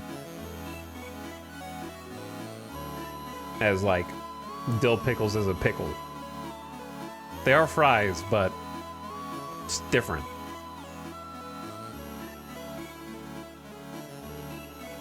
There you go. Enjoy your gift subs. Now, trying to catch up to where I left off. Got my ass kicked by a flying walrus.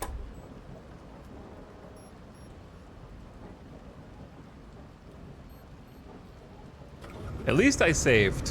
Honestly, that's like the main takeaway. Okay, real talk. If it turned out that I somehow hadn't saved since the stream started and I reloaded all the way back, I would probably just turn off the stream. Games that have a manual save point are dangerous in that way. Like, I respect the design philosophy behind manual save points, but you really run the risk of pissing off your player with it, you know what I mean? I think a combination is good.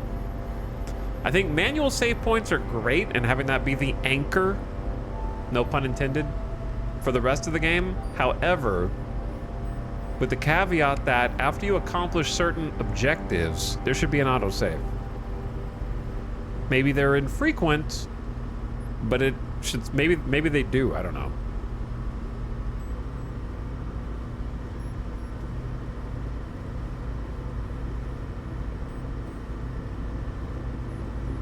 Am I stuck?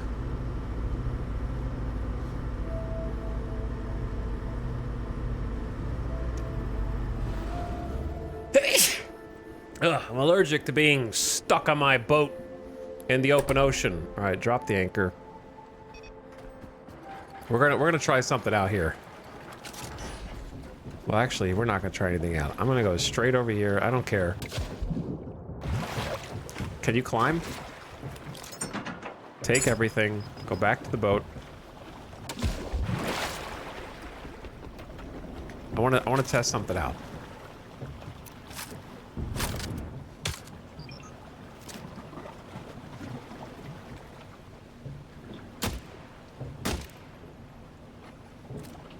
Okay, so you can pop those ahead of time, but they still turn into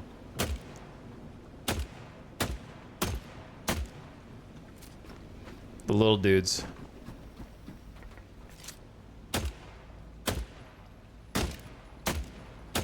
Doing this with no sight is pretty difficult, I'd say.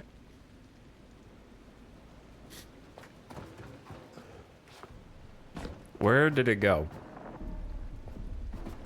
Did it go over there, or is that a second one? Or did it sink after I looted it, maybe? Let's just pull the anchor up and get out of here. How about that?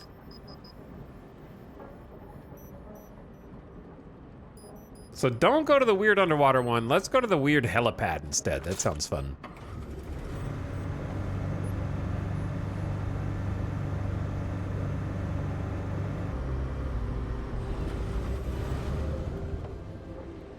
Anchor, please, man, hurry up.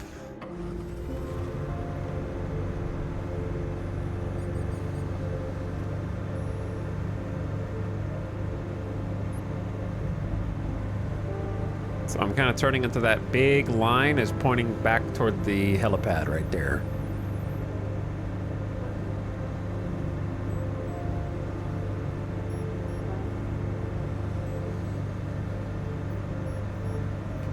Okay, so we just have to dodge the little station right here on the way. Don't ram into it. That'd be embarrassing. This scary, relaxing game again.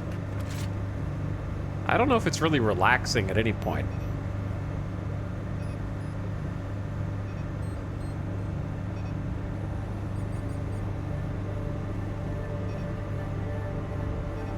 Just because my robot is a little cute. But here's the thing. Don't you think that if anybody ever makes a death robot to take over the world, they'll make it cute in order to disarm emotionally the humans that it's there to kill? I feel like that'd be the number one. You're not gonna make a death robot look scary. You want it to be able to get in through as many layers as possible, preying on humanity's empathy in order to get in close.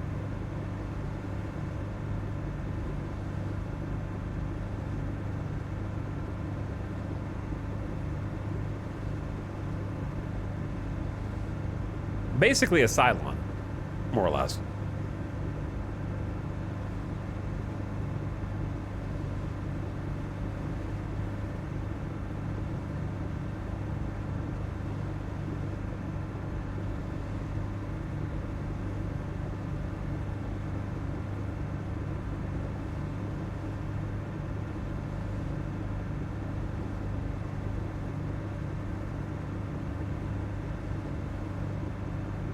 All right. That's the radio tower we were just at recently.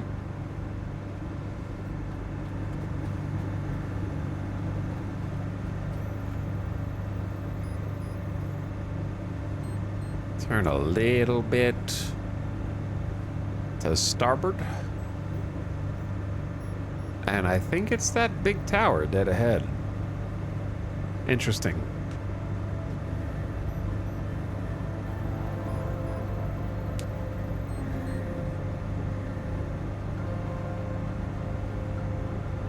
What's up, Marstapants?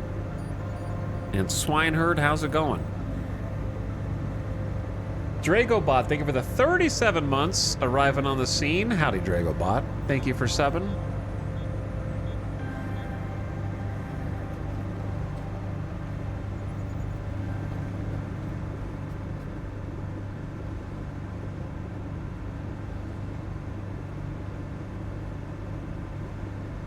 I'm gonna leave him alone for now. We're gonna leave that alone.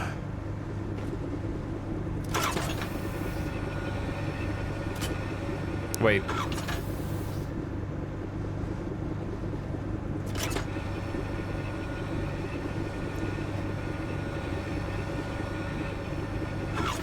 There we go. Okay, might not want to let the boat drive itself at full speed while you're coming up on this, you know what I mean? Might just want to coast in here. I found 3 old service platforms tied to a Deer Motors and Fahart ship's work program. Each one may hold part of a lost gyro blueprint. If we recover all 3, we may be able to build the machine again. What are you talking This is about? one of the platforms. The real archive should be below deck, in the mechanics room. Find a way in, Caretaker. Old blueprints often survive where machines were meant to be repaired, not displayed. Scan 3 lost salvage gyro blueprints from old service platforms. Did you try the new Stellaris DLC? No, I haven't tried the Stellaris DLC in years.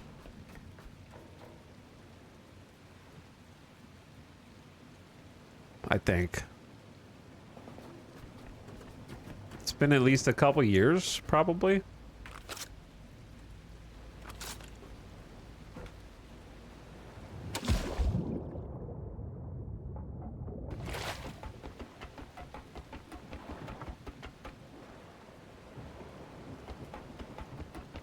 He hates Stellaris now. It's just... It's just... I don't know. You know?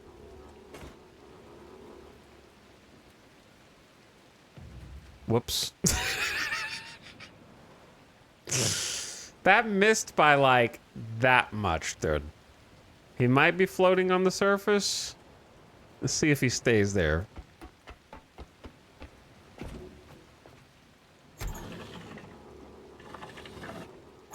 I feel like playing Stellaris in 2026 is a little sad. As in, not that you're sad, but it just...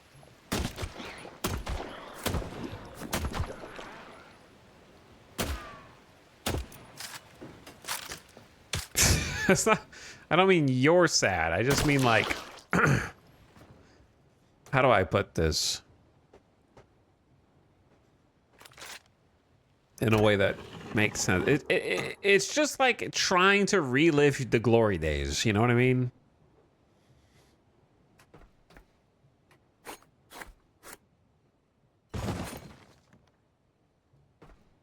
I am sad. I understand.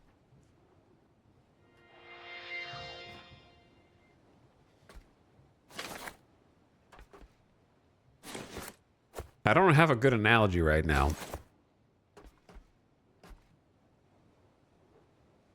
Salvage, gyro, airframe, and structure. A damn helicopter? That confirms the frame pattern. Light, crude, and built around field repairs. Not elegant, but useful. Deer Motors had a talent for making machines that refuse to die. I tried to refuse to die, and the flying walrus said it didn't care if I refused. He's gonna do it anyway.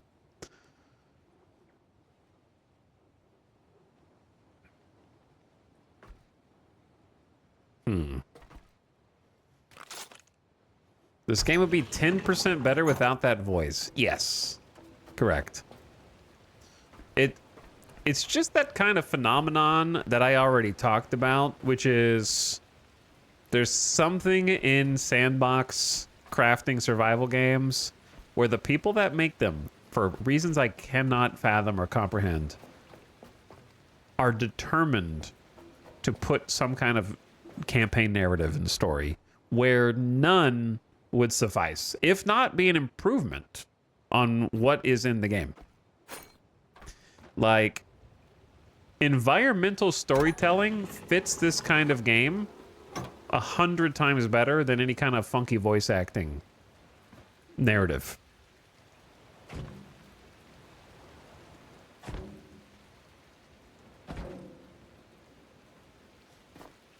Like a game where you're a robot who wakes up to like a flooded world and you're trying to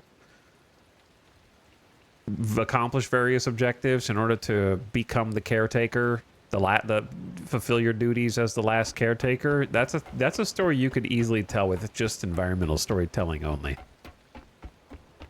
You don't need any like voiced narrative.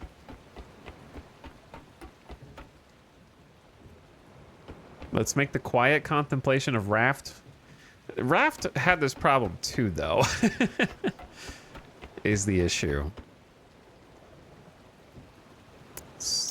They kind of did a similar thing. I gotta go back up here in a second. I like that the anchor is an actual physical entity. Raft had notes and a lot of reading. Didn't it have voice acting for the lore bits that you come across?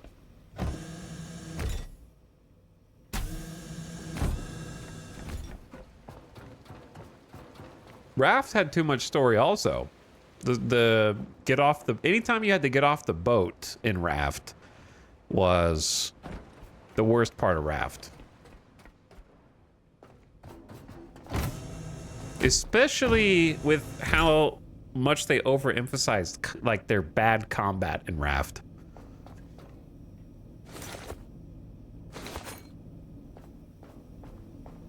The combat here is serviceable.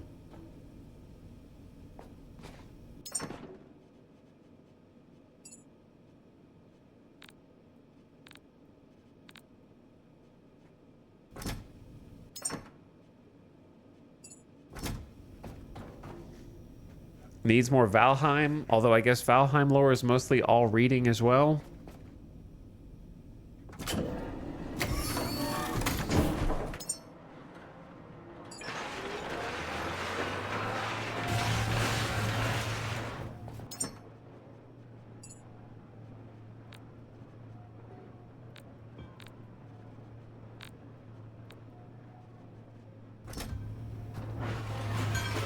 Okay.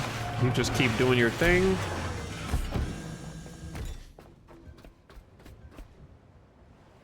But yeah, this is kind of a game where you can definitely get immersed in just sailing around and exploring things and trying to like piece it together.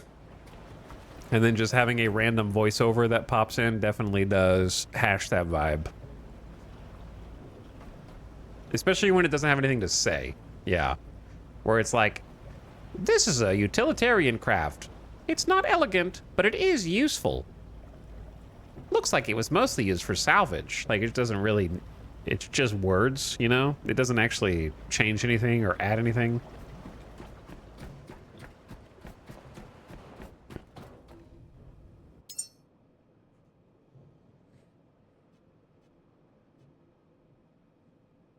Here's what I'm trying to do. I'm trying to figure out how to build my own power up there.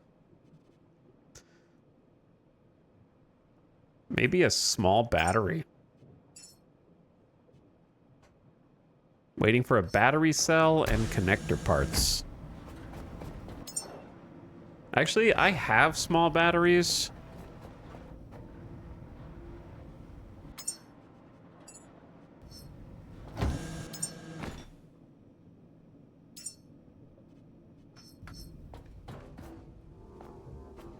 The question is, will this be enough to do anything of substance?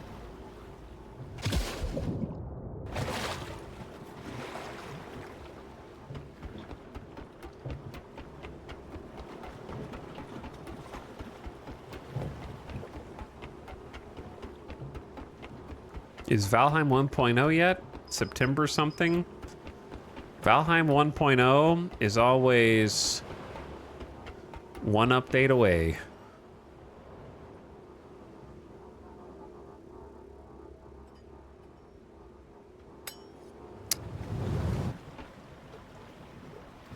I have no idea how I just fell. Did the battery at least stay up there?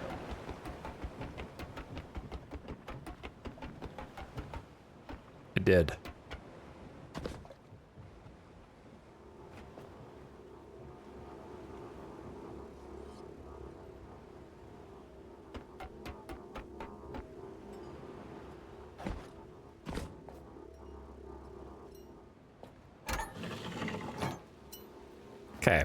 don't know if this is enough juice. Oh, there's a battery in the corner. The devs were trying to help me, man. Well, now there's 2.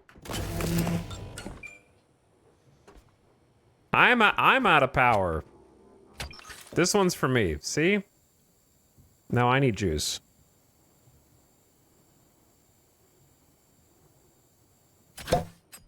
Bloop.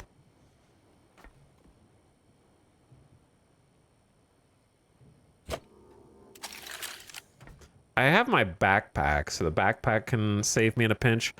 But yeah, this is the much smarter way to do this, and I think the way they want you to do it, and that's okay.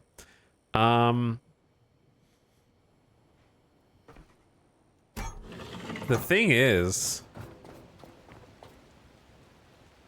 I don't know what powering that up does right now. It might do something up above, but there's nothing really in this room that requires power than the lights. Maybe if you get the helicopter and then fly up there, there's something perhaps. I don't know. Those of you that have played Valheim since early access, how much do you think it has changed since early access release? Be honest.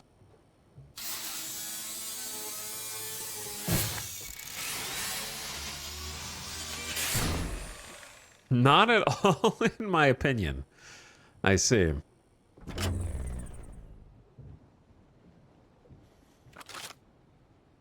All right, let's do that. So we got the blueprint. The beginning in the first 4 biomes? Not at all. Okay, so if you play again, you're just going to be doing like the actual same thing again, is what you're saying?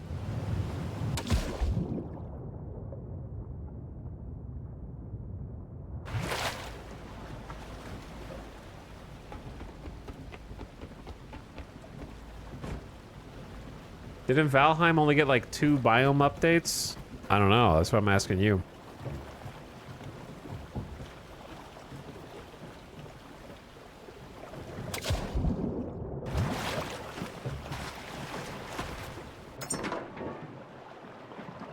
Paint plus resources.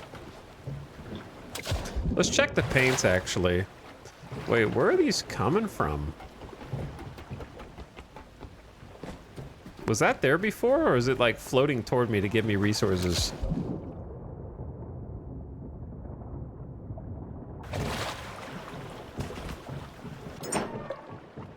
Bunch of batteries.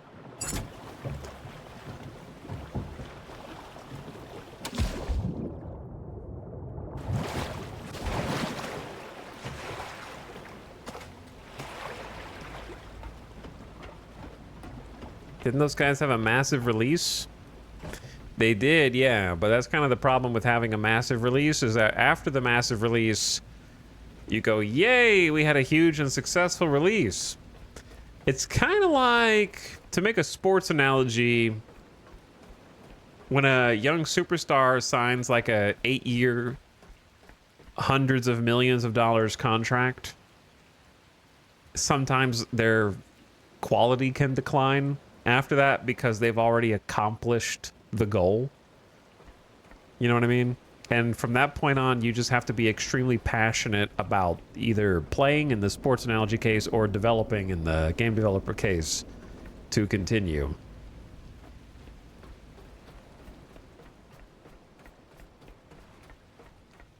Because you kind of already made it. So from then on to actually like finish the job, it's harder. Because you've already accomplished what you set out to do in some sense. Unless that thing was develop a game fully.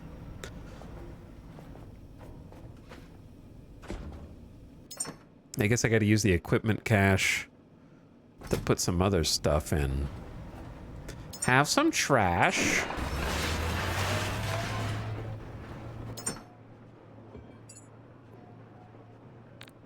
So to use the paint,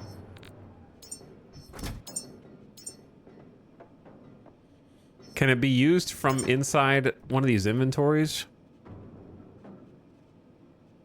I don't really fully know how it works, but that's okay. This is not really equipment.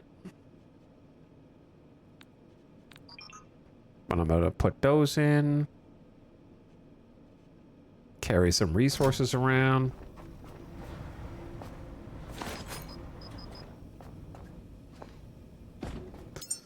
Okay.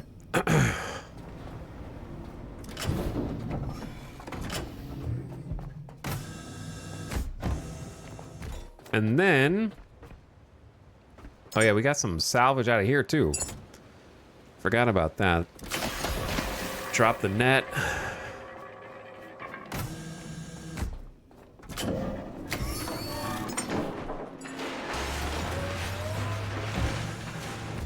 Okay, then what? Then... Oh, I can go put the bio waste into the diesel generators.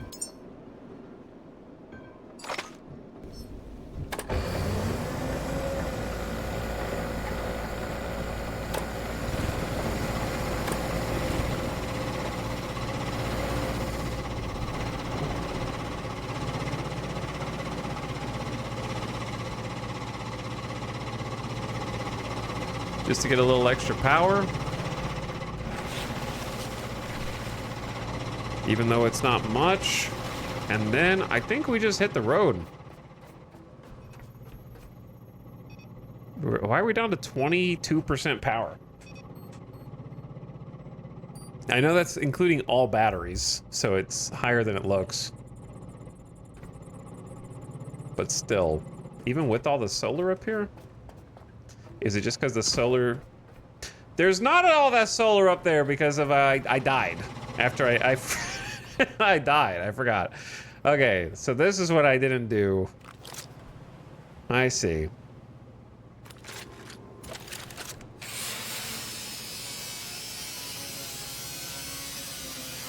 I'd be okay with Valheim's early game being the same if the late game changed, but it's kind of just do the same thing again, but harder each tier. A lot of survival games do struggle with that. About how do you iterate?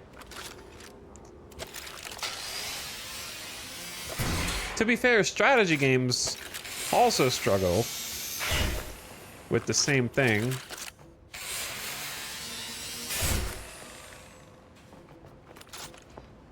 It's kind of a universal problem in that sense.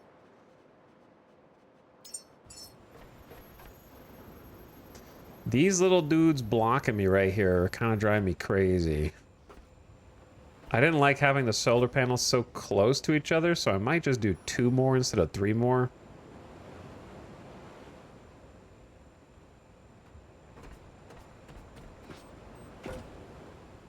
That way I can push it back into this.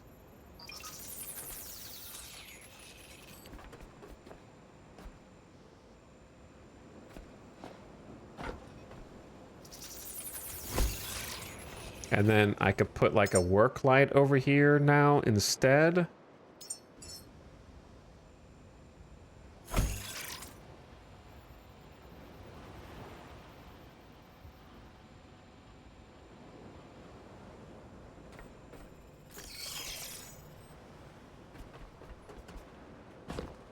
I did not mean to jump off, my bad.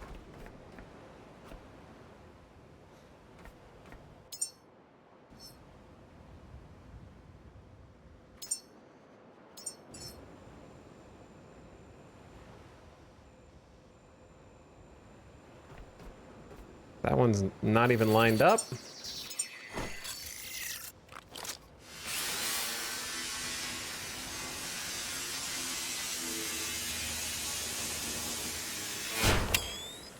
I'm dying! Yeah. I knew that. It's okay. I have the portable energy cells for emergency. It's honestly not obvious when you're out of power and start dying. For me, unless you're like remembering to pay attention to that.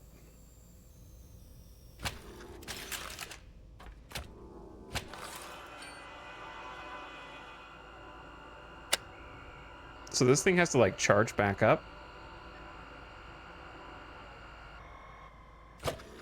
Oh, it does. It has a recharge. That's actually fascinating. Okay, save complete. It's not that visible beside the empty meter and actively dying. Yeah, that's what I mean. There should be some kind of little sound effect when you run out of power. Some kind of electric sounding, or just like a, you know, of all the places to have a voice, that's a place to have a voice. Such as the robot has some kind of robot voice that says, you know, like a Subnautica. You know how the Subnautica messages kind of play when you're on one of the ships or the boats or whatever?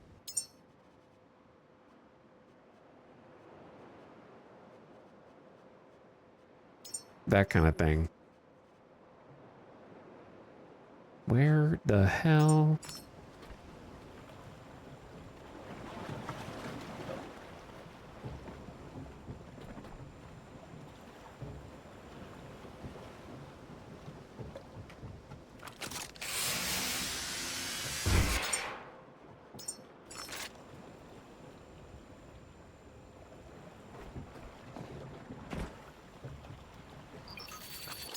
Okay, I think this is right.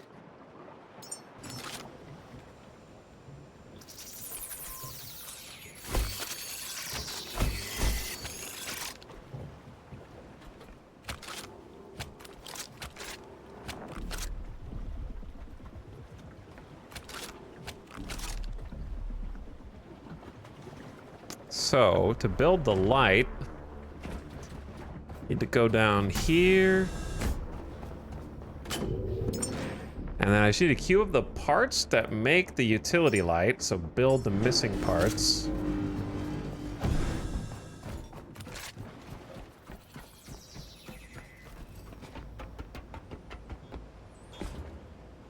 Okay. Then...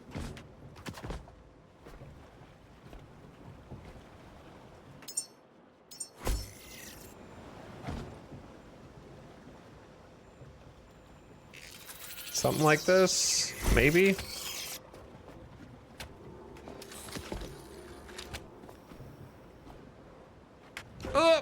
Too far. My momentum! You do feel a little bit floaty as the robot, movement-wise. A little bit. I think it needs to actually be one space over to the right. Oh, no.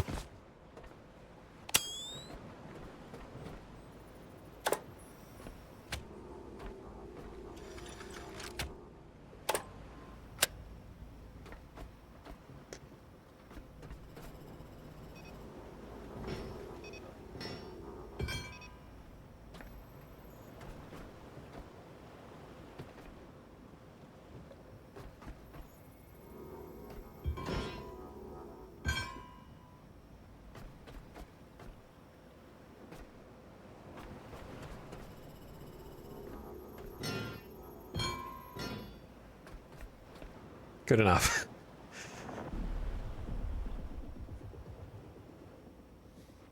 Automated messages conveying basic, important information. Psh. Nah, we don't need that. Okay, this is a bit of a nest of cables and wires up here, but it is technically working. I keep falling.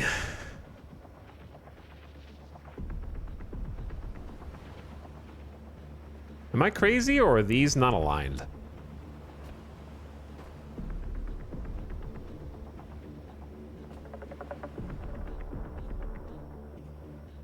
They're not, right?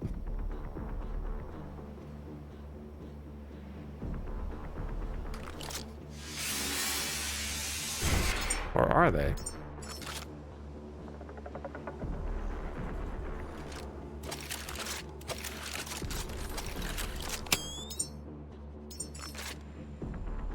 Or are they?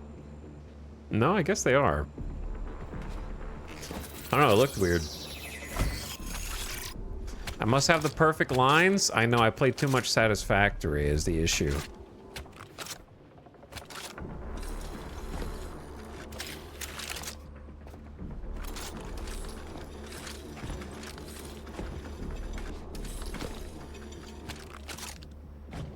Like, the fact that that's not perfect is bothering me, but I'm just gonna have to push it down. Push it down. So we got 2 extra solar panels up there, which should help the daytime power surplus a little bit. Then I want to save again, so I don't have to do this a 3rd time, and then we can go to another zone. Go to a new land.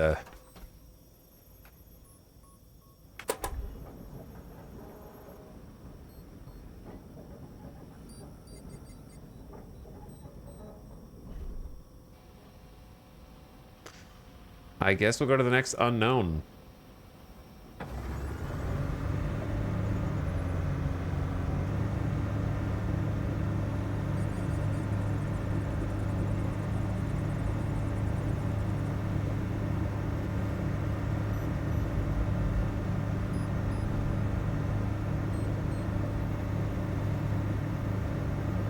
Which is in between us and the Lazarus complex, so we're not going to the story beat.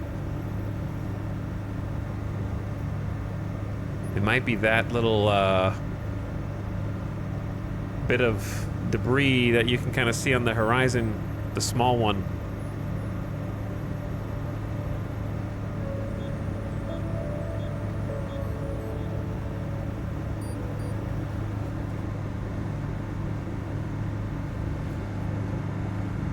Maybe I should research the binoculars.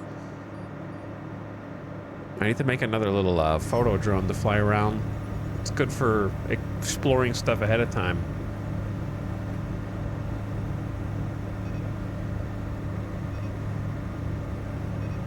So we are getting a little lower on fuel, but we still have more than half a tank.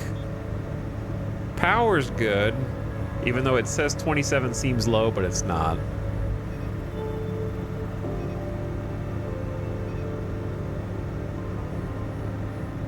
Most of the time we have a surplus, even when driving almost.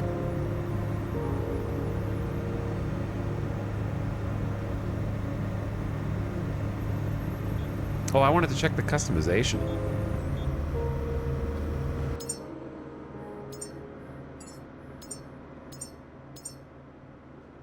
I got nothing. All right, I'll have to look at how paint works then. Watch out for the mines. Beware the mines. I'm pretty sure that's a mine.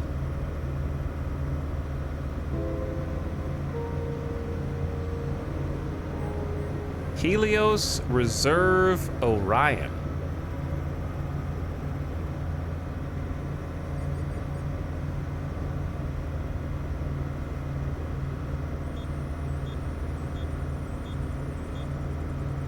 Interesting. I'm gonna try swinging around on the port side.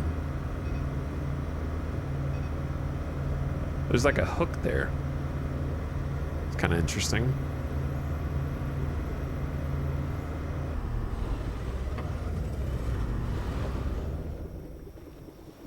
I might be a little wide.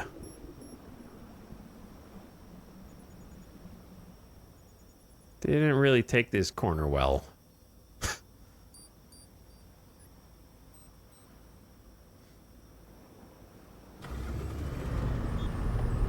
Luckily, we can reverse. How often do boats reverse in real life of this size?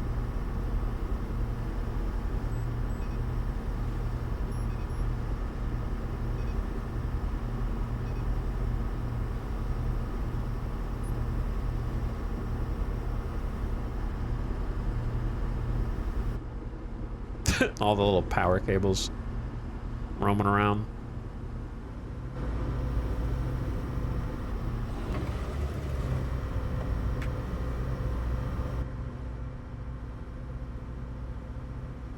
Okay, I put it in reverse. It's embarrassing, but you do what you gotta do, you know?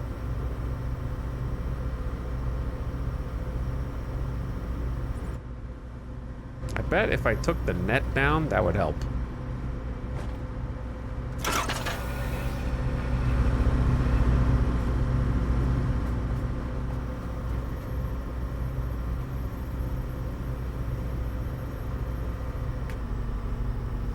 Oh, turning there. How am I turning? I'm turning the wrong way. Or the right way. To line it up perfectly.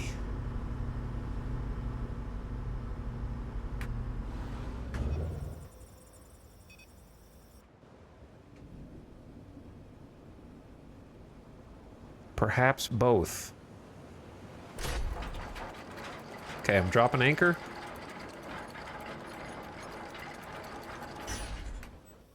Looks good.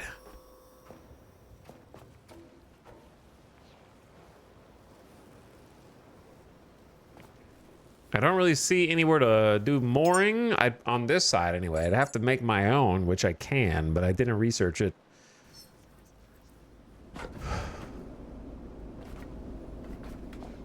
But I can jump across. No problem.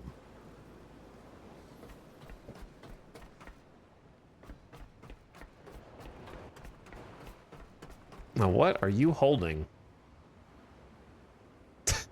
Some kind of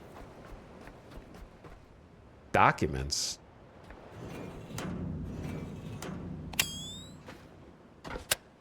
Something glowing. Ah! Ah! I need the other gun.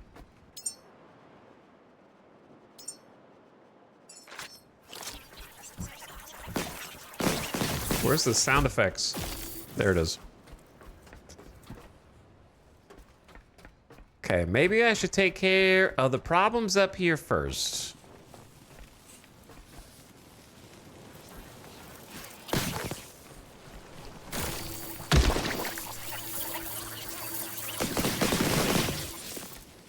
Little popcorn nuggets. Donk. Donk.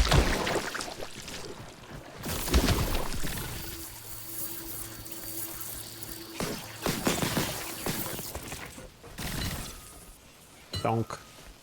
Donk. Donk.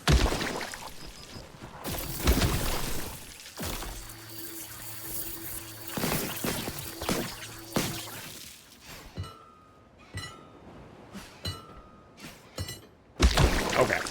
So we got a couple wind turbines and we've got some solar that we should be able to hook up to potentially the rest of the this little spot here for some reason. We'll see what it might need power for.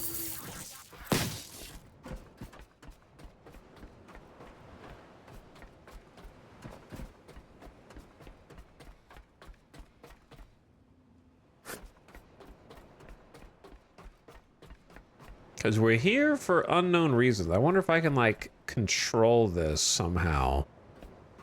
Or if I'm overthinking it. I could just pull the boat over. Or I could just... Yeah! New discovery, assembly instructions. Sequential diagrams guiding assembly. I feel like that's just... I don't know what to do with those collectibles. Those of you who've played this game, am I supposed to know what to do with those collectibles yet? Or do I just figure it out later?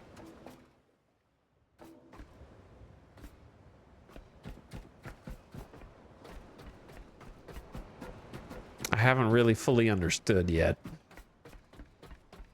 So for now, I'm content to simply collect them. The feedback on the weapon is weird. Yeah, it needs some more hit registry, but it's still pretty good for what it is. I think this is a pretty ambitious game. I think when you have an ambitious game, you're going to end up with some little details like melee hit feedback. That shouldn't be that hard to work on long term.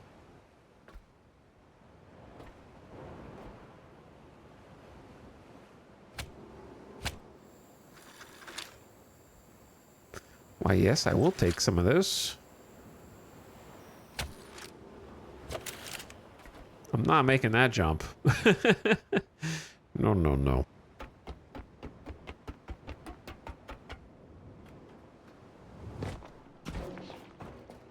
I'll make that one, though.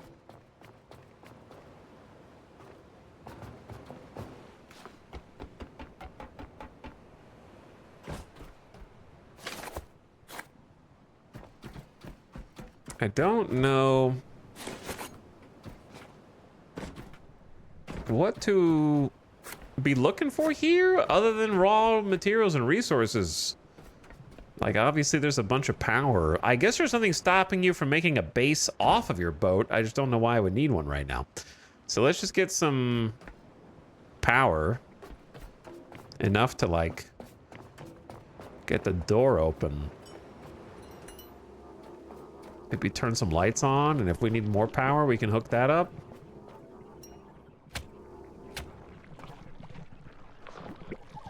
I hear things that aren't supposed to be in here.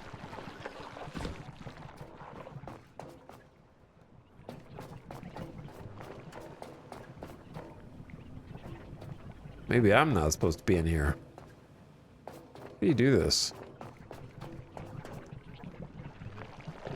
Small army of these nerds. It seems like it needs power for the doors to open.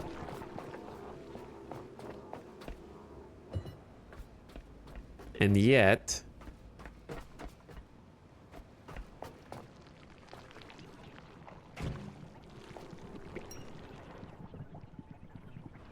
That's a cable extender.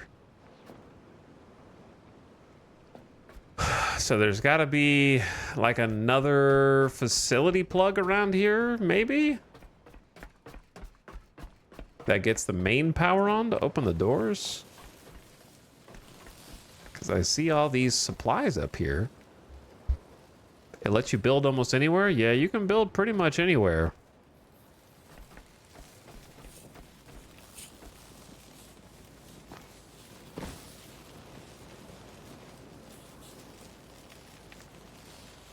Like, that's lights.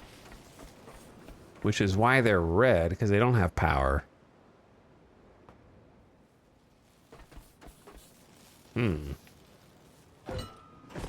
What am I missing?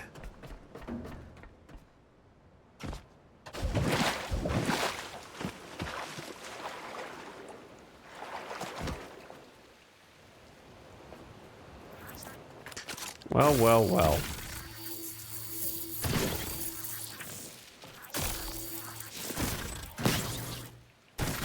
All right, get me in here. Ugh. Oh boy.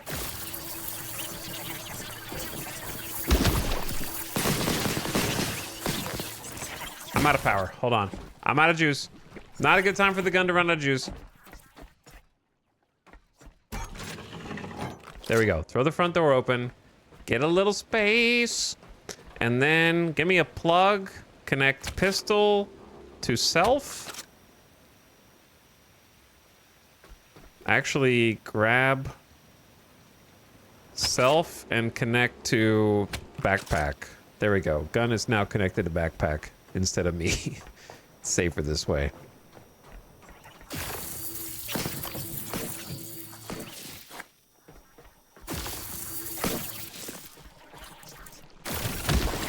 Ow.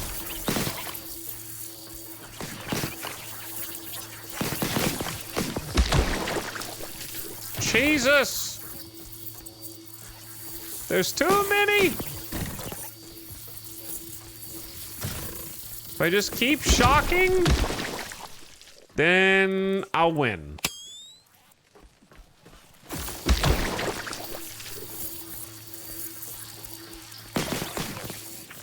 Just become the Sith Inquisitor that you've always wanted to be. I feel like I hear more of them. Limited power! It is limited. By my backpack. Oh, I have to repair this. Busted. I need 4 iron? That's nothing, man. I got 177. I got you. Okay, unfortunately, this is only connected via a battery, so the battery is not going to last forever. But it may give me enough time. Okay. To find out what's going on in here. And make a save. They're like stuck in little corners.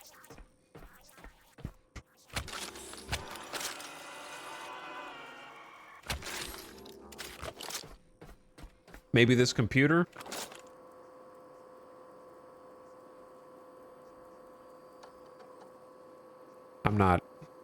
I'm sorry. Human Survival Guide, cartridge, quests.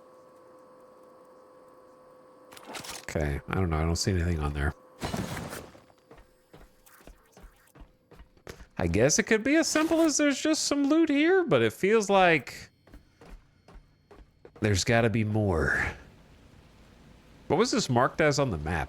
Was this the solar marking? I guess you might want to set up a base here. I don't know. I don't want to. I'd rather just stay on the boat, right?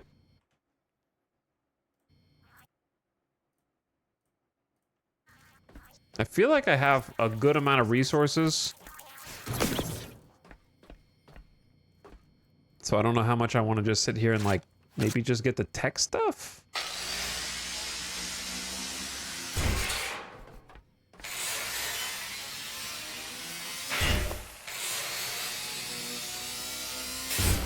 What would building a base achieve that you can't do on the ship? I don't know. Nothing right now, to be honest.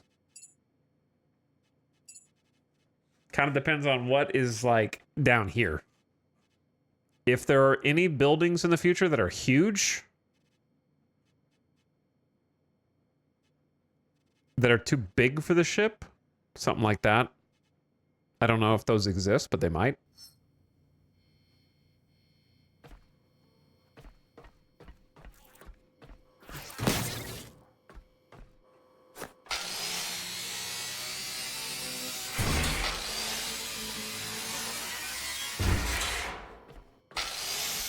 But right now, it's not an issue.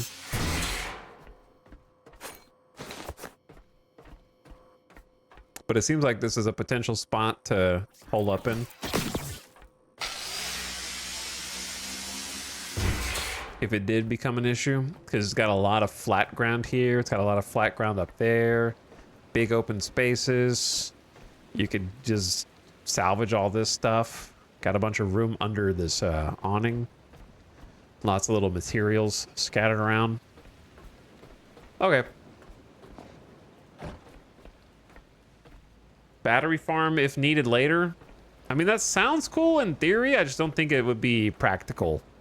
By the time, like, you just put a bunch of batteries there and let them charge while you're away and then come back and tap into the power somehow. But by the time you knew you needed power, the effort it would take for you to get from wherever you are to here would be not trivial. So I don't know. Seems like too much work. You'd have to have a shit ton of batteries on your boat and then have the farm generate it and then refuel from the farm, basically. That'd probably be the only way that made any sense. Why am I going up here?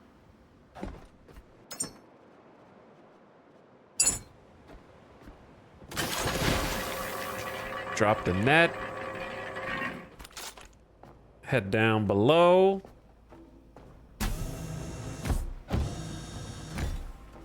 Grab some juice.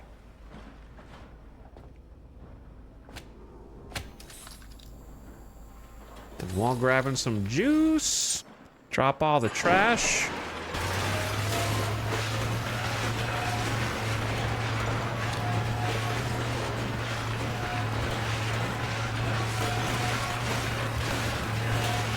Why is it like struggling to charge me?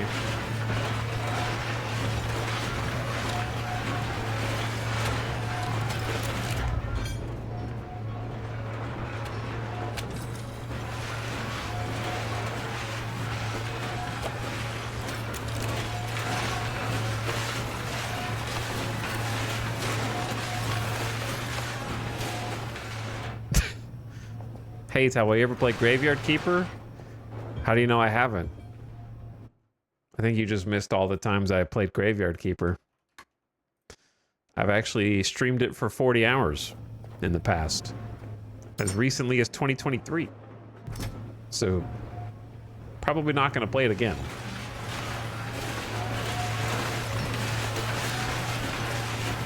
Isn't there going to be a Graveyard Keeper 2?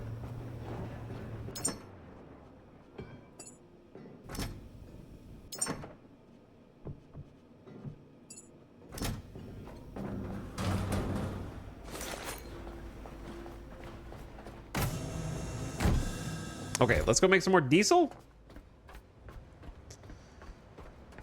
And I got some biomatter for sure. So if we load this up, we don't have a ton. But it does make fuel. With what we got. Okay, I've got a bunch of kind of extra junk. There's the batteries are probably what's heavy in here.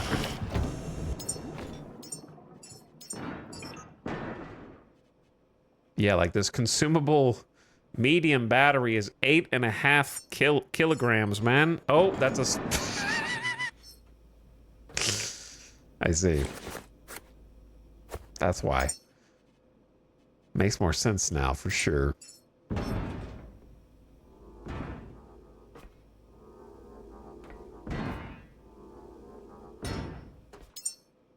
We're a little lighter on our feet, but I'm still carrying too much garbage. Graveyard Keeper 2 was announced recently. Should be released this year. Graveyard Keeper, I'm curious how they're going to handle a sequel. I'm going to be real with you. If it's just more Graveyard Keeper 1, I'm not really that interested.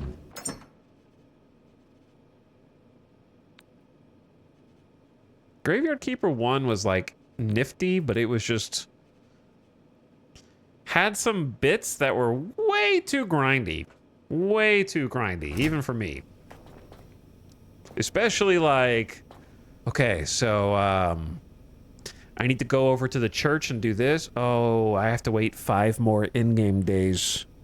What am I gonna do for 5 in-game days while I wait? I missed it by, I need to be this spot on a Monday. And I hated that stuff.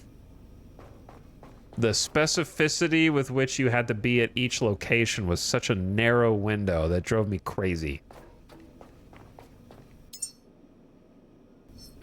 Let's make the cam bot. Camera bot. Ad starting right now. Out of nowhere.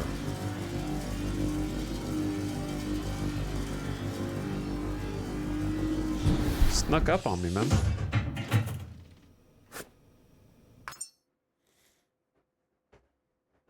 Well, let me see. Let's look it up while the ad's going. Let's see what Graveyard Keeper 2 looks like so far. I'm curious.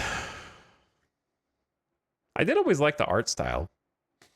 I like the style of pixel art.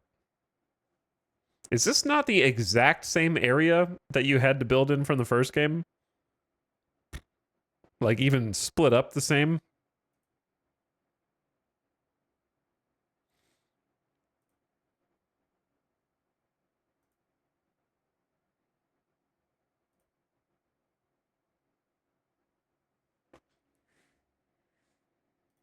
No, not at all. You see it's Alex, the top left square in the first game was 3 cubes taller and 1 cube more narrow. Okay? The bottom right square for your building area in the first game was 5 cubes less wide and 3 cubes taller. You like it looks the same to me.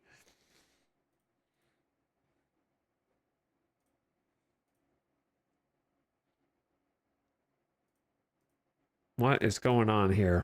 I don't know if there was this kind of factory lines in the first game. I never got that far if there were.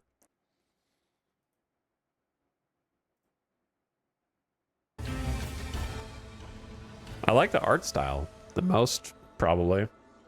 Wake up, Keeper. Don't make me bite you. Yes, I may be a skull, but I bet we'll become best friends. Okay.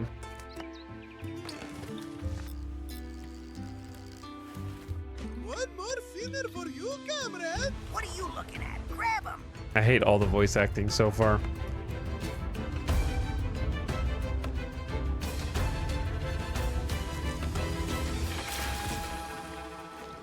Sard.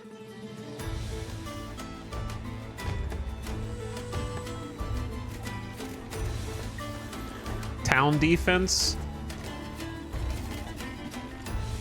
is either gonna ruin the game, or I don't know.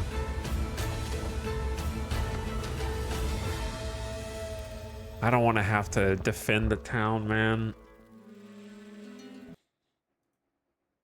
The rest of it looks much better. This part where you have to like plant banners to rally the guards, so you have to keep moving them around by telling them where to guard, is going to be such annoying micromanagement. The rest of it looks pretty fun.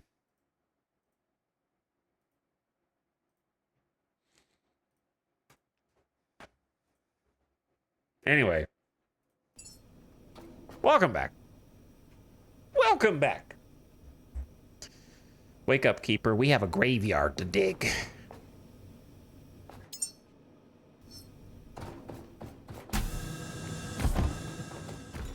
Okay, I think we're just gonna set sail. Should I just go for the next story area? We kind of went to a couple of the exploration points, but I don't really have much else to build at the moment, right? How do I scroll this map? Oh my god, you can just do this? I thought this map... Okay, so the map is much larger. Does it really go all the way down here? Or is this just like the dev didn't put a cap on where you can scroll? There's no way the game's this big. They just didn't code it. It goes to 1,000.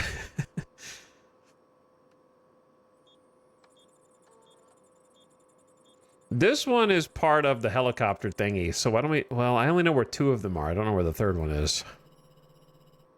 May as well go to this.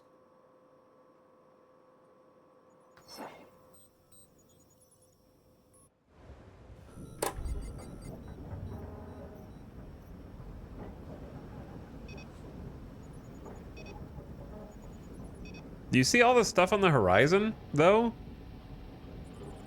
Can you see that?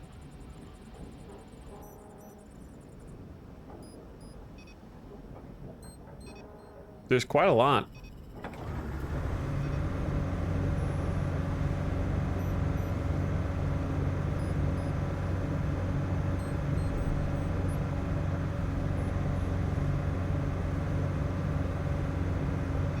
The Thunderheads look cool at sea too. They do, yeah. All right, fine. I'll pick this up.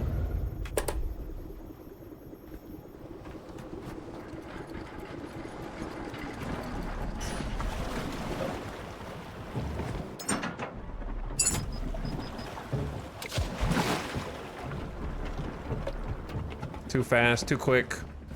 The leeches can't get me when I'm that fast. That's just like a little supply cache. Usually garbage, but garbage... Actually, I haven't... Did I take everything in there, or did I not take it? I wasn't paying attention. I kind of was just going... You probably didn't even notice either. What was in there? Did I pick up anything?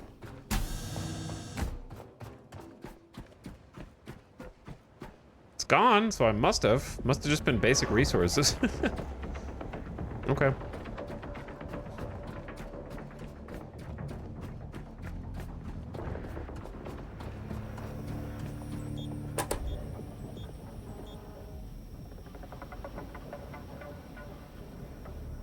Okay, anchor's coming up. Eventually. One day.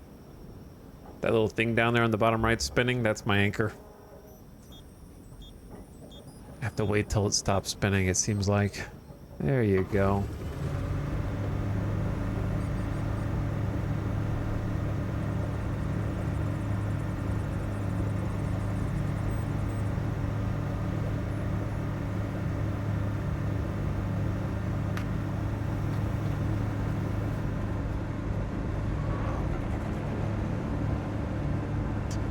I wonder if offsetting the solar panels would make them generate more power.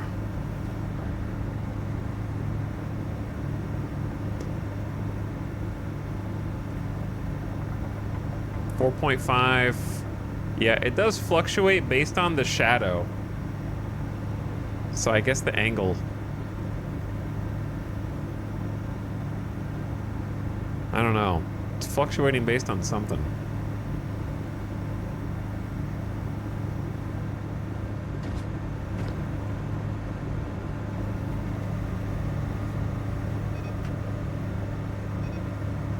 Okay, I'm gonna check this thingy out, and then we're gonna maybe hit the Lazarus complex.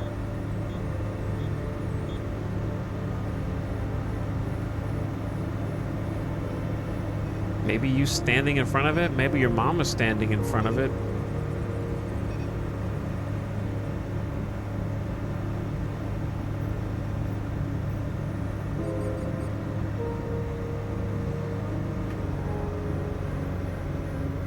What is this?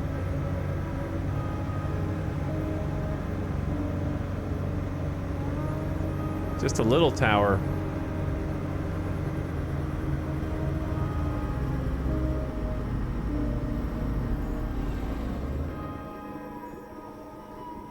Might be just a little bit of nothing. We'll see. You have reached level 9! Hell yeah. Okay, anchor down. Ding, dude. Freaking ding.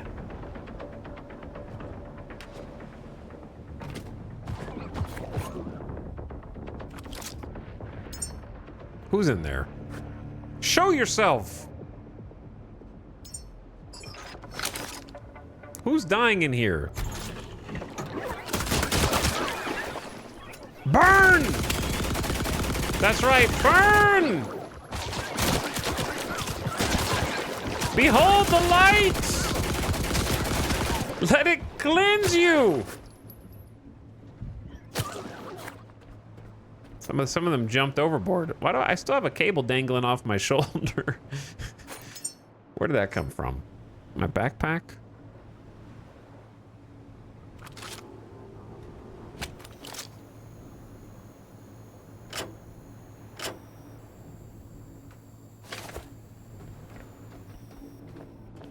The Riddler's been here? A mystery box. New log data. I'm not gonna read that, sorry. This was a lore outpost.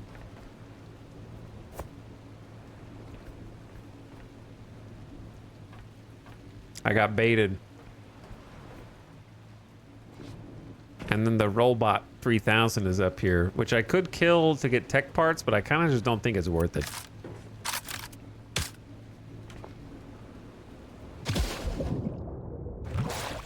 So I'm just gonna go.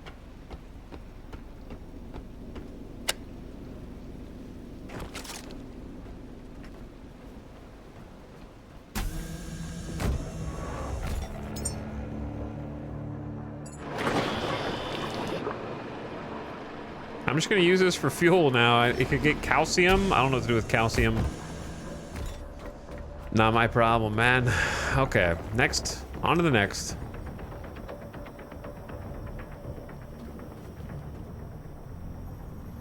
I guess it's time to go Lazarus then.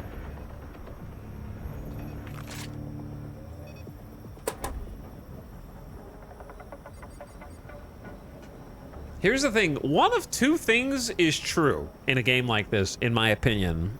There's no way for me to say this in a way that's not offensive. If your game has as much lore as this one does, one of two things is true. Either you spent too much time writing it when you should have been not writing it and doing other quality of life stuff in the game, or you should have spent less time getting AI to write it. One of those two things is true.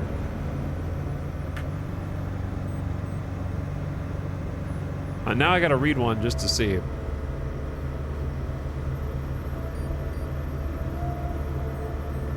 Is the ball an enemy? Yeah, the ball will fight me. You can destroy it and get resources. We killed one earlier.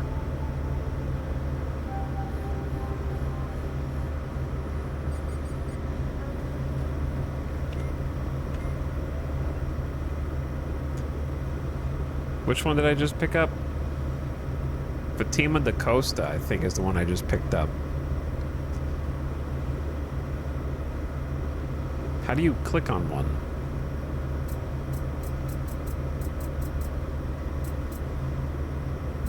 What is this menu, dude?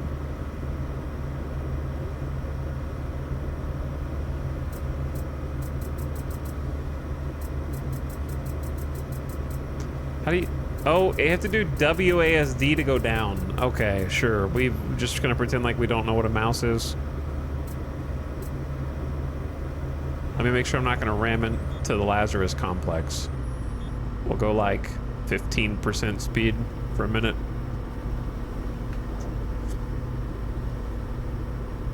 Like, I have a mouse on the front page. What? So it's mouse on the front page, but then WASD on the second page. Okay. Fatima da Costa, The Last 6 Days on Earth, July 6, 2094, final list. Moses. Chat, have you got the biblical allegories yet? Okay? Moses, the Lazarus outpost. Moses posted, we're gonna find an ark eventually, aren't we? Moses posted the selected names for the final launches this morning. I'm in, thank God, capital G. Group 17's launch window is scheduled 6 days out from now. No one celebrated. A lone official walked the rows and checked off our names on his clipboard as we confirmed acceptance of our spots. We waited years for this moment. I expected to feel excitement, or at least relief. Instead, my selection felt like a weight on my chest. I walked the perimeter again, what remained of the seawall. The city was mostly silent, except for the wind sweeping, the sharp smell of sea salt and rusted metal over me. It's an awkward sentence. The city was mostly silent except for the wind sweeping the sharp smell of sea salt and rusted metal over me. Okay. Seawater floods the lower blocks now. Slowly and patiently, it will claim everything. I tried to recall the name of that little cafe I used to love down there, near the university. Which university? Which cafe? You don't know. You can't even remember. It escaped me. All I remember is sitting in the rain and watching traffic go by, not needing to think about the end of the world. I miss those moments more than anything. Okay, so yeah, I stand by what I said. You either spend too much time on it or the AI spent too much time. You spent too much time either writing it or configuring AI to write that for you. One or the other.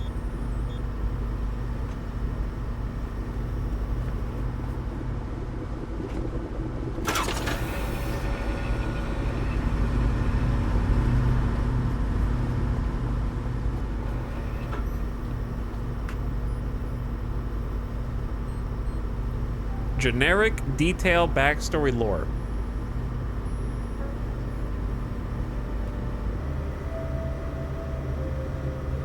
I remember sitting by the cafe, by the university that I went to, Found it.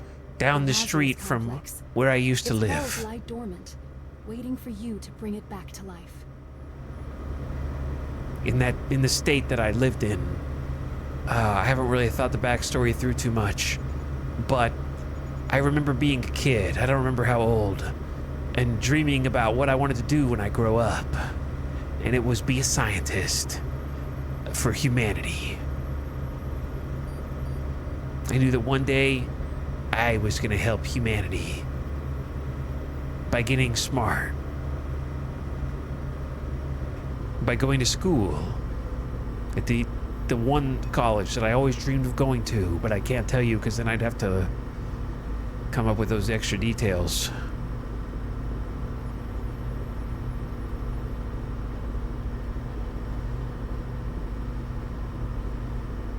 My dad used to drive me to school every day in a car of ambiguous make and model. And I used to stare out the passenger window as the rain trickled down. Ah, those were the days.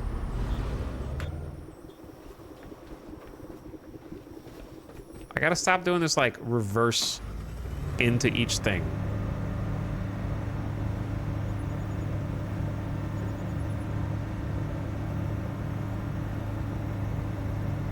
It's not very good driver of me.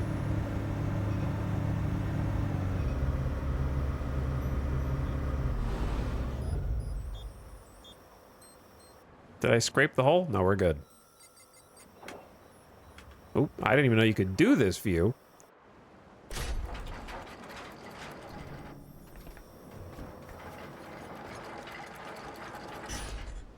The water looks very either chlorine filled or like Caribbean.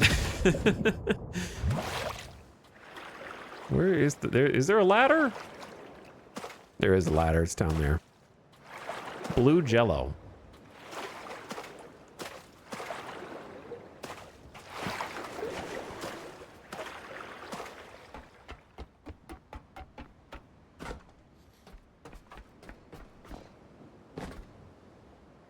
Well, it'd be nice to get a bit closer, huh? I don't know how far this thing is gonna reach.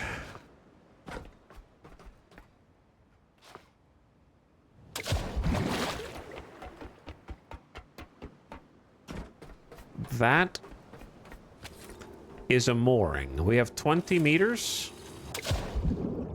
Okay, I'm not gonna make it to the ladder. Hold on. Hold on. We got some problems. If I could just make it across there, we'd be fine. That's easy. Hang on, hang on. What's the heaviest thing in my inventory?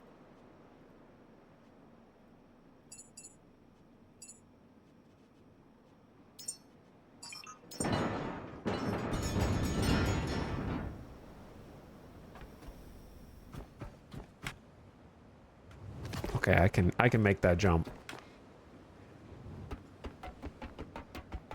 I'm so nimble and fast now that I've dropped 20 kilograms of copper.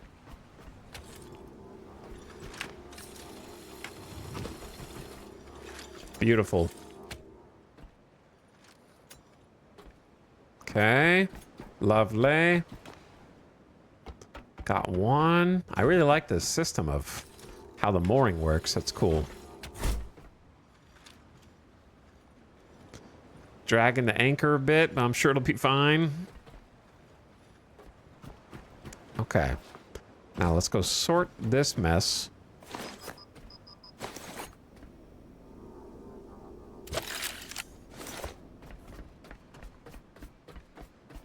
Moses, you'll never believe it, but I made it to the Lazarus Project.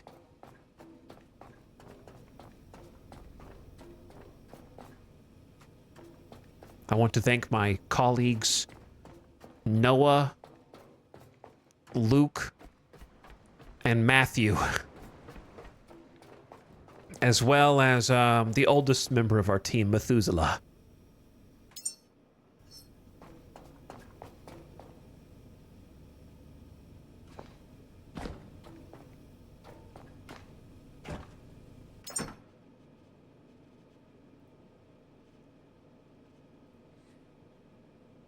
As we try and get the Caretaker robots to send humanity back to the stars on the Archangel Project. Just a little slice of heaven up there in the sky.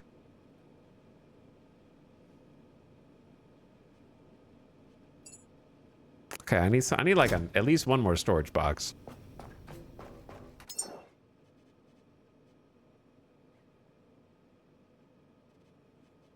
Can never have enough. Did you see Project Hail Mary? No. No, I didn't. I like that your question is whether I saw it and not whether I read it. Illiterate chat. You guys don't read. Oh, that's backwards. Unacceptable.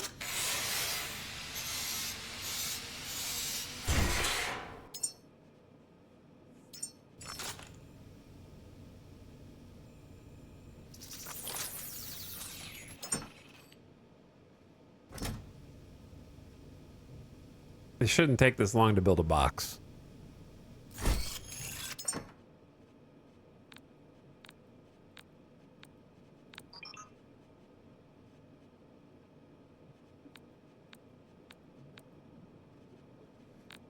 Okay, I'm just gonna drop the heavy raw materials so I can do some cool looting in here. And then I didn't drop all of them.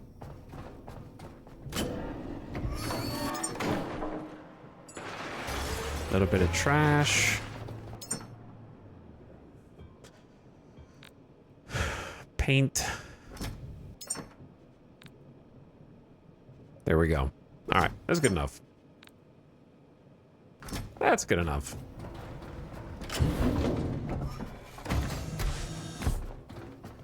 Wait, no, I just ascended to level 9.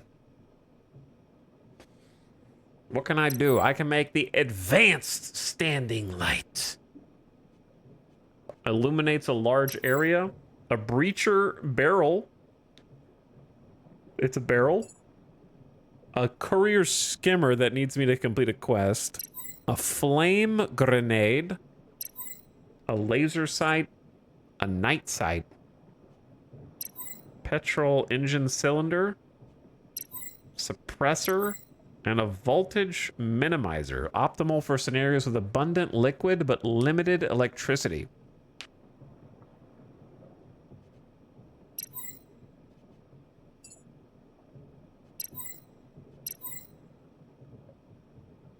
Strong general purpose efficiency boost across all resources. I don't know what that means, but it's okay. Diesel tank. What do I want? You know what? Some different weapons would be good, but the problem is I can't get like a primary weapon. I can only have one pistol equipped at a time. I definitely want the wall step for building on the boat. Being able to make my own mooring socket would actually be kind of cool to put in certain places. And then I did want some field binoculars. I probably need the tier 2 wind. So I'll build that later.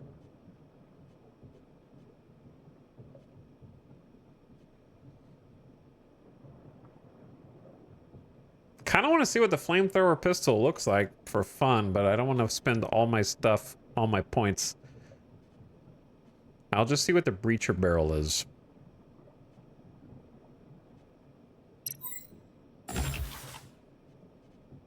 That way we get one weapon enhancement. Specialized for soft targets. Pistol shard. Okay. Enhancers give me vitality. 1, 2, 3, 4, 5 HP. And then give me battery capacity. And then dismantling time. Okay.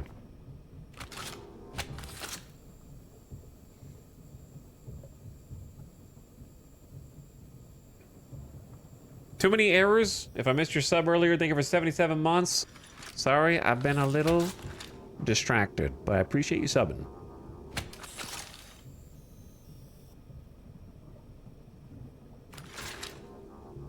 Okay.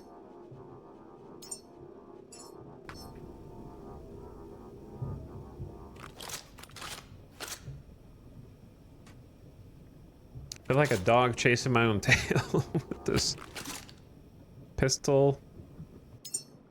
Backpack to pistol. Exactly what I want. Perfect. So, as far as things to build, do I need to build any of that now, or should I guess the ammo would be nice. The ammo and the shard. Or the shard and the breacher barrel. Okay, we only have 40 aluminum?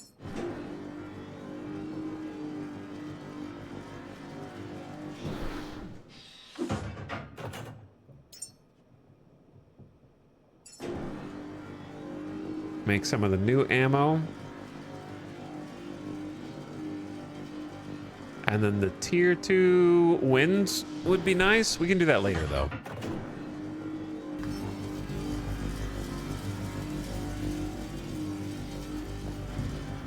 Yeah, we're back. We're actually gaining power. We got some batteries now that we didn't have before. Wait, there was a battery here, but it's gone. Because I died. I need to save. I freaking died, dude.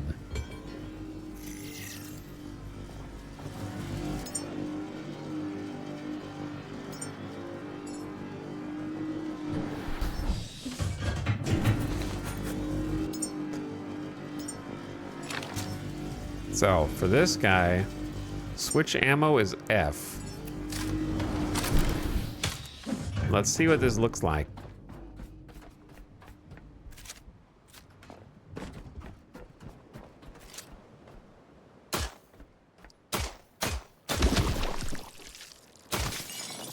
Is it like a little shotgun burst, I guess, from closer range?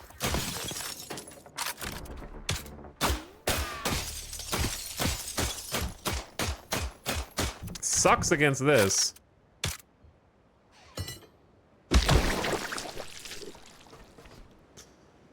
Side entrance over here. I'll keep that in mind. Well, hello.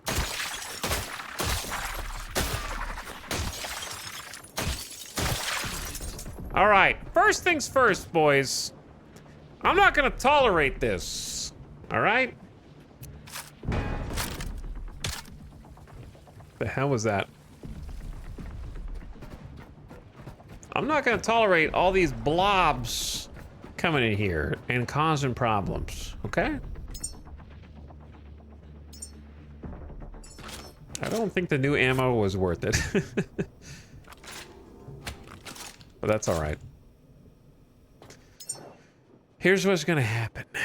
I'm actually gonna spend points on the damn super light.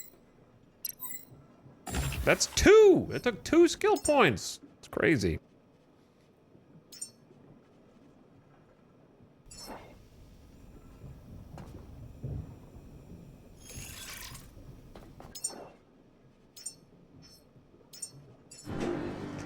Look how much crafting you need for this.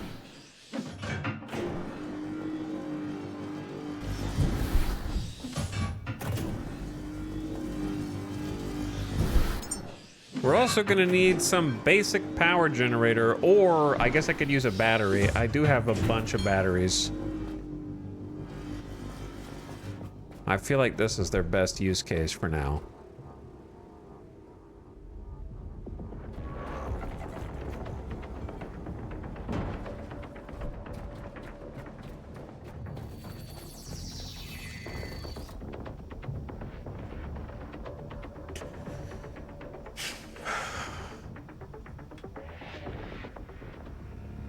I hope that this was worth 2 skill points. Bonk. Hey, I've got an idea. What if you didn't make every object... Listen, every other game with as good a physics as this game has the thing where you pick up an item becomes basically your fulcrum point. In this, if you pick something up, it like goes to a default elevated position, which is causing more problems. You know what I'm saying? So you can't like pick something up by the top here. It's still, you have to like look way down and like try not to hit the roof this way.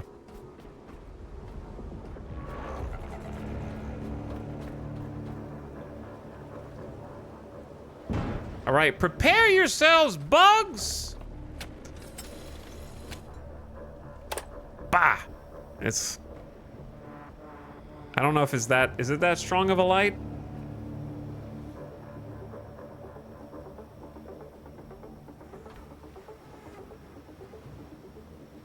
Wow, this thing is draining fast for one light. Okay, so that's just straight up not gonna work. Unless I connect it up to my real power here.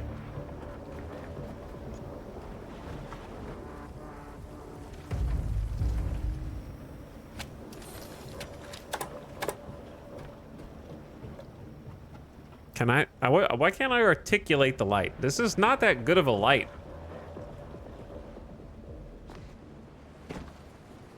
You know what I'm saying? Like, it's here, and their perimeter's right there. That's not... I was expecting, like, a floodlight for 2 skill points.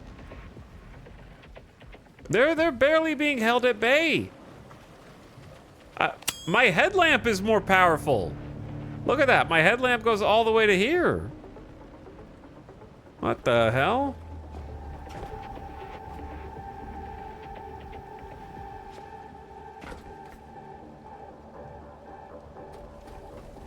Okay, I mean, obviously it's faster for me to kill them at a certain point. I was just trying to use the tools. They specifically put the big lights in the game and say this can keep the creatures at bay at night, but it's just not really doing anything unless you just do this. Hold on.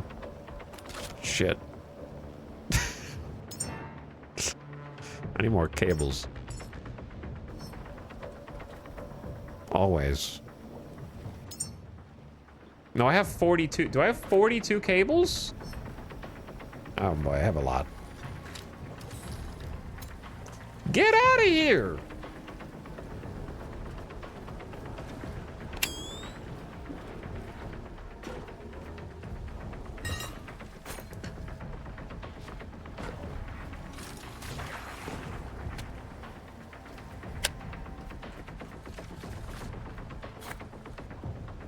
Look at this!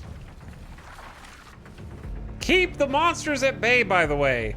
More like 5 feet away. For this, it's a tier 2. How many of these lights do they expect you to have? Whatever slider you've got on the development side, crank that baby up 400, 500%. We need like 500% more light from this for it to even be useful. It's crazy. For how much power it takes as well.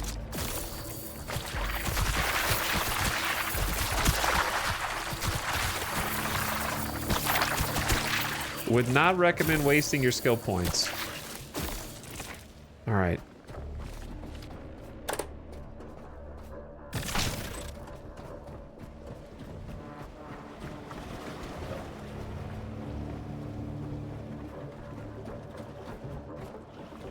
But it does keep them from approaching. No, yeah, if I wanted to stand in one place for the entire game and just scratch my ass, then yeah, it might be useful.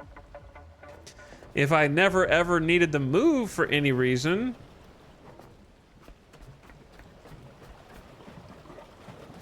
With a 5-foot radius around me and just stand there, sure, but I could do that on my boat.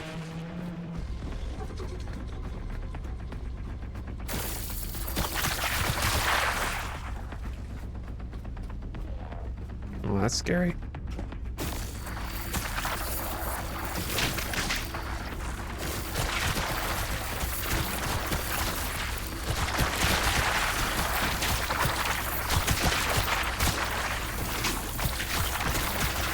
Is this not just like an infinite fuel trick?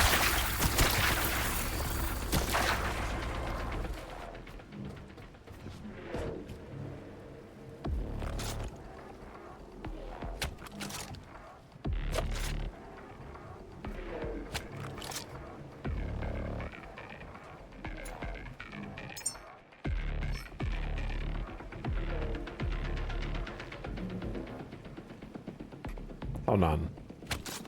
What is going on? I have 2 cables. Okay, I want 1 cable on the backpack. And then 1 cable on the pistol, please. Thank you.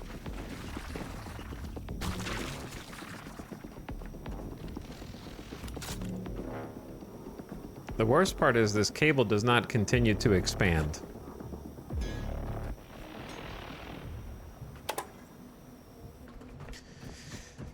I don't want to mess with that right now, dude.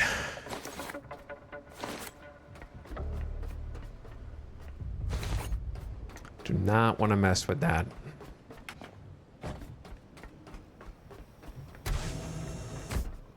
Okay, let's make some fuel. And then I want to go in through this side.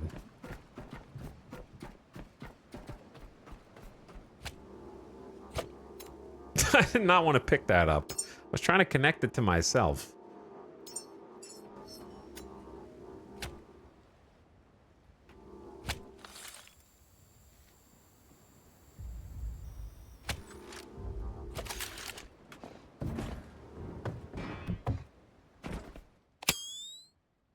Okay, for some reason I thought this was going to be an alternative way in, but it's like some collectible stuff.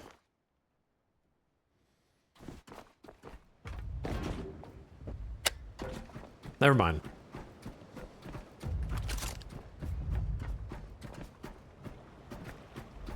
I think we have to go this way. Boing.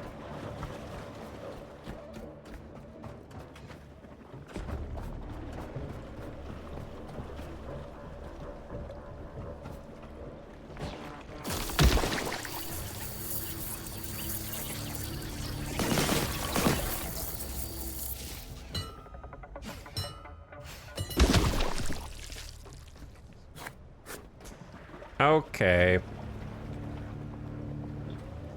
Now what? I gotta mirror's edge my way up here.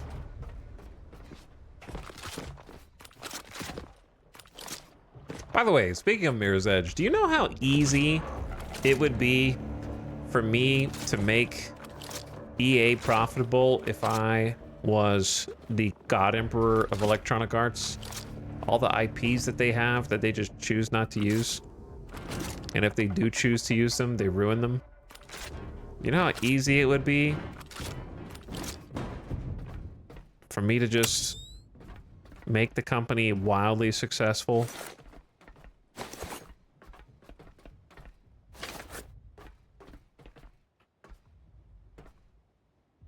Yeah, but would you make as much money while ruining everything? Do they make a lot of money while ruining everything? SimCity 2013 remake, let's go! What's the first re-release? I wouldn't do a re-release. I would make new games with some of their older IPs. What the hell was that? What actually was that? A blob? I guess that was a blob.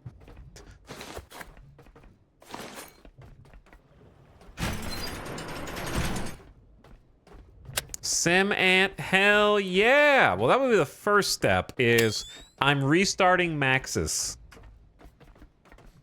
That'd be number one.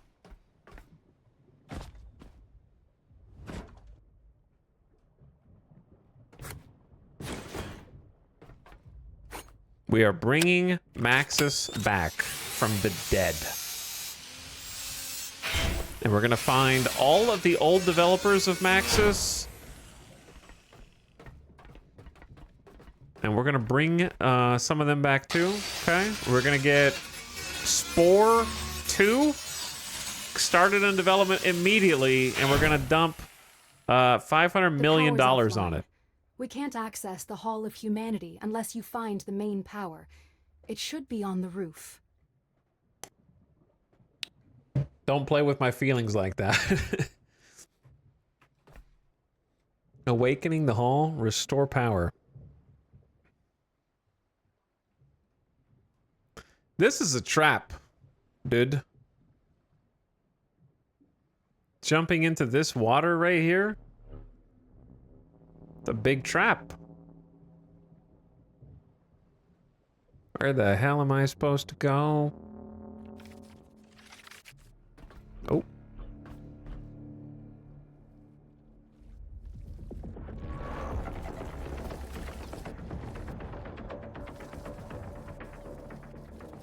Oh, there's a ladder right there. Hold on.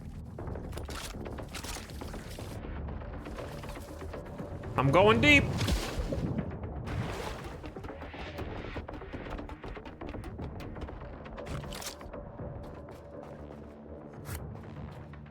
I should have brought more refillable batteries with me.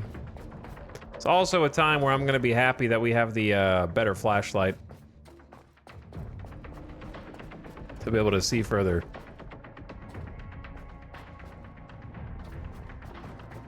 At this point, I kind of don't care about getting any resources.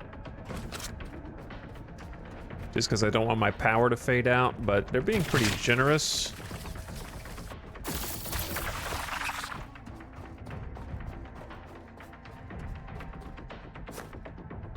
Cable extenders times 4.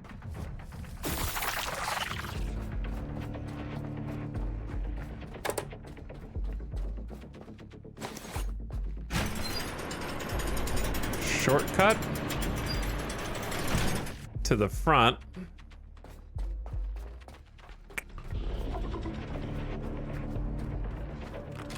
I see you, big dog. Holy damn, Spore 2. Yeah, we're doing Spore 2. We're gonna make a new SimCity 100%. The problem, like, I would actually make 2 SimCities simultaneously. I'm kind of not joking.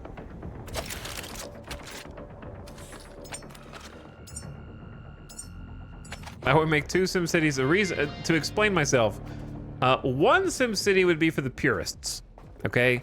So that they're happy because the vocal nostalgia. They fly now? What the hell?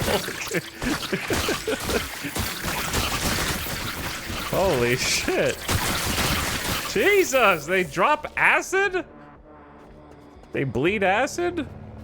They're like cute little attack kill bumblebees.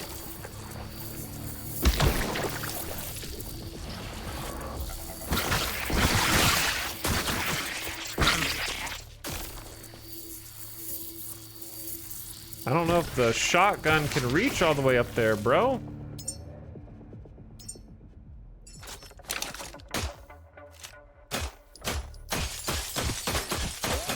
The smoke particles! They're blinding! This stupid ammo. Also, the shotgun pistol ammo's gotta go. Yeah, they fly now. That's a thing. That's a thing that exists.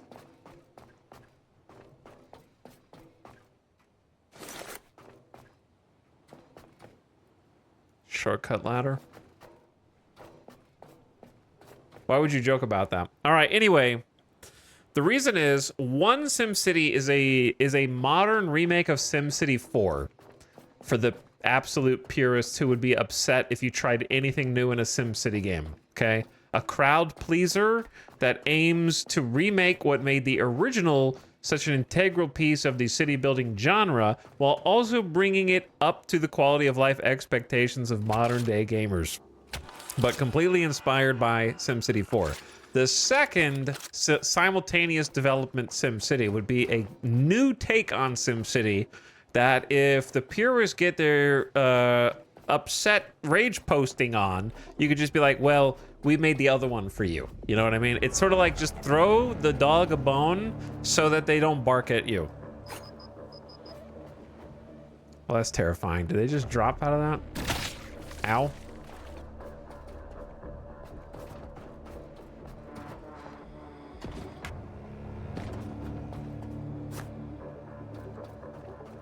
Genuinely great idea. Yeah, and it's like 2 SimCities, very different gameplay. It'd be the equivalent of the difference in Civilization 4, or sorry, Civilization 5 and Civilization 6. Is SimCity 4 Remake going to have online regions? SimCity 4 Remake is going to be an offline playable game that does not require an internet connection. And it's also going to have the ability to do what SimCity 4 could not, which is simultaneously run all regions in the background that you are not currently playing, so that you have to build your city up in a way that continuously supports the new regions that you're building. They don't just pause and get put on hold when you're building another region. And so they all work together. So you can have different regions feeding into other regions. You can have fire trucks over here that respond to fires that are actually happening in real time while you're playing in another region that you're building up. Oh, that's the wrong gun. I thought that was the electricity gun.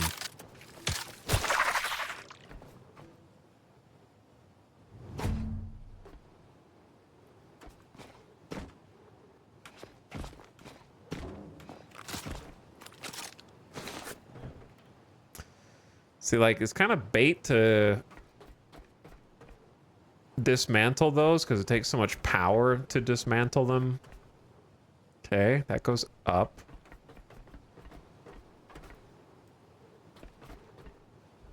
That goes over.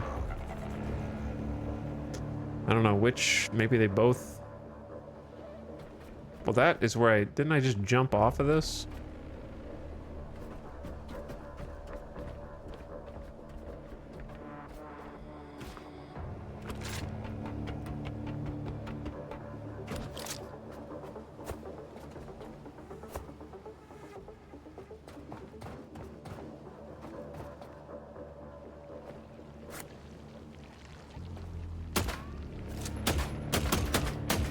This is not the correct gun for this. We want the electric pistol, 100%. Silent, I don't know, is a audio bug? There we go.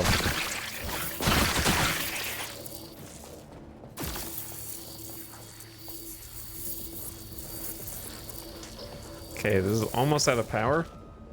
Donk, donk, donk, donk.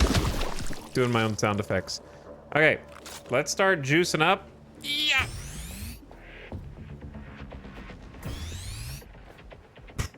Why are these so tiny?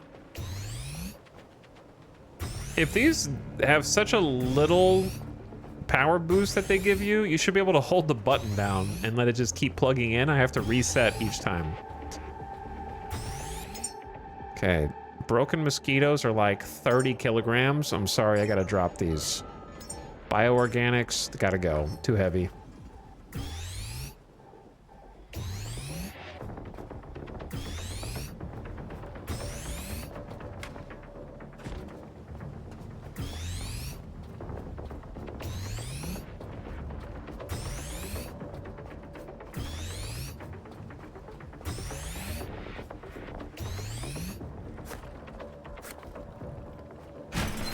Shortcut ladder, boom.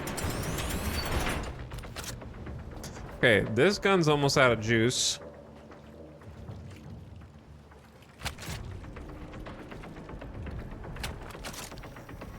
So I'm gonna use my backpack to charge the electric pistol.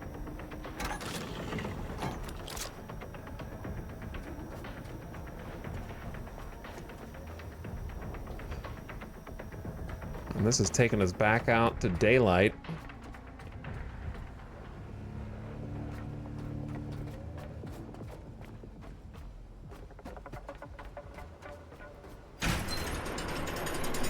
And a huge shortcut ladder. Or two. Okay. Shortcut ladder is good to go.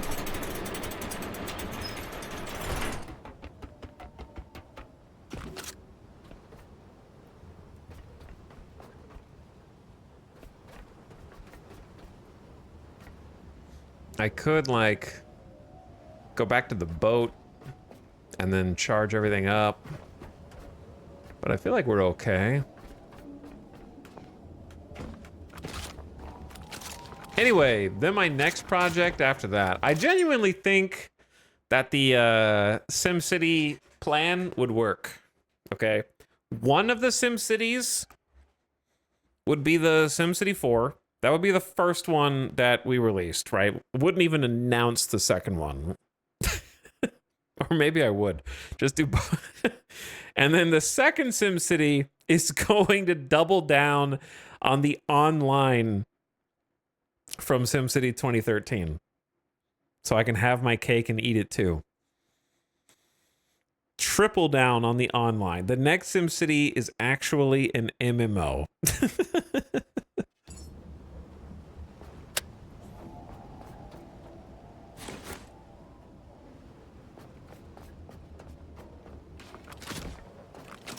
Because, look, for all the faults that SimCity 2013 had, one of the coolest things was having my... When it did work, which was infrequent, and like maybe a couple months after the initial release, it was genuinely awesome to be building a city, and space was a bit limited, and a friend would be like in a different region, and they would have all the fire trucks, and I would have like the hospital.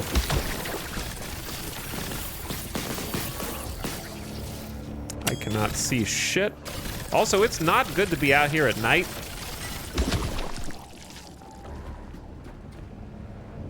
Oh. Yeah, I don't know what the hell that thing is that's floating around, but I'm out.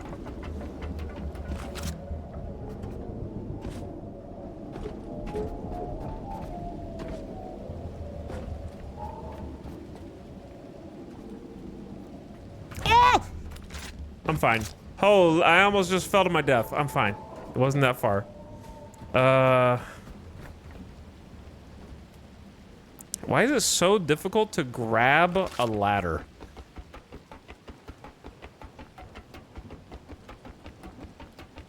MMO SimCity would actually be so legit. Yeah, so the premise of MMO SimCity is basically like however much content is you in a normal SimCity game for the purposes of an MMO would have to be far in X. Where am I? This is not where I want to be at all. It has to be far in excess, so there's actually like enough content and enough reason for it to be connected to other people. Because SimCity 2013, I thought it was really fun and really cool and this and that. But imagine the specializations that were in there. Like you can have a gambling town, you can have oil town, but then 5x that amount of content. Because it's just not enough in 2013. And for the progression chains to exist that would necessitate working together with other people and having different towns help each other, I would go super ambitious, which is why I would do the SimCity 4 remake first. Get the safe play, the crowd pleaser, you get the kudos, and then you can go do the crazy thing. I thought this was shortcut ladders. It's not. It's just like secret side stuff. I either need to go back to... I kind of need to go back to the boat, but I don't know where the boat is, and now it's dark and scary.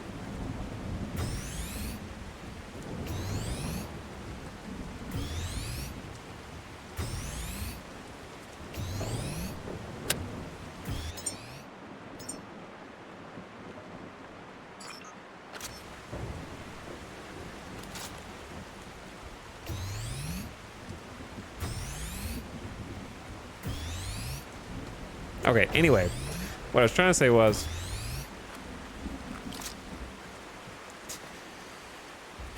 in this spooky green, I'm just gonna hang out here, man, until the sun comes back up. I don't know where the boat is. It's gotta be around there. I'm not gonna jump off this and go swimming though to find out. I'm gonna get, oh, they found me. What? Shit. You guys suck, man.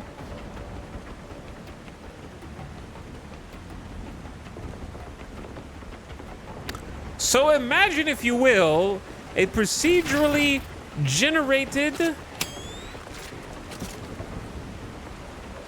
world map that continually stretches on. And whenever you log in to your SimCity MMO... Ah, yeah! Chill! Everybody, Chill. I don't know where this is coming from, man. I gotta go back and find the way out of here.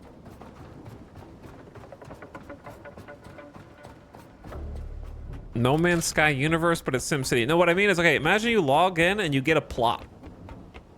In the plot, you have like random online neighbors. And those online neighbors' cities like work together and like help each other progress.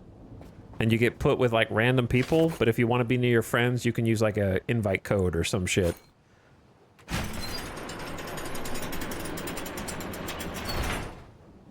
So that you guys can kind of have your own little city together.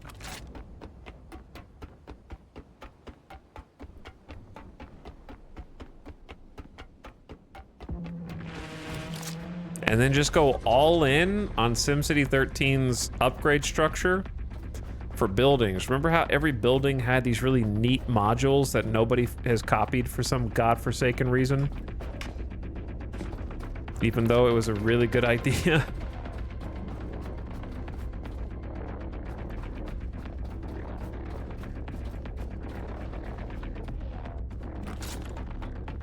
And then I would just like 5x the amount of content of those modules.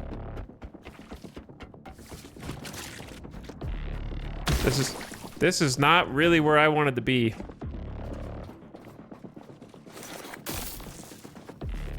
I am kind of fumbling around in the damn dark right now, brother. This is getting a little scary. There's no power. And all I have is the batteries that I have.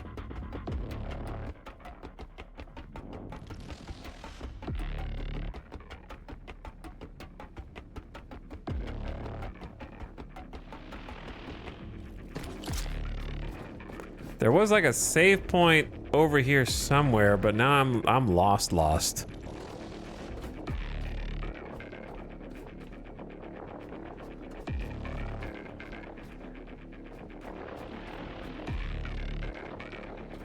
How did I even get here?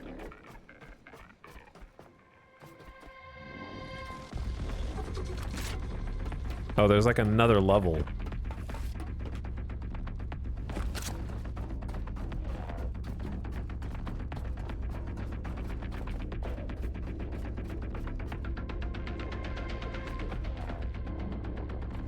Bro. Devs, you guys cooked too hard with this.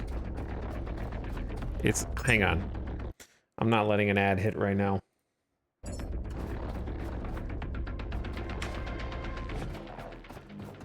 I gotta find that one save point. That was like right at the front of one of these big, here it is. Nope, wrong button. There we go. All right, so that's fine. Everything else, no matter what happens, is fine. I was panicking because I didn't know when the last time I saved was.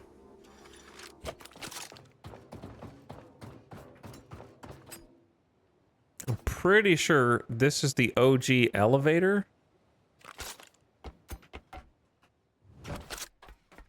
And that if I just go down here, that takes me back to the boat.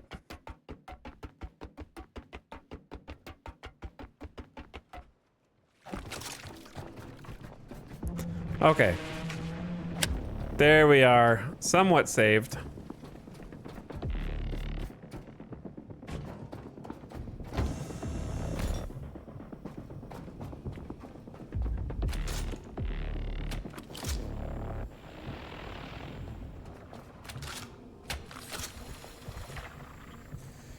Ooh. And we're out.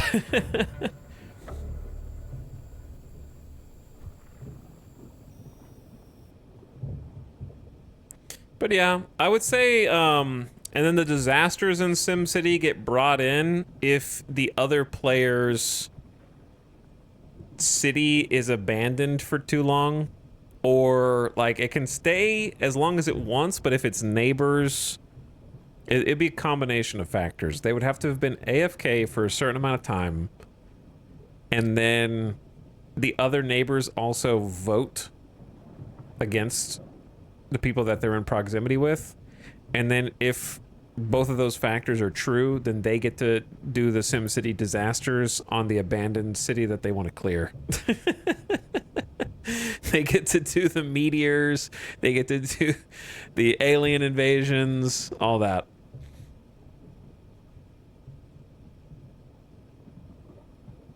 But it has to be like a time factor too, otherwise people would abuse it. Like in Foxhole. In Foxhole, they have it on vote only, so if you build something and like 5 players come and vote, they can destroy your stuff. It's bullshit. So you gotta be careful not to let that get out of hand.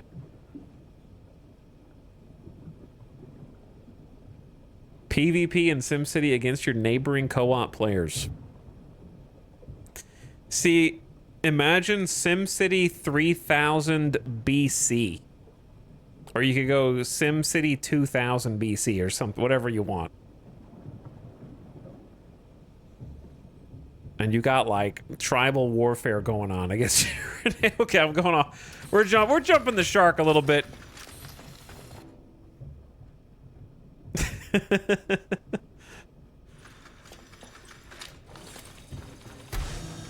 Sim Civ? Well, oh, I'm still connected.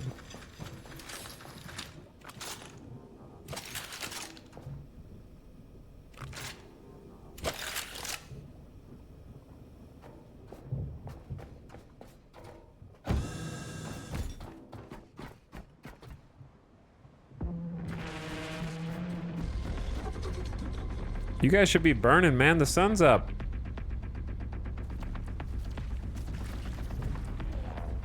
That's what I thought. Okay, this is a big complex. I need to make sure that I have... Oh, I need to empty the trash first. Hold on.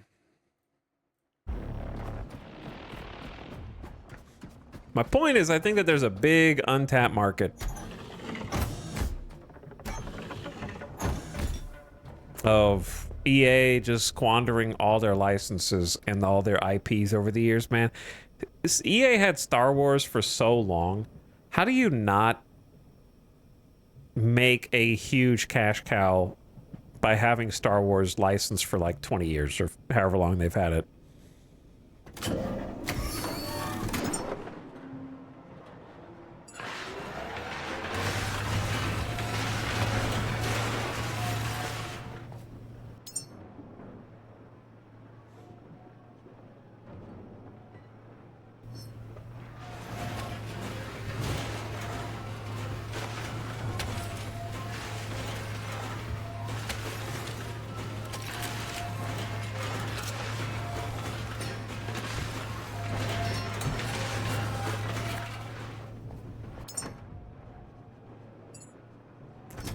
Okay.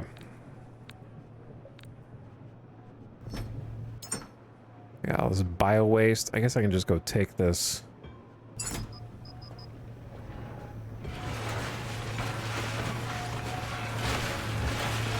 Come back for all this junk later. I think a similar idea to yours would work great with Spore, being able to interact between players in multiple game stages. Yeah. Yeah, like... Spore MMO would go insane, right? Think about it, chat. Think about it. You start out in the amoeba stage, and every other entity that you see is another player. And every stage you advance to, whenever you're encountering other creatures, they're all other players that are just out there. That'd be a great social experiment. So many dick-shaped life forms. Yeah, that's why they won't do it, because they're cowards! Wait, why am I climbing up here? I need to go in here.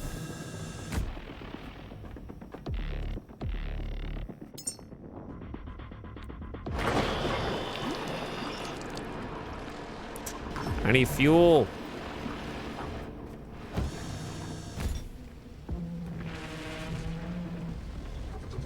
Innovation is and fun is dead, sadly. At the very least, it doesn't have to be a Spore MMO. It would have to be like a Spore single-player game with online function, optional online, where all the other creatures you see in the game are player made and voted up in like some kind of database. That way you could modulate it in case people make messed up shit, and it would have to like go through kind of a filter before it gets to other players' games.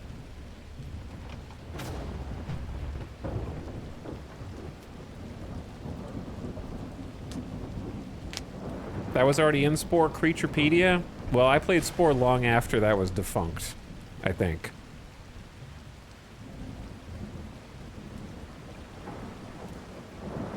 Because I think that online features got disabled by the time I played it. I didn't play it in the OG.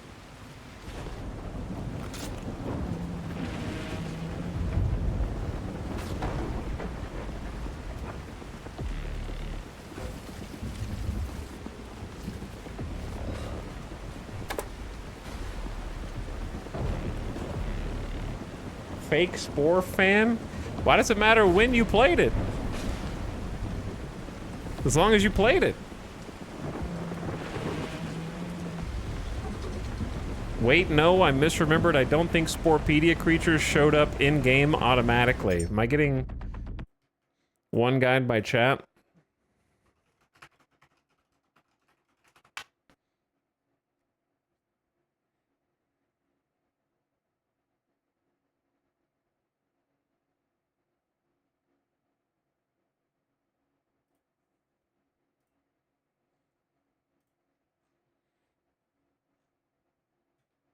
Let me see. The Sporepedia is a database of creations for both the Spore game and website. It looks like a pack of cards with the name of the content at the top and an image and general stats and the creator's name at the bottom. The player can ban any content they deem unsuitable, preventing them from appearing in the game again.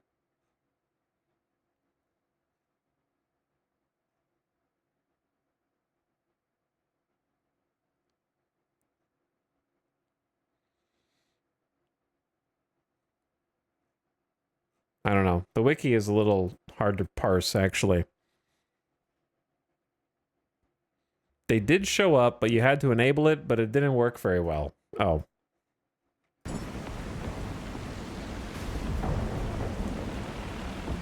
Okay. Anyway. Let me see what else they got.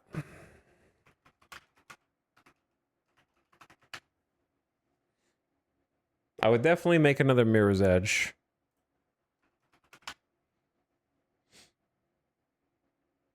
Obviously, Mass Effect would be in the mix as well, though I don't know how, but you'd have to. Give the fans a real Mass Effect, give them a real Dragon Age. Give them a real Skate. I didn't even try the last Skate that came out because it was so sad.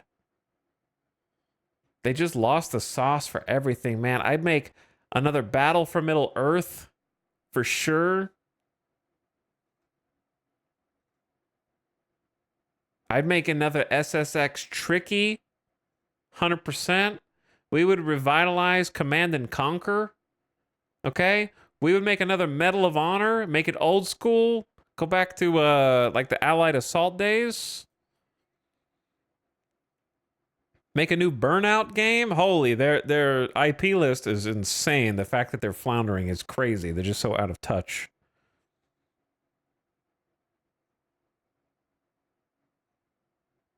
There's so many, dude. I forget Crysis was EA?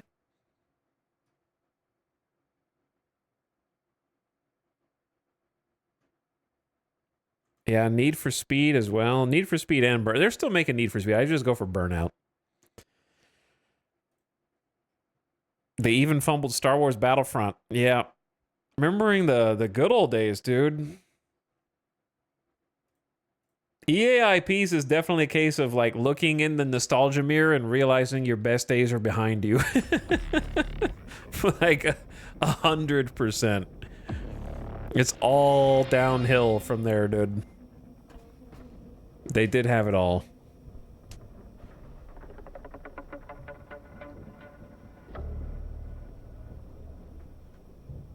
Def Jam? Def Jam was sweet too, yeah. Make a new Def Jam for sure. Okay. Anyway, chat, that's where I'm going to call it today for a little kind of slightly shorter Saturday stream. Trying to finish up before the ad kicks in. There's a lot going on in this facility. It's pretty large. So I tried to run through and see if I could get there, but it's pretty big.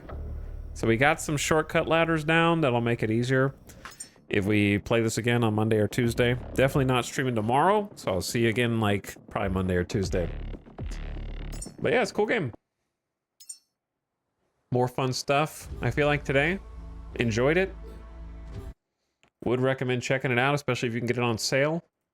I don't know if it's going on sale anytime soon. But thanks for hanging out on this Saturday night. I hope you had fun. A nice Saturday. And I'll catch you guys again in a couple of days. So I'm going to go get some dinner, wind down, and take my weekend tomorrow and maybe the next day. All right, I'm going to send you out on an end-of-stream raid. Go say what's up to Rule Storage, who's playing some Vintage Story, one of my favorite survival games. If you haven't seen Vintage Story before, it kind of looks like Minecraft, but it's so much deeper. So don't be fooled by the initial look. It is like... It has metalworking and smithing, and to make charcoal, you actually dig a pit, fill it with wood, set a fire, and wait for a couple days while the charcoal is made. It's super detailed. So don't be fooled by the initial look. It's a great game. Another Vintage Story run win. They're supposed to be doing the next update. It's supposed to be focused on combat. So probably around then, if not sooner, because the last update that came out looks really good. But I would love a combat update, please. Something to make the combat more fun. It's probably its weakest part. As you all know. From if you watch my streams, that's where most of the rage came from, for sure. All right. Thanks, guys. Have a good one. Take it easy, and go give Rule Storage some love, all right? Take care. Good night, and goodbye. Now get out of here.